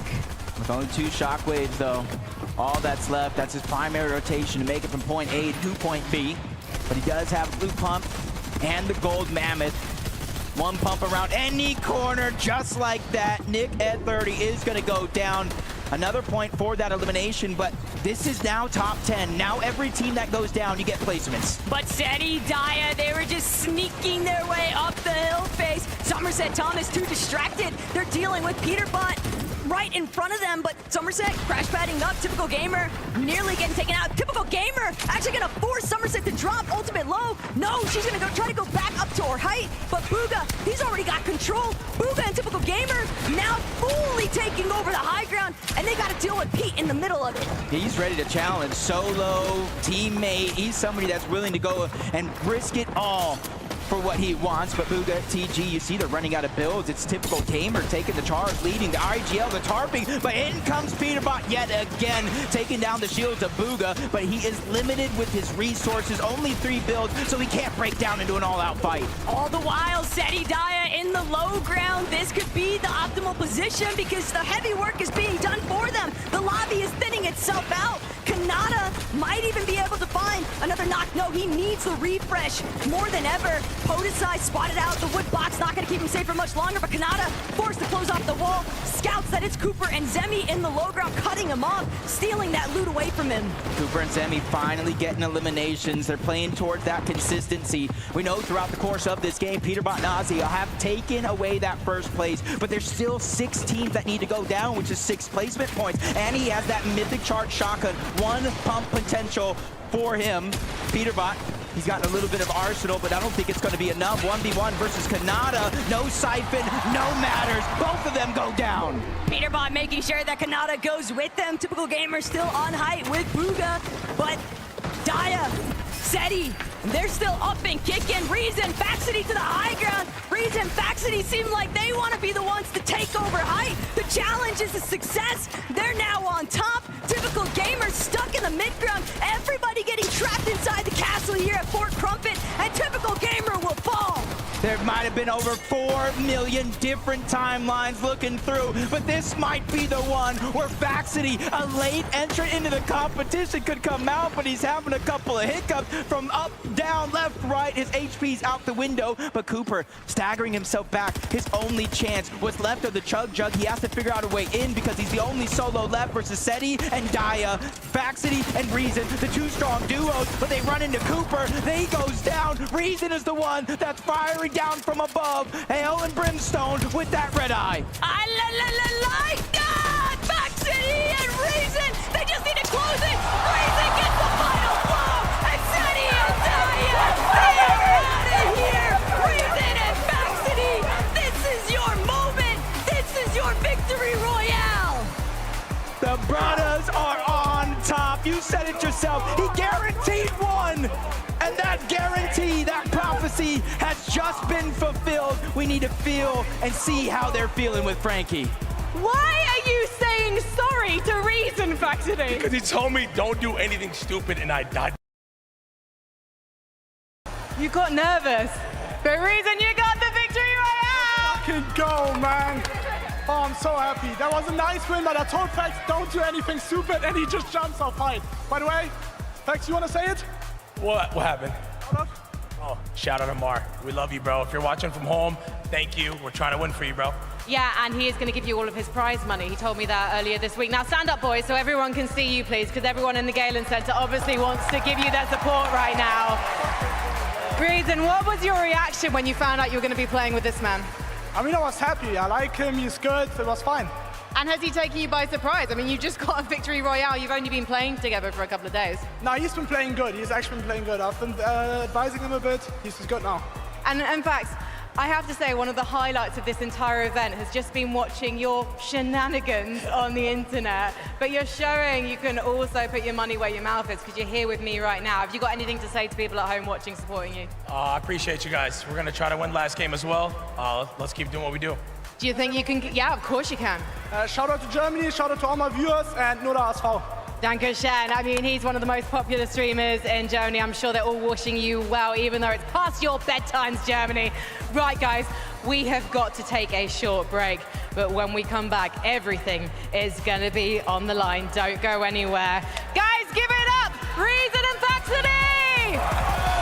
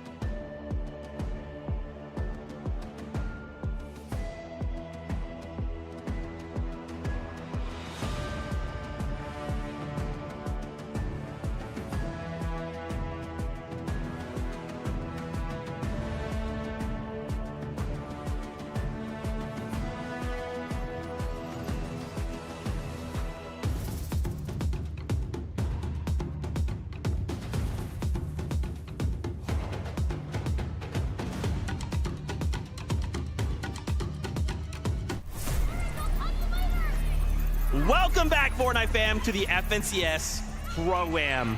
We've got a bit of a predicament on our hands.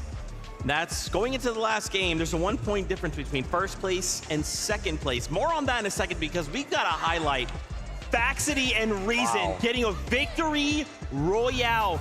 Bro, Reason opening that chest at the beginning of the game and the exotics pouring out. Jacob said, like, I don't even know how many zeros. The percentage chance is so small. And they literally take that on to getting a victory royale. I mean, hey, listen, you find the loot, you make the most out of it, you go ahead and win the game. That's kind of like back-to-back games when you think about it, right? Pete getting that mythic pulse right from the last game, instantly switching over the couple of exotics for Reason and Faxity to work with. They then win the game.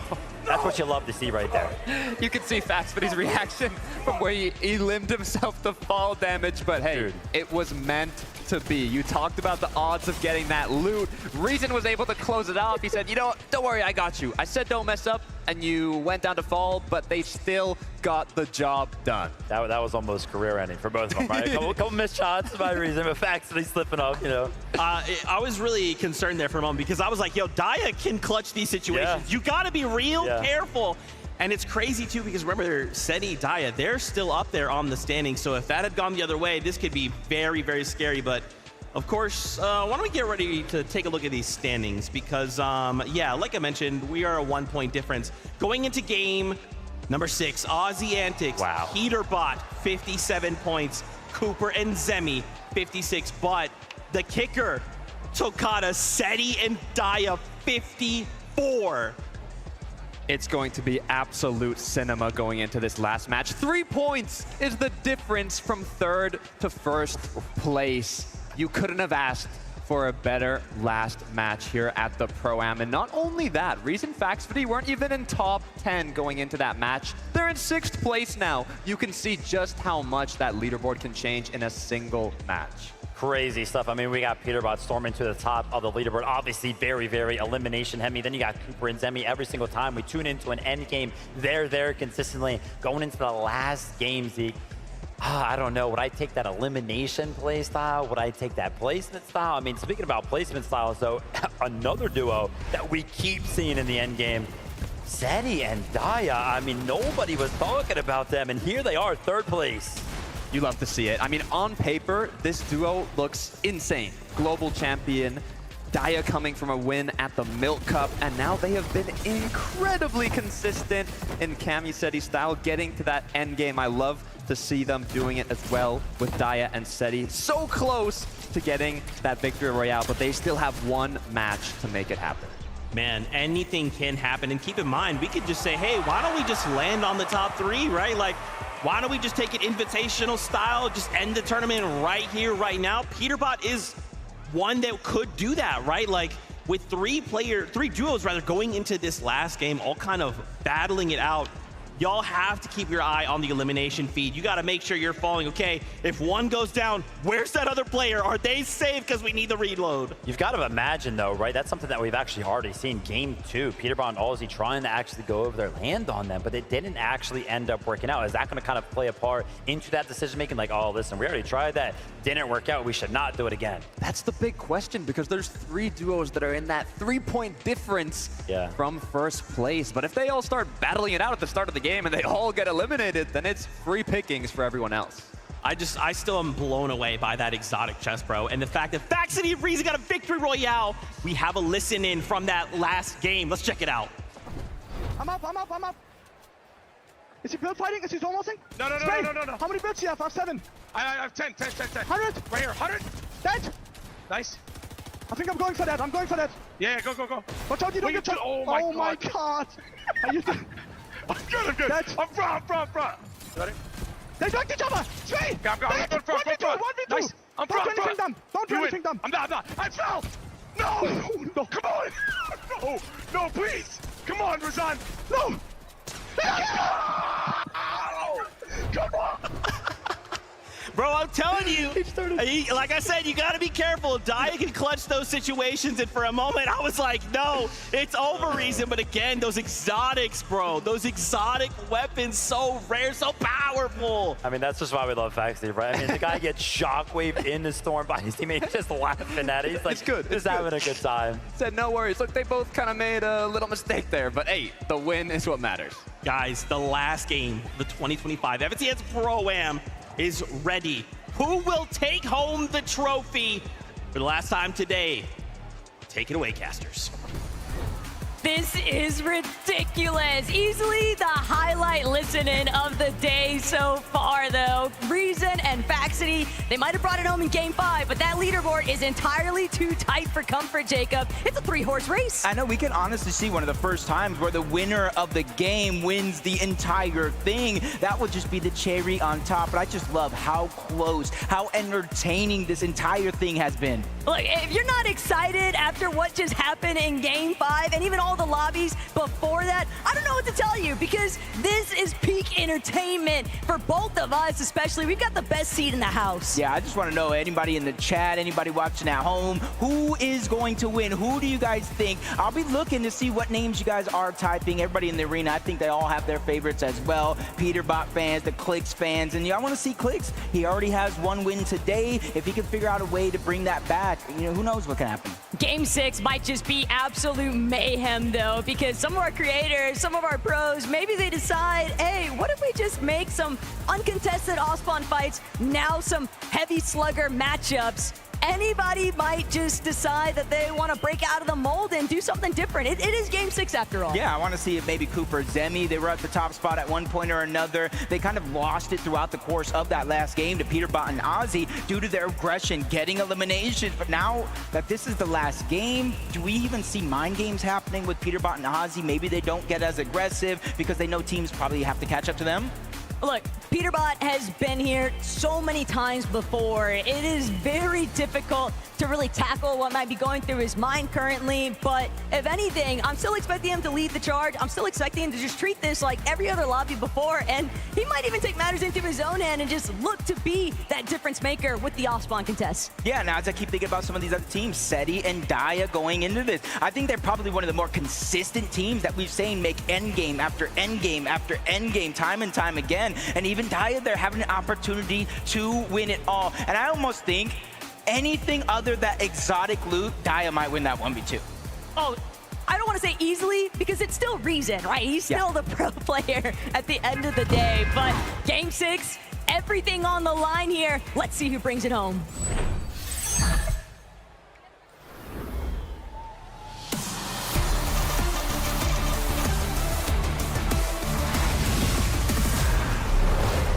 All of our competitors know that this is their last chance, the last stop the Battle Bus is gonna make in the 2025 FNCS Pro-Am here at the Galen Center. I better hear you guys get real loud for these pros as we seal the deal on what comes next.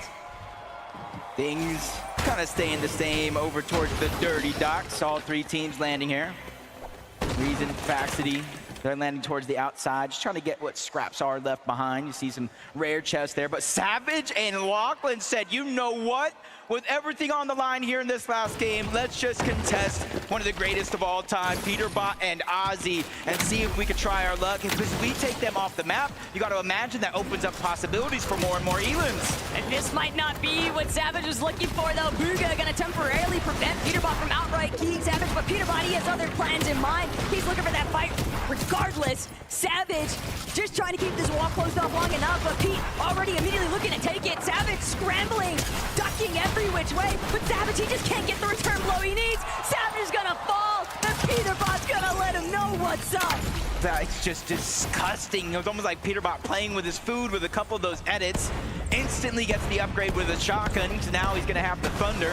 With the red eye, they're saying, hey, just keep on coming. Savage gets reloaded right above. That's where they're gonna look up and try to land the shots, but just a little bit too late and slow to go ahead and attack that one. And that gives it up to Bugha and Typical Gamer. Heads up play, though, from either Typical Gamer or Bugha, not sure which one, but shooting shots to Peterbot so that he can't continue to try and apply pressure there. And poor Lachlan, he's just caught in the center of all of this. He can't even afford to leave because you've got Aussie up on heights at Slurpy Swamp. Savage doing what he can to see if he can finagle his way out of this one. But with two separate teams just hawking you down, what odds do you really have of making something out of this match? You almost just gotta hope Peterbot gets bored and goes and moves on to somebody else that could potentially get rebooted. Lachlan's only chance is just kind of hide and bunker down into that bush. Well, he gets found out, so his only chance went out the window. But luckily, he did buy enough time for Mr. Savage to get reloaded back into this game. But hey, can't discount what Seti and Daya have been able to accomplish throughout the course of our lobbies today. 54 points going into this one. Alex brought to his end. Only temporarily though, but it looks like Gon and Flakes have had enough. They are sick of the off-spawn fight being so conveniently interrupted by Alex. They say, hey, if you're looking for a fight, we'll pick one with you instead. That's a heavy hitter to get out of the game as well. Not fully out, but definitely making him reset his looting opportunity as Peterbot is straying away from Slurpy Swamp for a short moment. Still on the hunt for Lachlan and Mr. Savage. Both of them are just in complete shambles here. Really not able to answer the call as Peterbot gets the wall, gets the piece once, and as he fires a 78 shot, it's just a little bit too quick to the punch as he takes down Lachlan. And it's just a huge giveaway because guess what? In about 12 seconds, Taco, he's going to reload right above Savage. And they're not only going to know where Lachlan's at, they're going to get a feel of where Savage is at as well. But Peterbot's not trying to go too far from where Aussie is at. You have to remember, Booga, Typical Gamer, they are still kind of just conveniently sticking around the outskirts of Slurpy. But poor Lachlan, he just can't catch a break here as Pete takes him down one more time.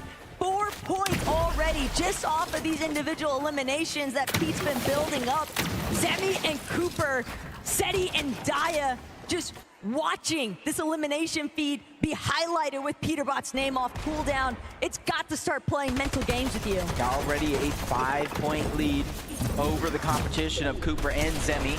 More so over Seti and Diaz. Kanata and Stable Ronaldo just below them, 4th place on the leaderboard. They're going to need a monster last game. I'm talking 20, maybe 25 elims and the win. What a way to start it off, though. Nice shots on the Cypher PK, and that's the first elimination in the books. Look, Kanata, all he wanted was South Zones, and I get that that hasn't necessarily gone your favor, but Ron and Kanata are still here to play, Jacob. They are not giving up, and the expectations that they both set for themselves, and they're strong competitors, and they're strong-hearted competitors at that. I'm sure that we'll expect to see them pop off a little bit here with some eliminations. Disaster continues for Lachlan as he goes down again. You see Mr. Savage just outside on that mini-map, just trying to get him back into the game as Nikov, Podesai, making their rotation away from that booming base, that uncontested drop that they've had throughout the day. They're just waiting. 12 seconds have passed since Lachlan went down, so he gets reloaded back in the game, and that's a lot of information being given up, and instantly Podesai and Nikov are going on the chase. But this is exactly what the Gentlemates are going to be forced to do. They know that they're going to need more than just a strong placement to close things out. If they really want to play leapfrog with the leaderboard position, they're going to need a good chunk of eliminations to go with it. Yeah, as of now, I do believe they're, about 19 or so points down from Peterbot and Ozzy, and that's including some of the eliminations that we've had in this game so far. Seti and Daya. They started this one in 3rd place, 54 points, 3 points outside of that 1st place spot. They're just looking around, trying to get some eliminations, but you know how safe, how calculated and careful Seti does like to play, especially that he knows he has the firepower and the loadout that Daya has in their inventory with those 2 legendary slurp juices. So as long as they let those eliminations naturally come to them as they're rotating for that 50-50 is, I think they'll be okay. And Seti and Daya, they also know exactly where a couple of these opposing duos are actually located. Poor Lachlan, though. He has just been getting beatboxed every single time he loads back in. The moment that he starts to drop, it just seems like there's going to be somebody looking to clean him up. And Savage, there's only so much he can do because as a solo, it's so difficult to actually try and prioritize getting the resources necessary to make your teammate be healthy enough to stabilize, but that's all they're looking for. It's just a little bit of stability, and that might be enough to make a difference for the leaderboard. Yeah, especially since they both, at one point or another, were taken down during the course of this game. So loot has to be light as Kanata, stable, Ronaldo rotating in continuously from the north, from bush to bush, box to box is Seti. Hey, this is looking like a bad opportunity there for Cypher PK, fresh off the reload. He got just a little bit of loot, but it was instantly snatched away by Seti. All Seti really wanted in the first place, with their full intention of hovering around that Stilt Town. They knew Cypher, somebody, it just keeps dropping in. Cold, picking some shots at his IGL. But Cold knows better than most. You take the advantages when you have them, but he doesn't necessarily need to try and force that engagement. It's a little bit of damage. The knock would have been nice, but if he doesn't get the clean headshot, he'd rather just move in towards the zone, prioritize positioning, and then you can just peek back and control the flow of the lobby. Right now, Courage and Cold just trying to focus on their rotation. Starting this game about 7th place, 33 points. They're at least within grasp, especially if some of their competition above them on that leaderboard goes down early. Zemi and Cooper, they have placed top 7 in all 5 games, but they find themselves in 2nd place due to just the sheer regression of Peterbot and Ozzy able to pick up those elimination and close the gap for the bad games that they had at the start of the game. And the scariest part too here for Zemi and Cooper is that every single time you can tell they're looking, they're hunting to see if they can find a knock, start building some elimination points of their own. But as long as there's mammoth pistols, as long as there's snipers, it's so dangerous to peek, because the moment that one of them gets taken out, they will just be so turbo focused, they won't have a chance to try and recover. Ooh, I like this loadout coming out from Clix. He has that mythic minigun. In reload, when you're almost essentially box to box away from so many other teams, all it takes is someone like Clix and this loadout to start a lobby focus. And then bam, there goes one player, there goes two. It's zone 5, so they will have a chance to get rebooted back into the game as Savage and Lachlan seemingly still on top of figuring out how to make it work. It's Venish and Redo, though, they're on the outside that are just closing in on that distance, and now Clix is joining in on some of that fun. There's just nowhere for Lachlan to land. The zone is already too tight, and everyone is just preventing this poor man from actually setting even 1 foot for longer than a second on the ground. And Lachlan, he might as well almost be forced to wait until the reboots turn off, because when that actually closes off, that will be the real green light for Savage. Okay, I'm fully a solo, but Savage is probably already playing like that. Yeah, and he's just getting chased back there yet again. This time he was able to survive, touch the ground, but not for too long as Veno and Reddish were able to clean that one up yet again. There's just a lot of pressure being put onto Mr. Savage into this last game, because even though reboots have not been disabled just yet, where is Lachlan going to land? He can go deep in his zone, but he's going to have to make his way out eventually. But look how Peterbot and Aussie, they just kind of creeped up a little bit onto this hill face that's just a little bit below where Veno and Reddish are at. A lot of shots being fired, and Peterbot knows everybody's so distracted behind them, they can just look a completely different direction. And Zemi with no Cooper, this could be absolutely disastrous here, Jacob. I think Zemi knows what he's doing, though. He knows exactly what he's doing. He stopped rotating, boxed up immediately, knowing that they have to reach zone. So why not use this time to let Cooper reload back into this game, get as much loot as possible, because you can't really go loot for it, and maybe drop what he has. But you're seeing how Cooper went down into the first place, the crash pads. A lot of these players have those audio visuals, but guess what? With the crash pads, you see nothing. Nothing. Just menacing by Kanata. Pretty much Goomba stopping Cooper. And that's going to be a steep uphill battle for Zemi and Cooper to try and tackle. Clix and Lacey at Mythic is just going to be very detrimental for so many teams caught behind them too, because players are going to try to seek out that elevation point that Clix and Lacey are on, and they just have the ultimate cutoff. Queasy and Nick, they're the ones that are on the high ground for now. 6 zone relatively early, especially since we're going to rotate around the map here in a couple seconds. And man, that is a max pull for a good portion of the lobby, including second place Zemi and Cooper. Zemi has no builds. Oh, Jacob, no. Zemi has 0 material, and it's really only just begun.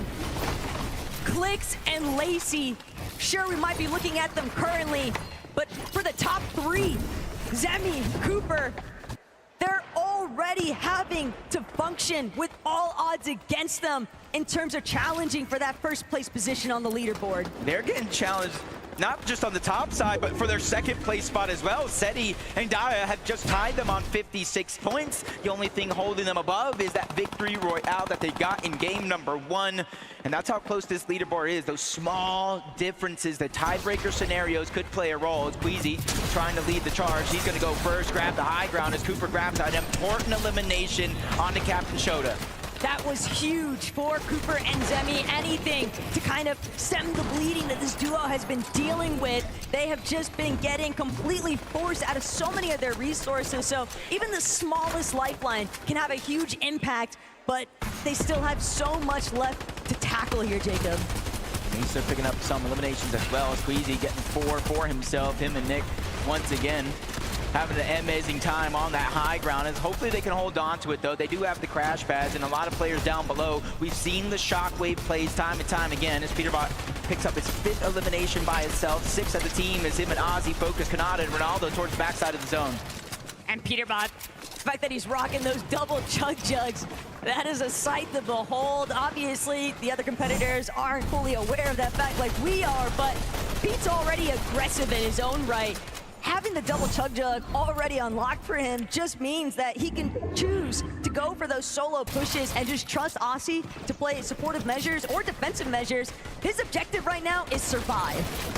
Just like Clix, and he has to do it by himself as a solo. Not sure how Lacey went down, but he is out of this one. Joining everybody else watching this one, seeing how Clix is going to get out of this tough situation. He does have the Mythic minigun, but Coyota's there on the other side, pressuring him. You add in the Shockwave, all those builds come crumbling down. It's a tough situation for anyone to be in, let alone a solo. But Pete, he's just got so much material. He doesn't mind giving up a little bit. But Aussie, he's been picked off from behind him. Peterbot now trying to see if he can actually dart his way back, but he can't get to Aussie's body in time. He's been cleared out the high ground. The real reason why Aussie couldn't make that rotate next to Pete, Queasy, and Nick at 30. They're still in control of Height 2, just launching themselves to the next front side of zone, and that's going to force Peterbot to drop yet another layer. And you see they didn't even tarp on over, not trying to have too many weak points for them, only build out when they have to, and Jacob gets eliminated down below. Top 12 situation here. Placement points don't come in until 2 more teams do go down, but they're still holding on to it with every fiber of their being. Nick at 30 and Queasy. This might be the time that they have high ground and close it out. Clix is just so trapped in the backside of zone, barely managing to make it in off a sliver of HP, but Nick, Peterbot now continuing to just try and see if he can create any form of space for himself. He spotted out Thomas, but not sure that he's completely sold on actually taking this fight up close just yet. Peterbot gets a tag, but it's not a big enough one. He's going to use that grappler instead to move on forward, but he's got to be real careful. There are so many players starting to build a congestion on his layer. And if Peterbot were to fall here, he has a little bit of a cushion that Zemi, Cooper, Seti, Daya will have to overcome. And even one more point being cleaned up as he gets the elimination on to Clix. That's 6 solo eliminations for Peterbot. Him and Ozzy have 7 overall, and they're trying to continue to increase that lead. And you're seeing our top 3. Seti is now by himself. He's feeling that same pressure that Peterbot is. But wait a second, Zemi, Cooper, they might have just been reintroduced to this winning conversation. Seti getting sent so far outside into the storm. He's going to have to use his chug jug way too early. Valuable seconds being ticked off here now. Trying to crank back up, trying to shockwave back into the zone. He does manage to make it, but only 20 left on that chug jug. Cooper loses Zemi though. Cooper's got to do this all by himself. Luckily for Cooper, though, who does have med kits, the legendary Slurp Juice, different options here. Everybody in our top 3 are now officially solo players trying to hunt here, basically trying to outmatch each other. Now placement points are starting to come in. Top 9, top 8 as another one's going to fall. That's Somerset that gets taken down. Kanata is now out of this game. The players are now getting closer and closer here toward the end game where our final 3 could face off. But that elimination that Cooper just got onto Queasy, that might might just be enough time. Cooper doing what he can to try and see if there's any spare heals that he might be able to find back his own. But Peterbot takes out Seti. Seti and Daya, they're no longer in the conversation for first. Peterbot trying to hold strong to their position, but there's still other players to deal with. Cooper also doing the same on the low ground, and Peterbot's out of here. Cooper has the opportunity of a lifetime here to bring this one home. He needs placement. He needs eliminations. It's his chance to put up some big numbers here in the final game of the day, but he finds himself in a 1v1, v2 situation here for our final 3 players left in the game, and the duo, EU's finest, Podesai and Nikov, going against Gone. That's the solo player who shockwaves towards the top, tries to fire a shot as he drops down low. Cooper's just letting them handle things. He said free placement, I don't mind. Cooper, he might be looking to even try and send somebody back into the storm. He's got 5 shockwaves. He can buy himself a little bit of time. He's going to go straight up. He's going to throw that shockwave out, but it's not going to connect. Podesai going to get chopped out because of Cooper sending himself off with the shockwave, but Cooper, he's just stuck between all of France here. Podesai and Nikov, they will find the Gentleman's victory in Game 6 here, but the damage has been done. Cooper falling what he did. Your FNCS 2025 Pro-Am champions are decided. Peterbot and Oxyantics. One full day of competition, Taco. 6 games. You got Peterbot, reigning defending global champion. You got Ozzy, one of the biggest faces of competitive Fortnite. They went ahead and dominated with multiple eliminations. They got a victory royale. That's why your FNCS Pro-Am champions, Ozzy and Peterbot!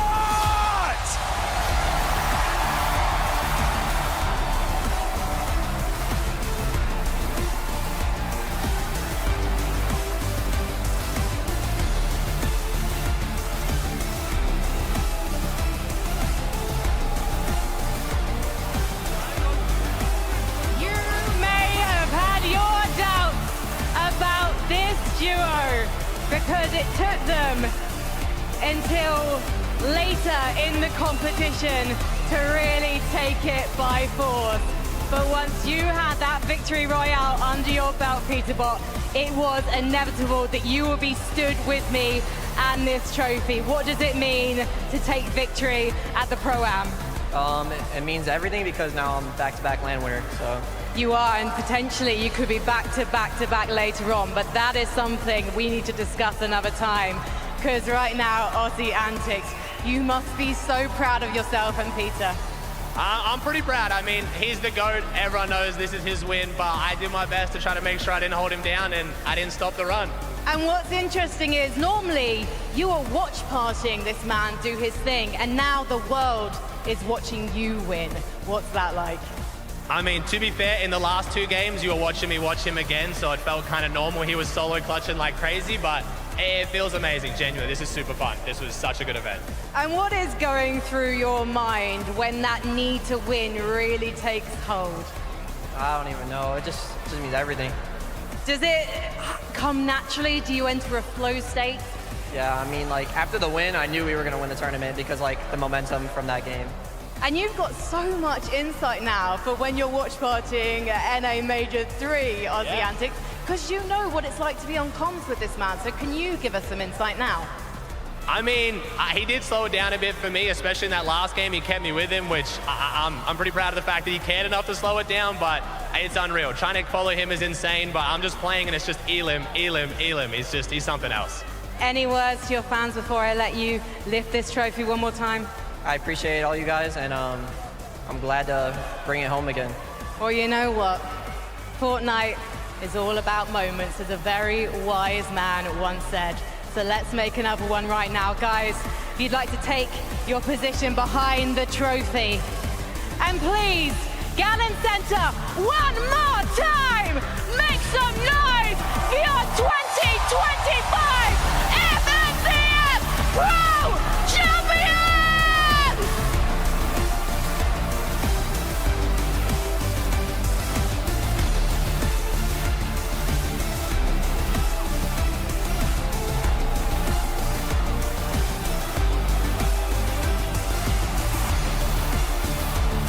I cannot believe it, guys. throw these headsets on. Come here, Ozzy. Come here, Ozzy. Wow. To think, Ozzy, we've been friends for a really long time. Man, a really long time. To think it all began on an FNCS broadcast. Yep. And now we've taken it to a win in an FNCS Pro-Am. Brother, how does it feel? I mean, it's the same corny thing always. It feels amazing. I don't really know what to say. I wasn't honestly expecting this. I know it sounds crazy, like I'm playing with Peterbot, like he's the favorite to win, but I thought like there's some really, really good duos here, but I mean, he's just too good. But it's been so much fun. The event's been amazing. The vibe's been amazing. I'm so happy. I'm 1 for 1 win now. 1 tournament, 1 win. Now I got to stop. I know everyone's going to ask you to keep playing. Nah, done. 100% win rate. That's it. I'm going to hold on to that. That's awesome, Pete. I mean, I feel like we're good friends now. I see you like this pretty often. Yep. You know, another accolade, another notch on the belt. Does it feel any different? Does this feel special at all? Or are you just like, well, another day at the office? It's just another day, to be honest. But it does feel good to play in front of a crowd because you don't get to do that often. And to win, you know, it just feels good. Guys, before we get to Vivid and his questions, we also have medals as well. So you guys can get trophies, medals. Okay. That's right. That's right. Oh, this is my. Oh, yeah. Wow. Okay. Nice. Yeah. All right. I get this. I mean, and that trophy, it is heavy. Like heavy. I don't know. I haven't looked at a trophy before, so I didn't really know what to expect. Was not expecting that. All right, Pete, listen, you know, I listening to Ozzy's answer there. He's like, yeah, I'm playing with the GOAT. I'm playing with the GOAT. He's just so good. Elam. Give us a little insight how it was to play with Ozzy. It was actually pretty good. You know, he's really good at staying alive while I'm just trying to rack up some eliminations, and that's basically just what we did the entire time. Okay. I mean, Peter, we've seen your streak in competitive, but you also have a streak as a sub for Ozzy Antics. Oh, yeah. Keep subbing to him. He's a fan. I mean, I'm just W supporter. Yeah, W supporter, honestly. Yeah, he's been a supporter since day one. I really appreciate it. It's been good. I have a question. If you guys could just take a small step back. If you just want to hold this up to the camera. Yo! Hold this up. Look at that! Oh, let's go, baby. It was first official LAN win game and then the tournament. So, I mean, Peter, thank you so much, bro. You put OC on the map, man. Well done, bro. Got you, bro. You got this. How does it feel? Ozzy, it was you. Shout out to Lachlan for, of course, that map. Yep. You guys got OC a victory on LAN and a title. How does it feel? It's you, dude. I know. I don't think it'll set it until later as well. I do want to take the moment as well. It's also Mother's Day back home for me, so I missed my mom and my beautiful wife and her second Mother's Day, so shout out to them for being so supportive as well. But yeah, it feels amazing. It's been a surreal week meeting so many of my heroes and friends that I've met before. It's amazing. We have to do another one of these. That's all I'm saying. I love that. Pete, how's it been for you? Obviously, like, you know, you're pretty used to like the pro side of things, coming in, meeting these content creators. You're also like, dude, respect, they're dapping you up. How's it been for you? I mean, it's just good to see everyone, especially just playing on stage, you know? I don't know. Especially like when you like eliminate them, it's like you really don't get to do that often, you know? It feels good. I do want to say as well, the crowd, my first time playing in front of a crowd, this crowd was electric. Thank you so much, guys. The energy every time. I knew every time you got an Elam off spawn if they were watching or not, because you could just hear the crowd yelling. It was amazing. Guys, congratulations again. Don't forget your medals. You guys get out of here. Go celebrate one more time, audience. Your 2025 FNCS Pro-Am champions, Ozzy Antics and Peterbot!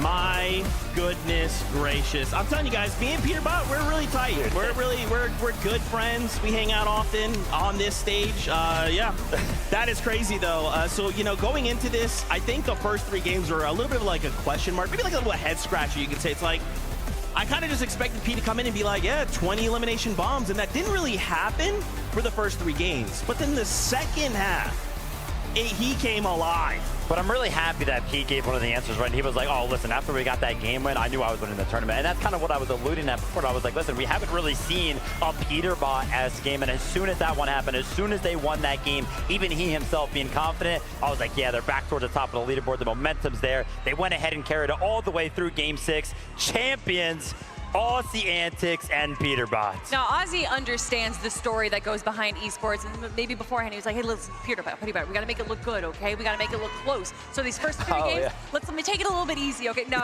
honestly, I think that they were probably in that halftime show really talking about their strategy, because you could see a switch go on in Game 4 through 6, and that is what makes or breaks these pro players, being able to see what they're kind of falling short on and changing that on the fly. So much respect to these players, to these content creators who are basically now pros. You have been dubbed pros, every single one of you. Let's take a look at these standings before we get ready to say goodbye, because I was curious to see where Seti Daya ended up. Cooper and Zemi, these guys were fighting to the very, very end, but the gentle mates, Podesai and Nikov, sneak on through, and take a look, guys. It's actually a tie on points. Oh, yeah, I mean, Seti and Daya, they were hanging on to that top 3. It looked like they had a comfortable cushion actually going into game number 6 there, but slipping down to 4th place. Luna's out on that tiebreaker. Stable Ronaldo's return to competitive FNCS format. Kanata alongside him. They pick up a top 5 placement. I mean, you heard Takada talk about them at the start of the show. Gon and Flakes really showed up today, getting 6th place.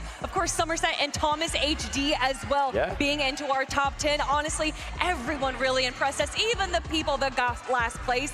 This has been such an incredible event. It's no longer just about who's the best, but also what can we provide for the community. And I think all 20 duos here provided so much entertainment and so much incredible Fortnite action. You know, sometimes it's about entertainment, sometimes it's about Faxity being a sub, sometimes it's about opening a chest, 0.1% chance. Sometimes you just gotta be Peterbot, and you can still provide entertainment. Friends, we are basically done with the FNCS Pro-Am. Why don't we bring up our friends up here? We got Tokata, we got Frankie, we got the best taco. Where's Jacob PR? They're gonna make their way up here as we prepare to say goodbye. Man, the Pro-Am delivered, but there's still a competition to be had. This is but a taste of what the Global Championship will be like. We still have Major 3 on the horizon and more spots to claim on that battle bus going to Global. So that will be the next time we'll see you, Major number 3. Until then, as always, we love you. Keep yourself safe. We'll see you on that battle bus. Beep, beep.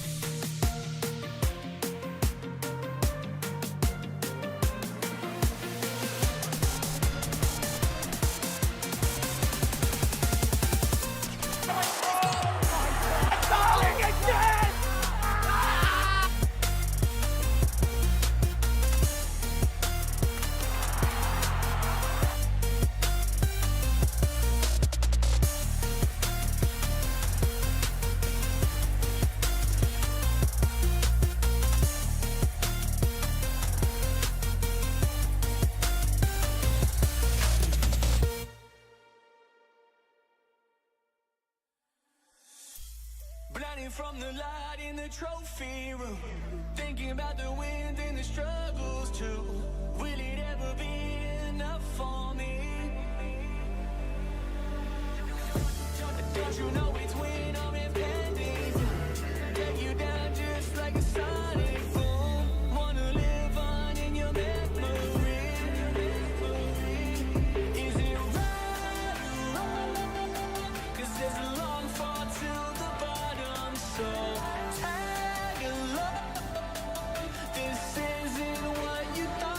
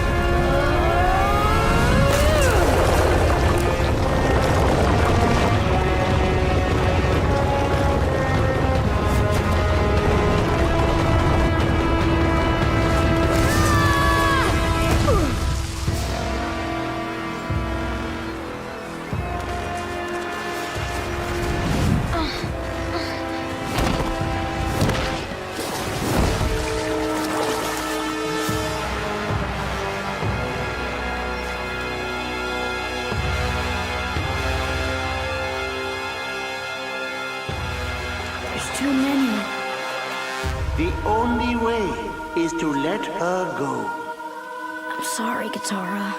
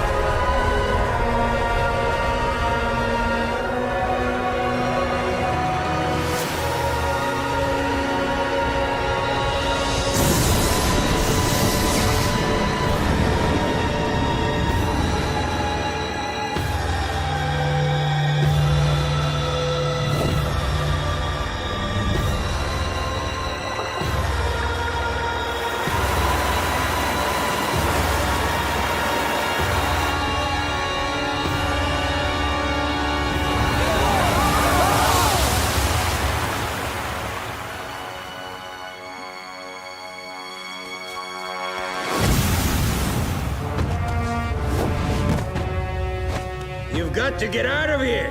I'll hold them off as long as I can.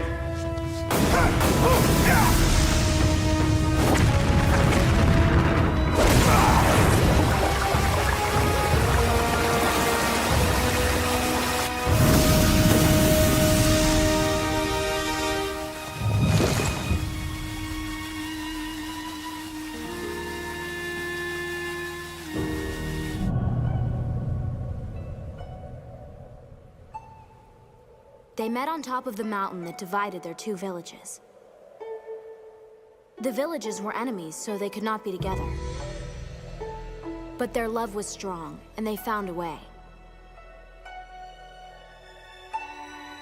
The two lovers learned earthbending from the Badger Moles. They became the first earthbenders. They built elaborate tunnels so that they could meet secretly. Anyone who tried to follow them would be lost forever in the labyrinth. But one day, the man didn't come. He died in the war between their two villages. Devastated, the woman unleashed a terrible display of her earthbending power. She could have destroyed them all. But instead, she declared the war over. Both villages helped her build a new city where they would live together in peace. The woman's name was Oma, and the man's name was Shu. The great city was named Omashu as a monument to their love.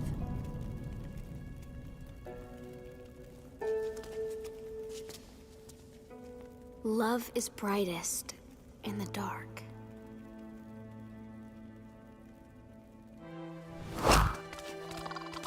You ready, Momo?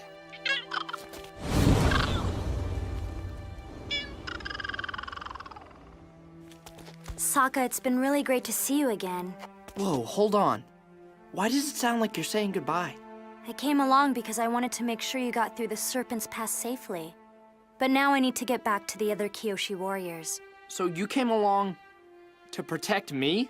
Listen, I'm really sorry about last night. We were talking and saying things. I just got carried away, and before I knew it, You talk too much.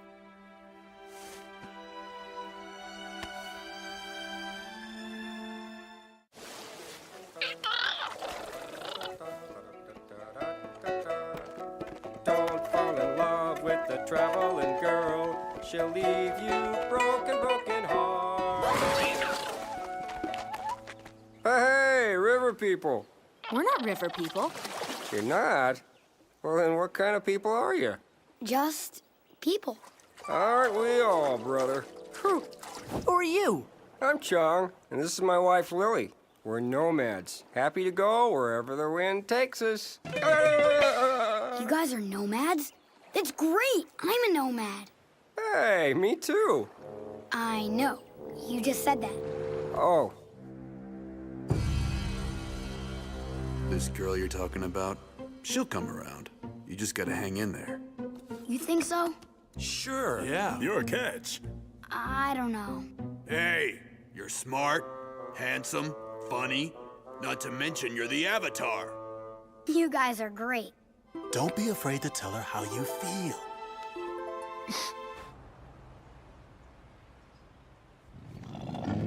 Hey, you guys picked a great campsite. The grass is so soft. That's not grass. Appa's shedding. Oh, gross. That's not gross. It's just a part of spring. You know, rebirth, flowers blooming, and Appa gets a new coat. Ah, the beauty of spring. Stop! Appa, stop!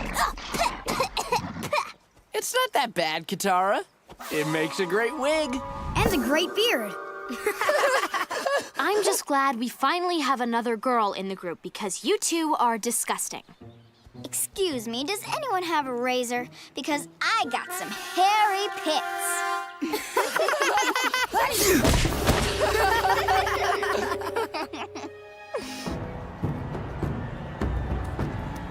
Hey, front row seats. I wonder why no one else is sitting here. Guess that's why.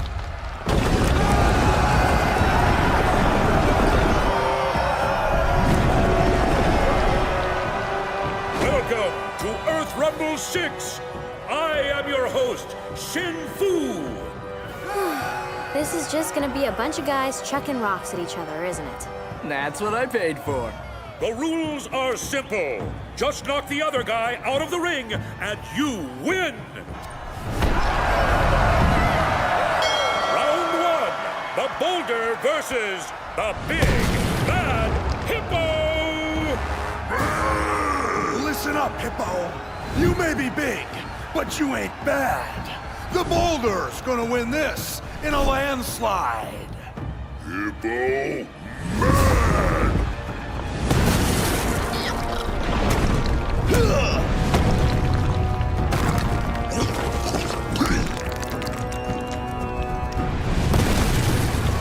Unbelievable, ladies and gentlemen! The hippo is rocking the boot!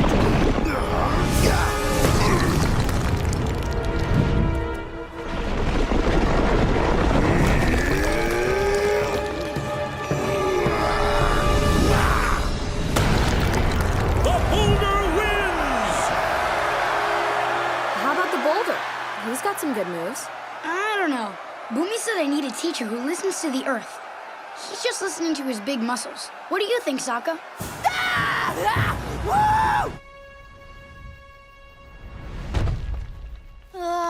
Land, sweet land. See you guys in the morning. Actually, can you help us unload? Really? You need me to help unload Sokka's funky-smelling sleeping bag? Well, yeah. That and everything else. You're a part of our team now, and look, I didn't ask you to help unload my stuff. I'm carrying my own weight. That's not the point. Ever since you joined us, you've been nothing but selfish and unhelpful. What? Look here, Sugar Queen. I gave up everything I had so that I could teach Aang earthbending. So don't you talk to me about being selfish. Sugar Queen? Did you just slam the door in my face? How can you be so infuriating? Should we do something? Hey, I'm just enjoying the show. Okay. You both need to calm down. Both? I'm completely calm! I can see that.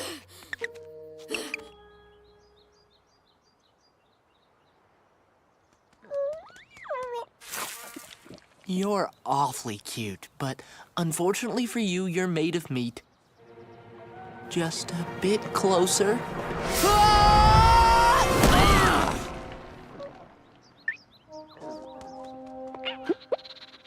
Gotcha!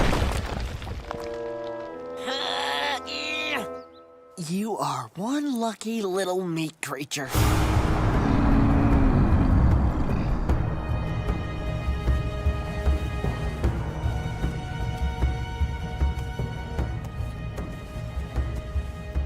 Tell me, Sky Bison, are you the last of your breed?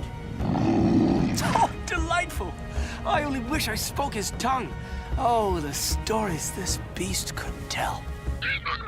Shush, Chatty Monkey. Wow. Shouldn't be too hard to find a place like this out here.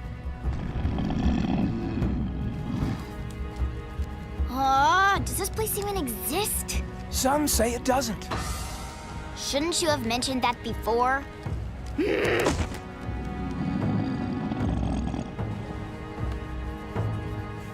it is!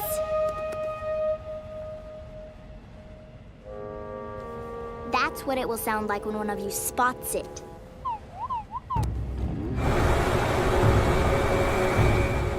Once I whip up some cover, you're not going to be able to see, so stay close to me.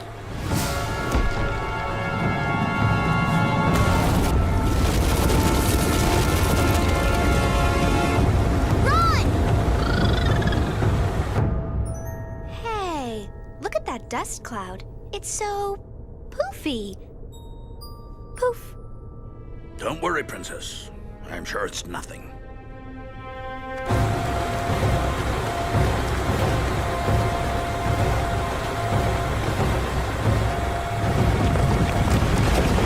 Everyone into the hole!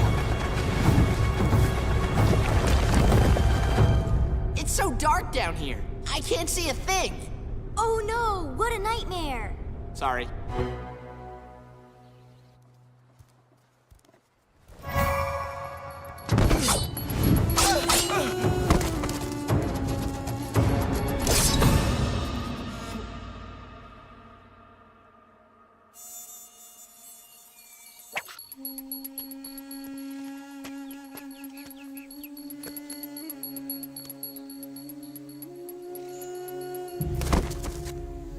Where did you get these? What does it matter where they came from?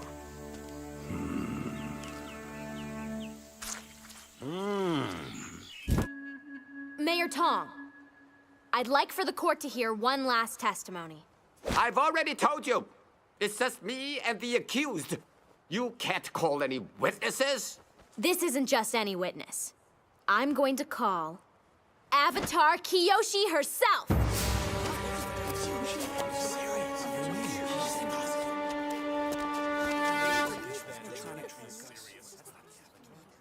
What are you doing? Well, she is Aang's past life. Maybe wearing her stuff will trigger something. I do believe in the power of stuff. This is a mockery of Qin law. Please, if you could just wait one more second. I'm sure Kyoshi will be here. Hey, everybody! Avatar Kyoshi here. This is ridiculous. For the murder of Qin the Great, this court finds the Avatar...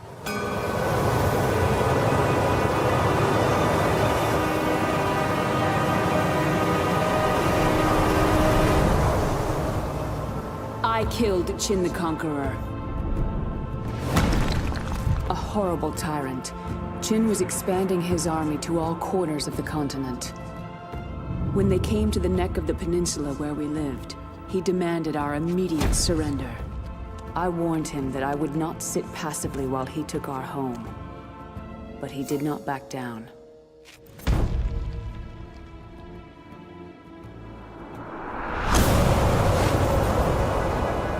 On that day, we split from the mainland.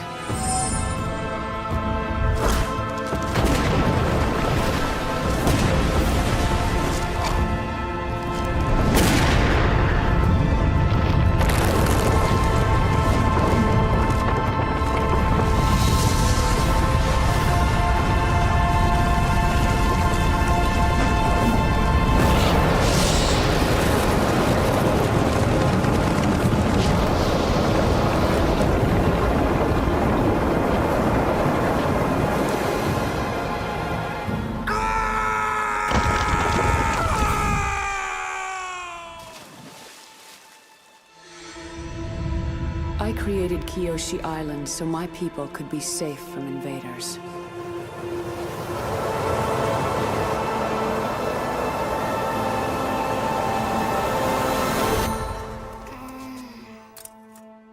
So, what just happened? You kind of confessed. Sorry. And I find you guilty. Bring out the wheel of punishment!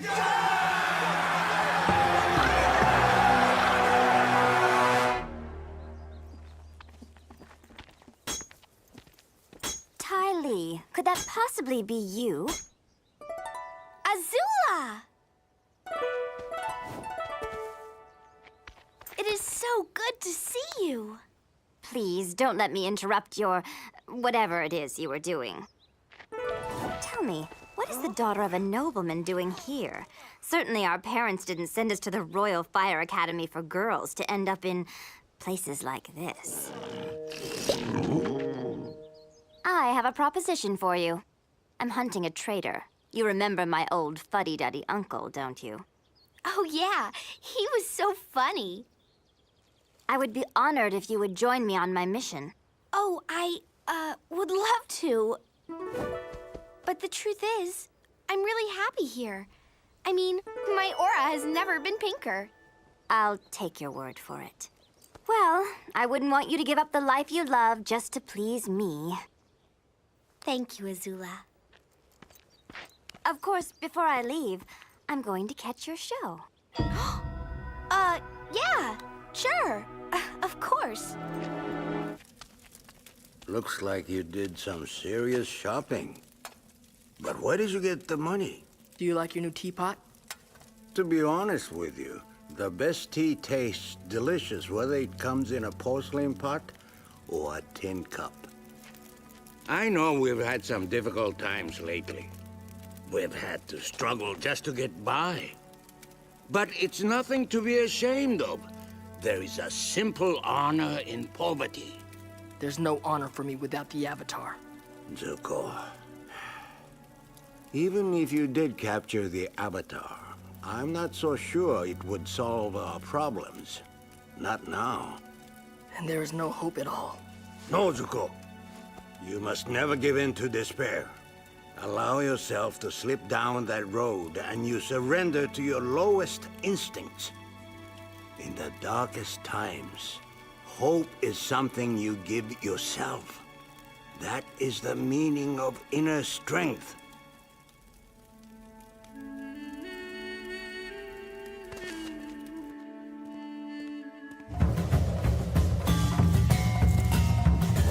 We're deeply honored to have the Fire Lord's daughter at our humble circus.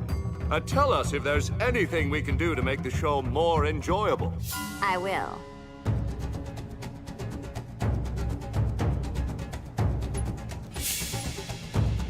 Incredible. Do you think she'll fall? Of course not. Then wouldn't it make it more interesting if you remove the net? The thing is, the performers... You're right, you're right. That's been done. I know. Set the net on fire. Of course, Princess.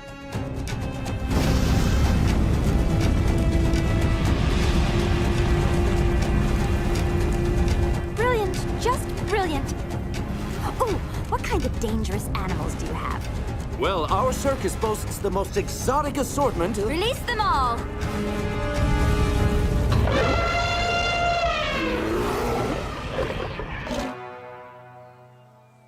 Uncle, I thought a lot about what you said. You did? Good, good. It's helped me realize something. We no longer have anything to gain by traveling together. I need to find my own way.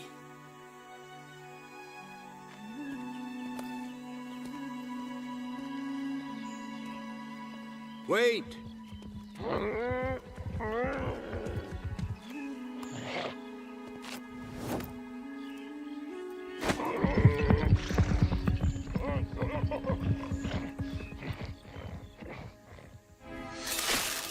What an exquisite performance. I can't wait to see how you'll top yourself tomorrow. I'm sorry, Azula, but unfortunately there won't be a show tomorrow. Really? The universe is giving me strong hints that it's time for a career change. I want to join you on your mission.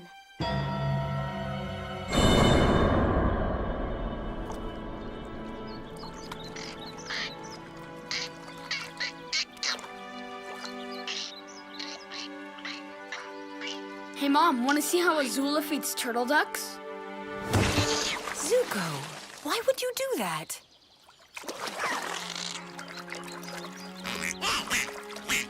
Ow! Ow, ow! Ow!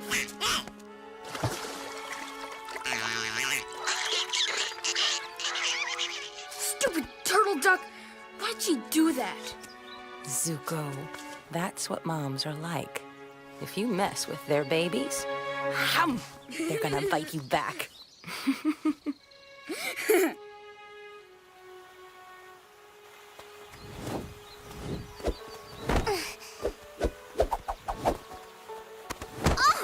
Azula?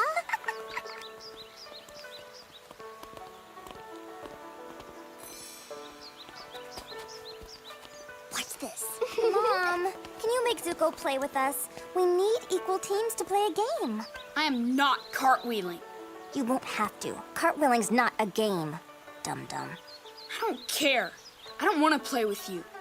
We are brother and sister. It's important for us to spend time together. Don't you think so, Mom? Yes, darling, I think it's a good idea to play with your sister. Go on now, just for a little while. Here's the way it goes. Now what you do is, try to knock the apple off the other person's head, like this.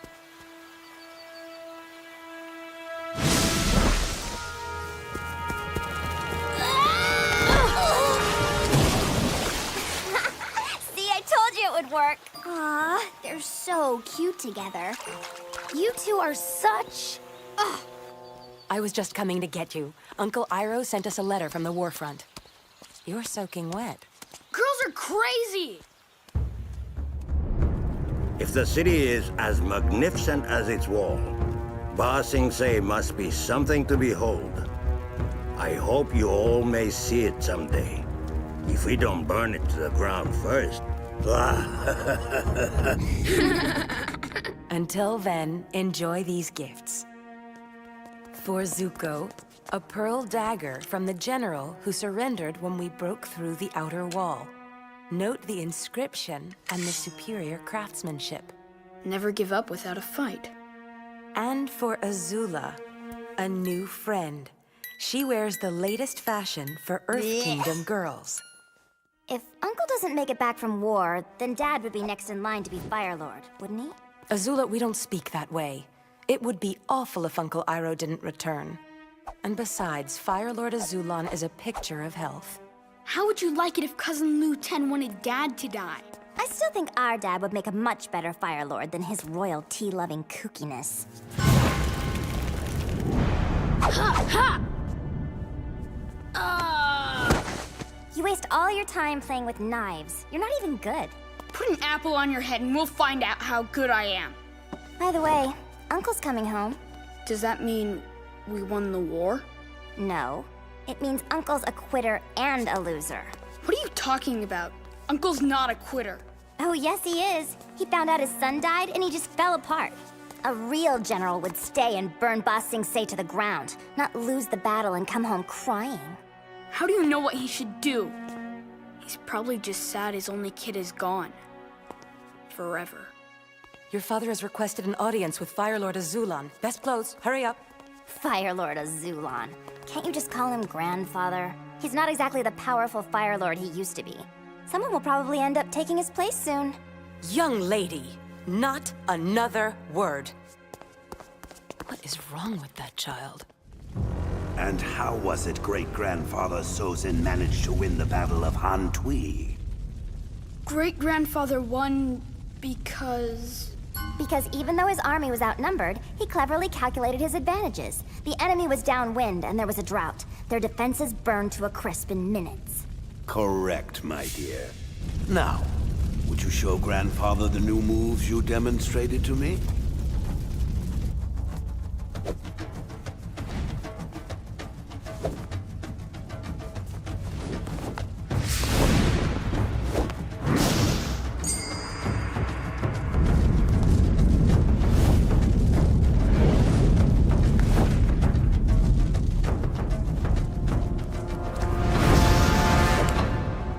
She's a true prodigy. Just like her grandfather, for whom she's named. You'll never catch up. I'd like to demonstrate what I've been learning.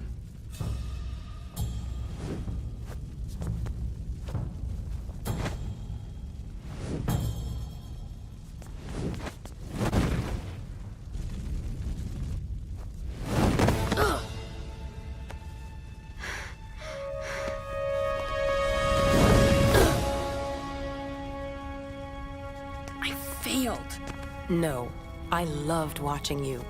That's who you are, Zuko. Someone who keeps fighting even though it's hard. Prince Ozai, why are you wasting my time with this pump? Just tell me what you want. Everyone else go. What are you... Shh. Father, you must have realized, as I have, that with Lu Ten gone, Iroh's bloodline has ended. After his son's death, my brother abandoned the siege at Ba Sing Se, and who knows when he will return home. But I am here, Father, and my children are alive. Say what it is you want. Father, revoke Iroh's birthright. I am your humble servant, here to serve you and our nation. Use me. You dare suggest I betray Iroh, my firstborn, directly after the demise of his only beloved son? I think Iroh has suffered enough. But you, your punishment has scarcely begun.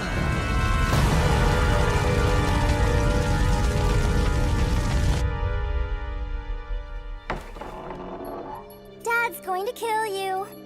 Really, he is. Haha, Azula. Nice try. Fine, don't believe me. But I heard everything. Grandfather said Dad's punishment should fit his crime. You must know the pain of losing a firstborn son by sacrificing your own. Liar! I'm only telling you for your own good. I know. Maybe you could find a nice Earth Kingdom family to adopt you. Stop it! You're lying! Dad would never do that to me. Your father would never do what to you? What is going on here? I don't know. It's time for a talk.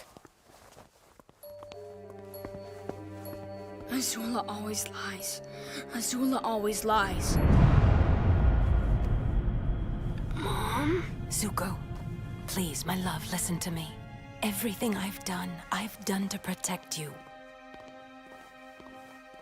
Remember this, Zuko. No matter how things may seem to change, never forget who you are.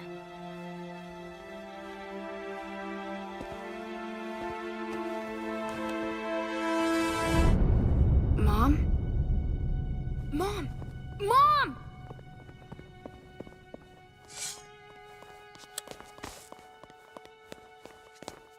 Where's Mom? No one knows. Oh, and last night, Grandpa passed away. Not funny, Azula. You're sick. And I want my knife back, now. Who's going to make me? Mom?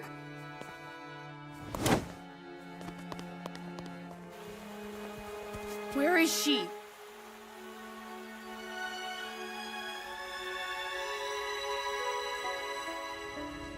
Azula, Fire Lord to our nation for 23 years. You were our fearless leader in the Battle of Garzai, our matchless conqueror of the Hyusin provinces. You were father of Iroh, father of Ozai, husband of Ayla, now past, grandfather of Lu Ten, now past, grandfather of Zuko and Azula. We lay you to rest. As was your dying wish, you are now succeeded by your second son.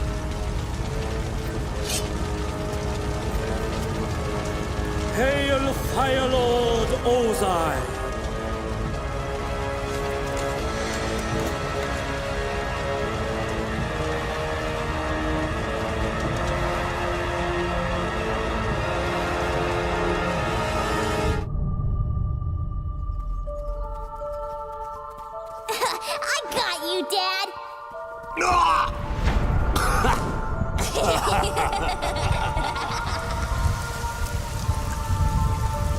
My beloved Lu Ten, I will see you again.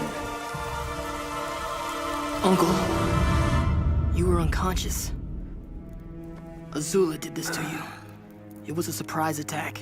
Somehow, that's not so surprising. I hope I made it the way you like it.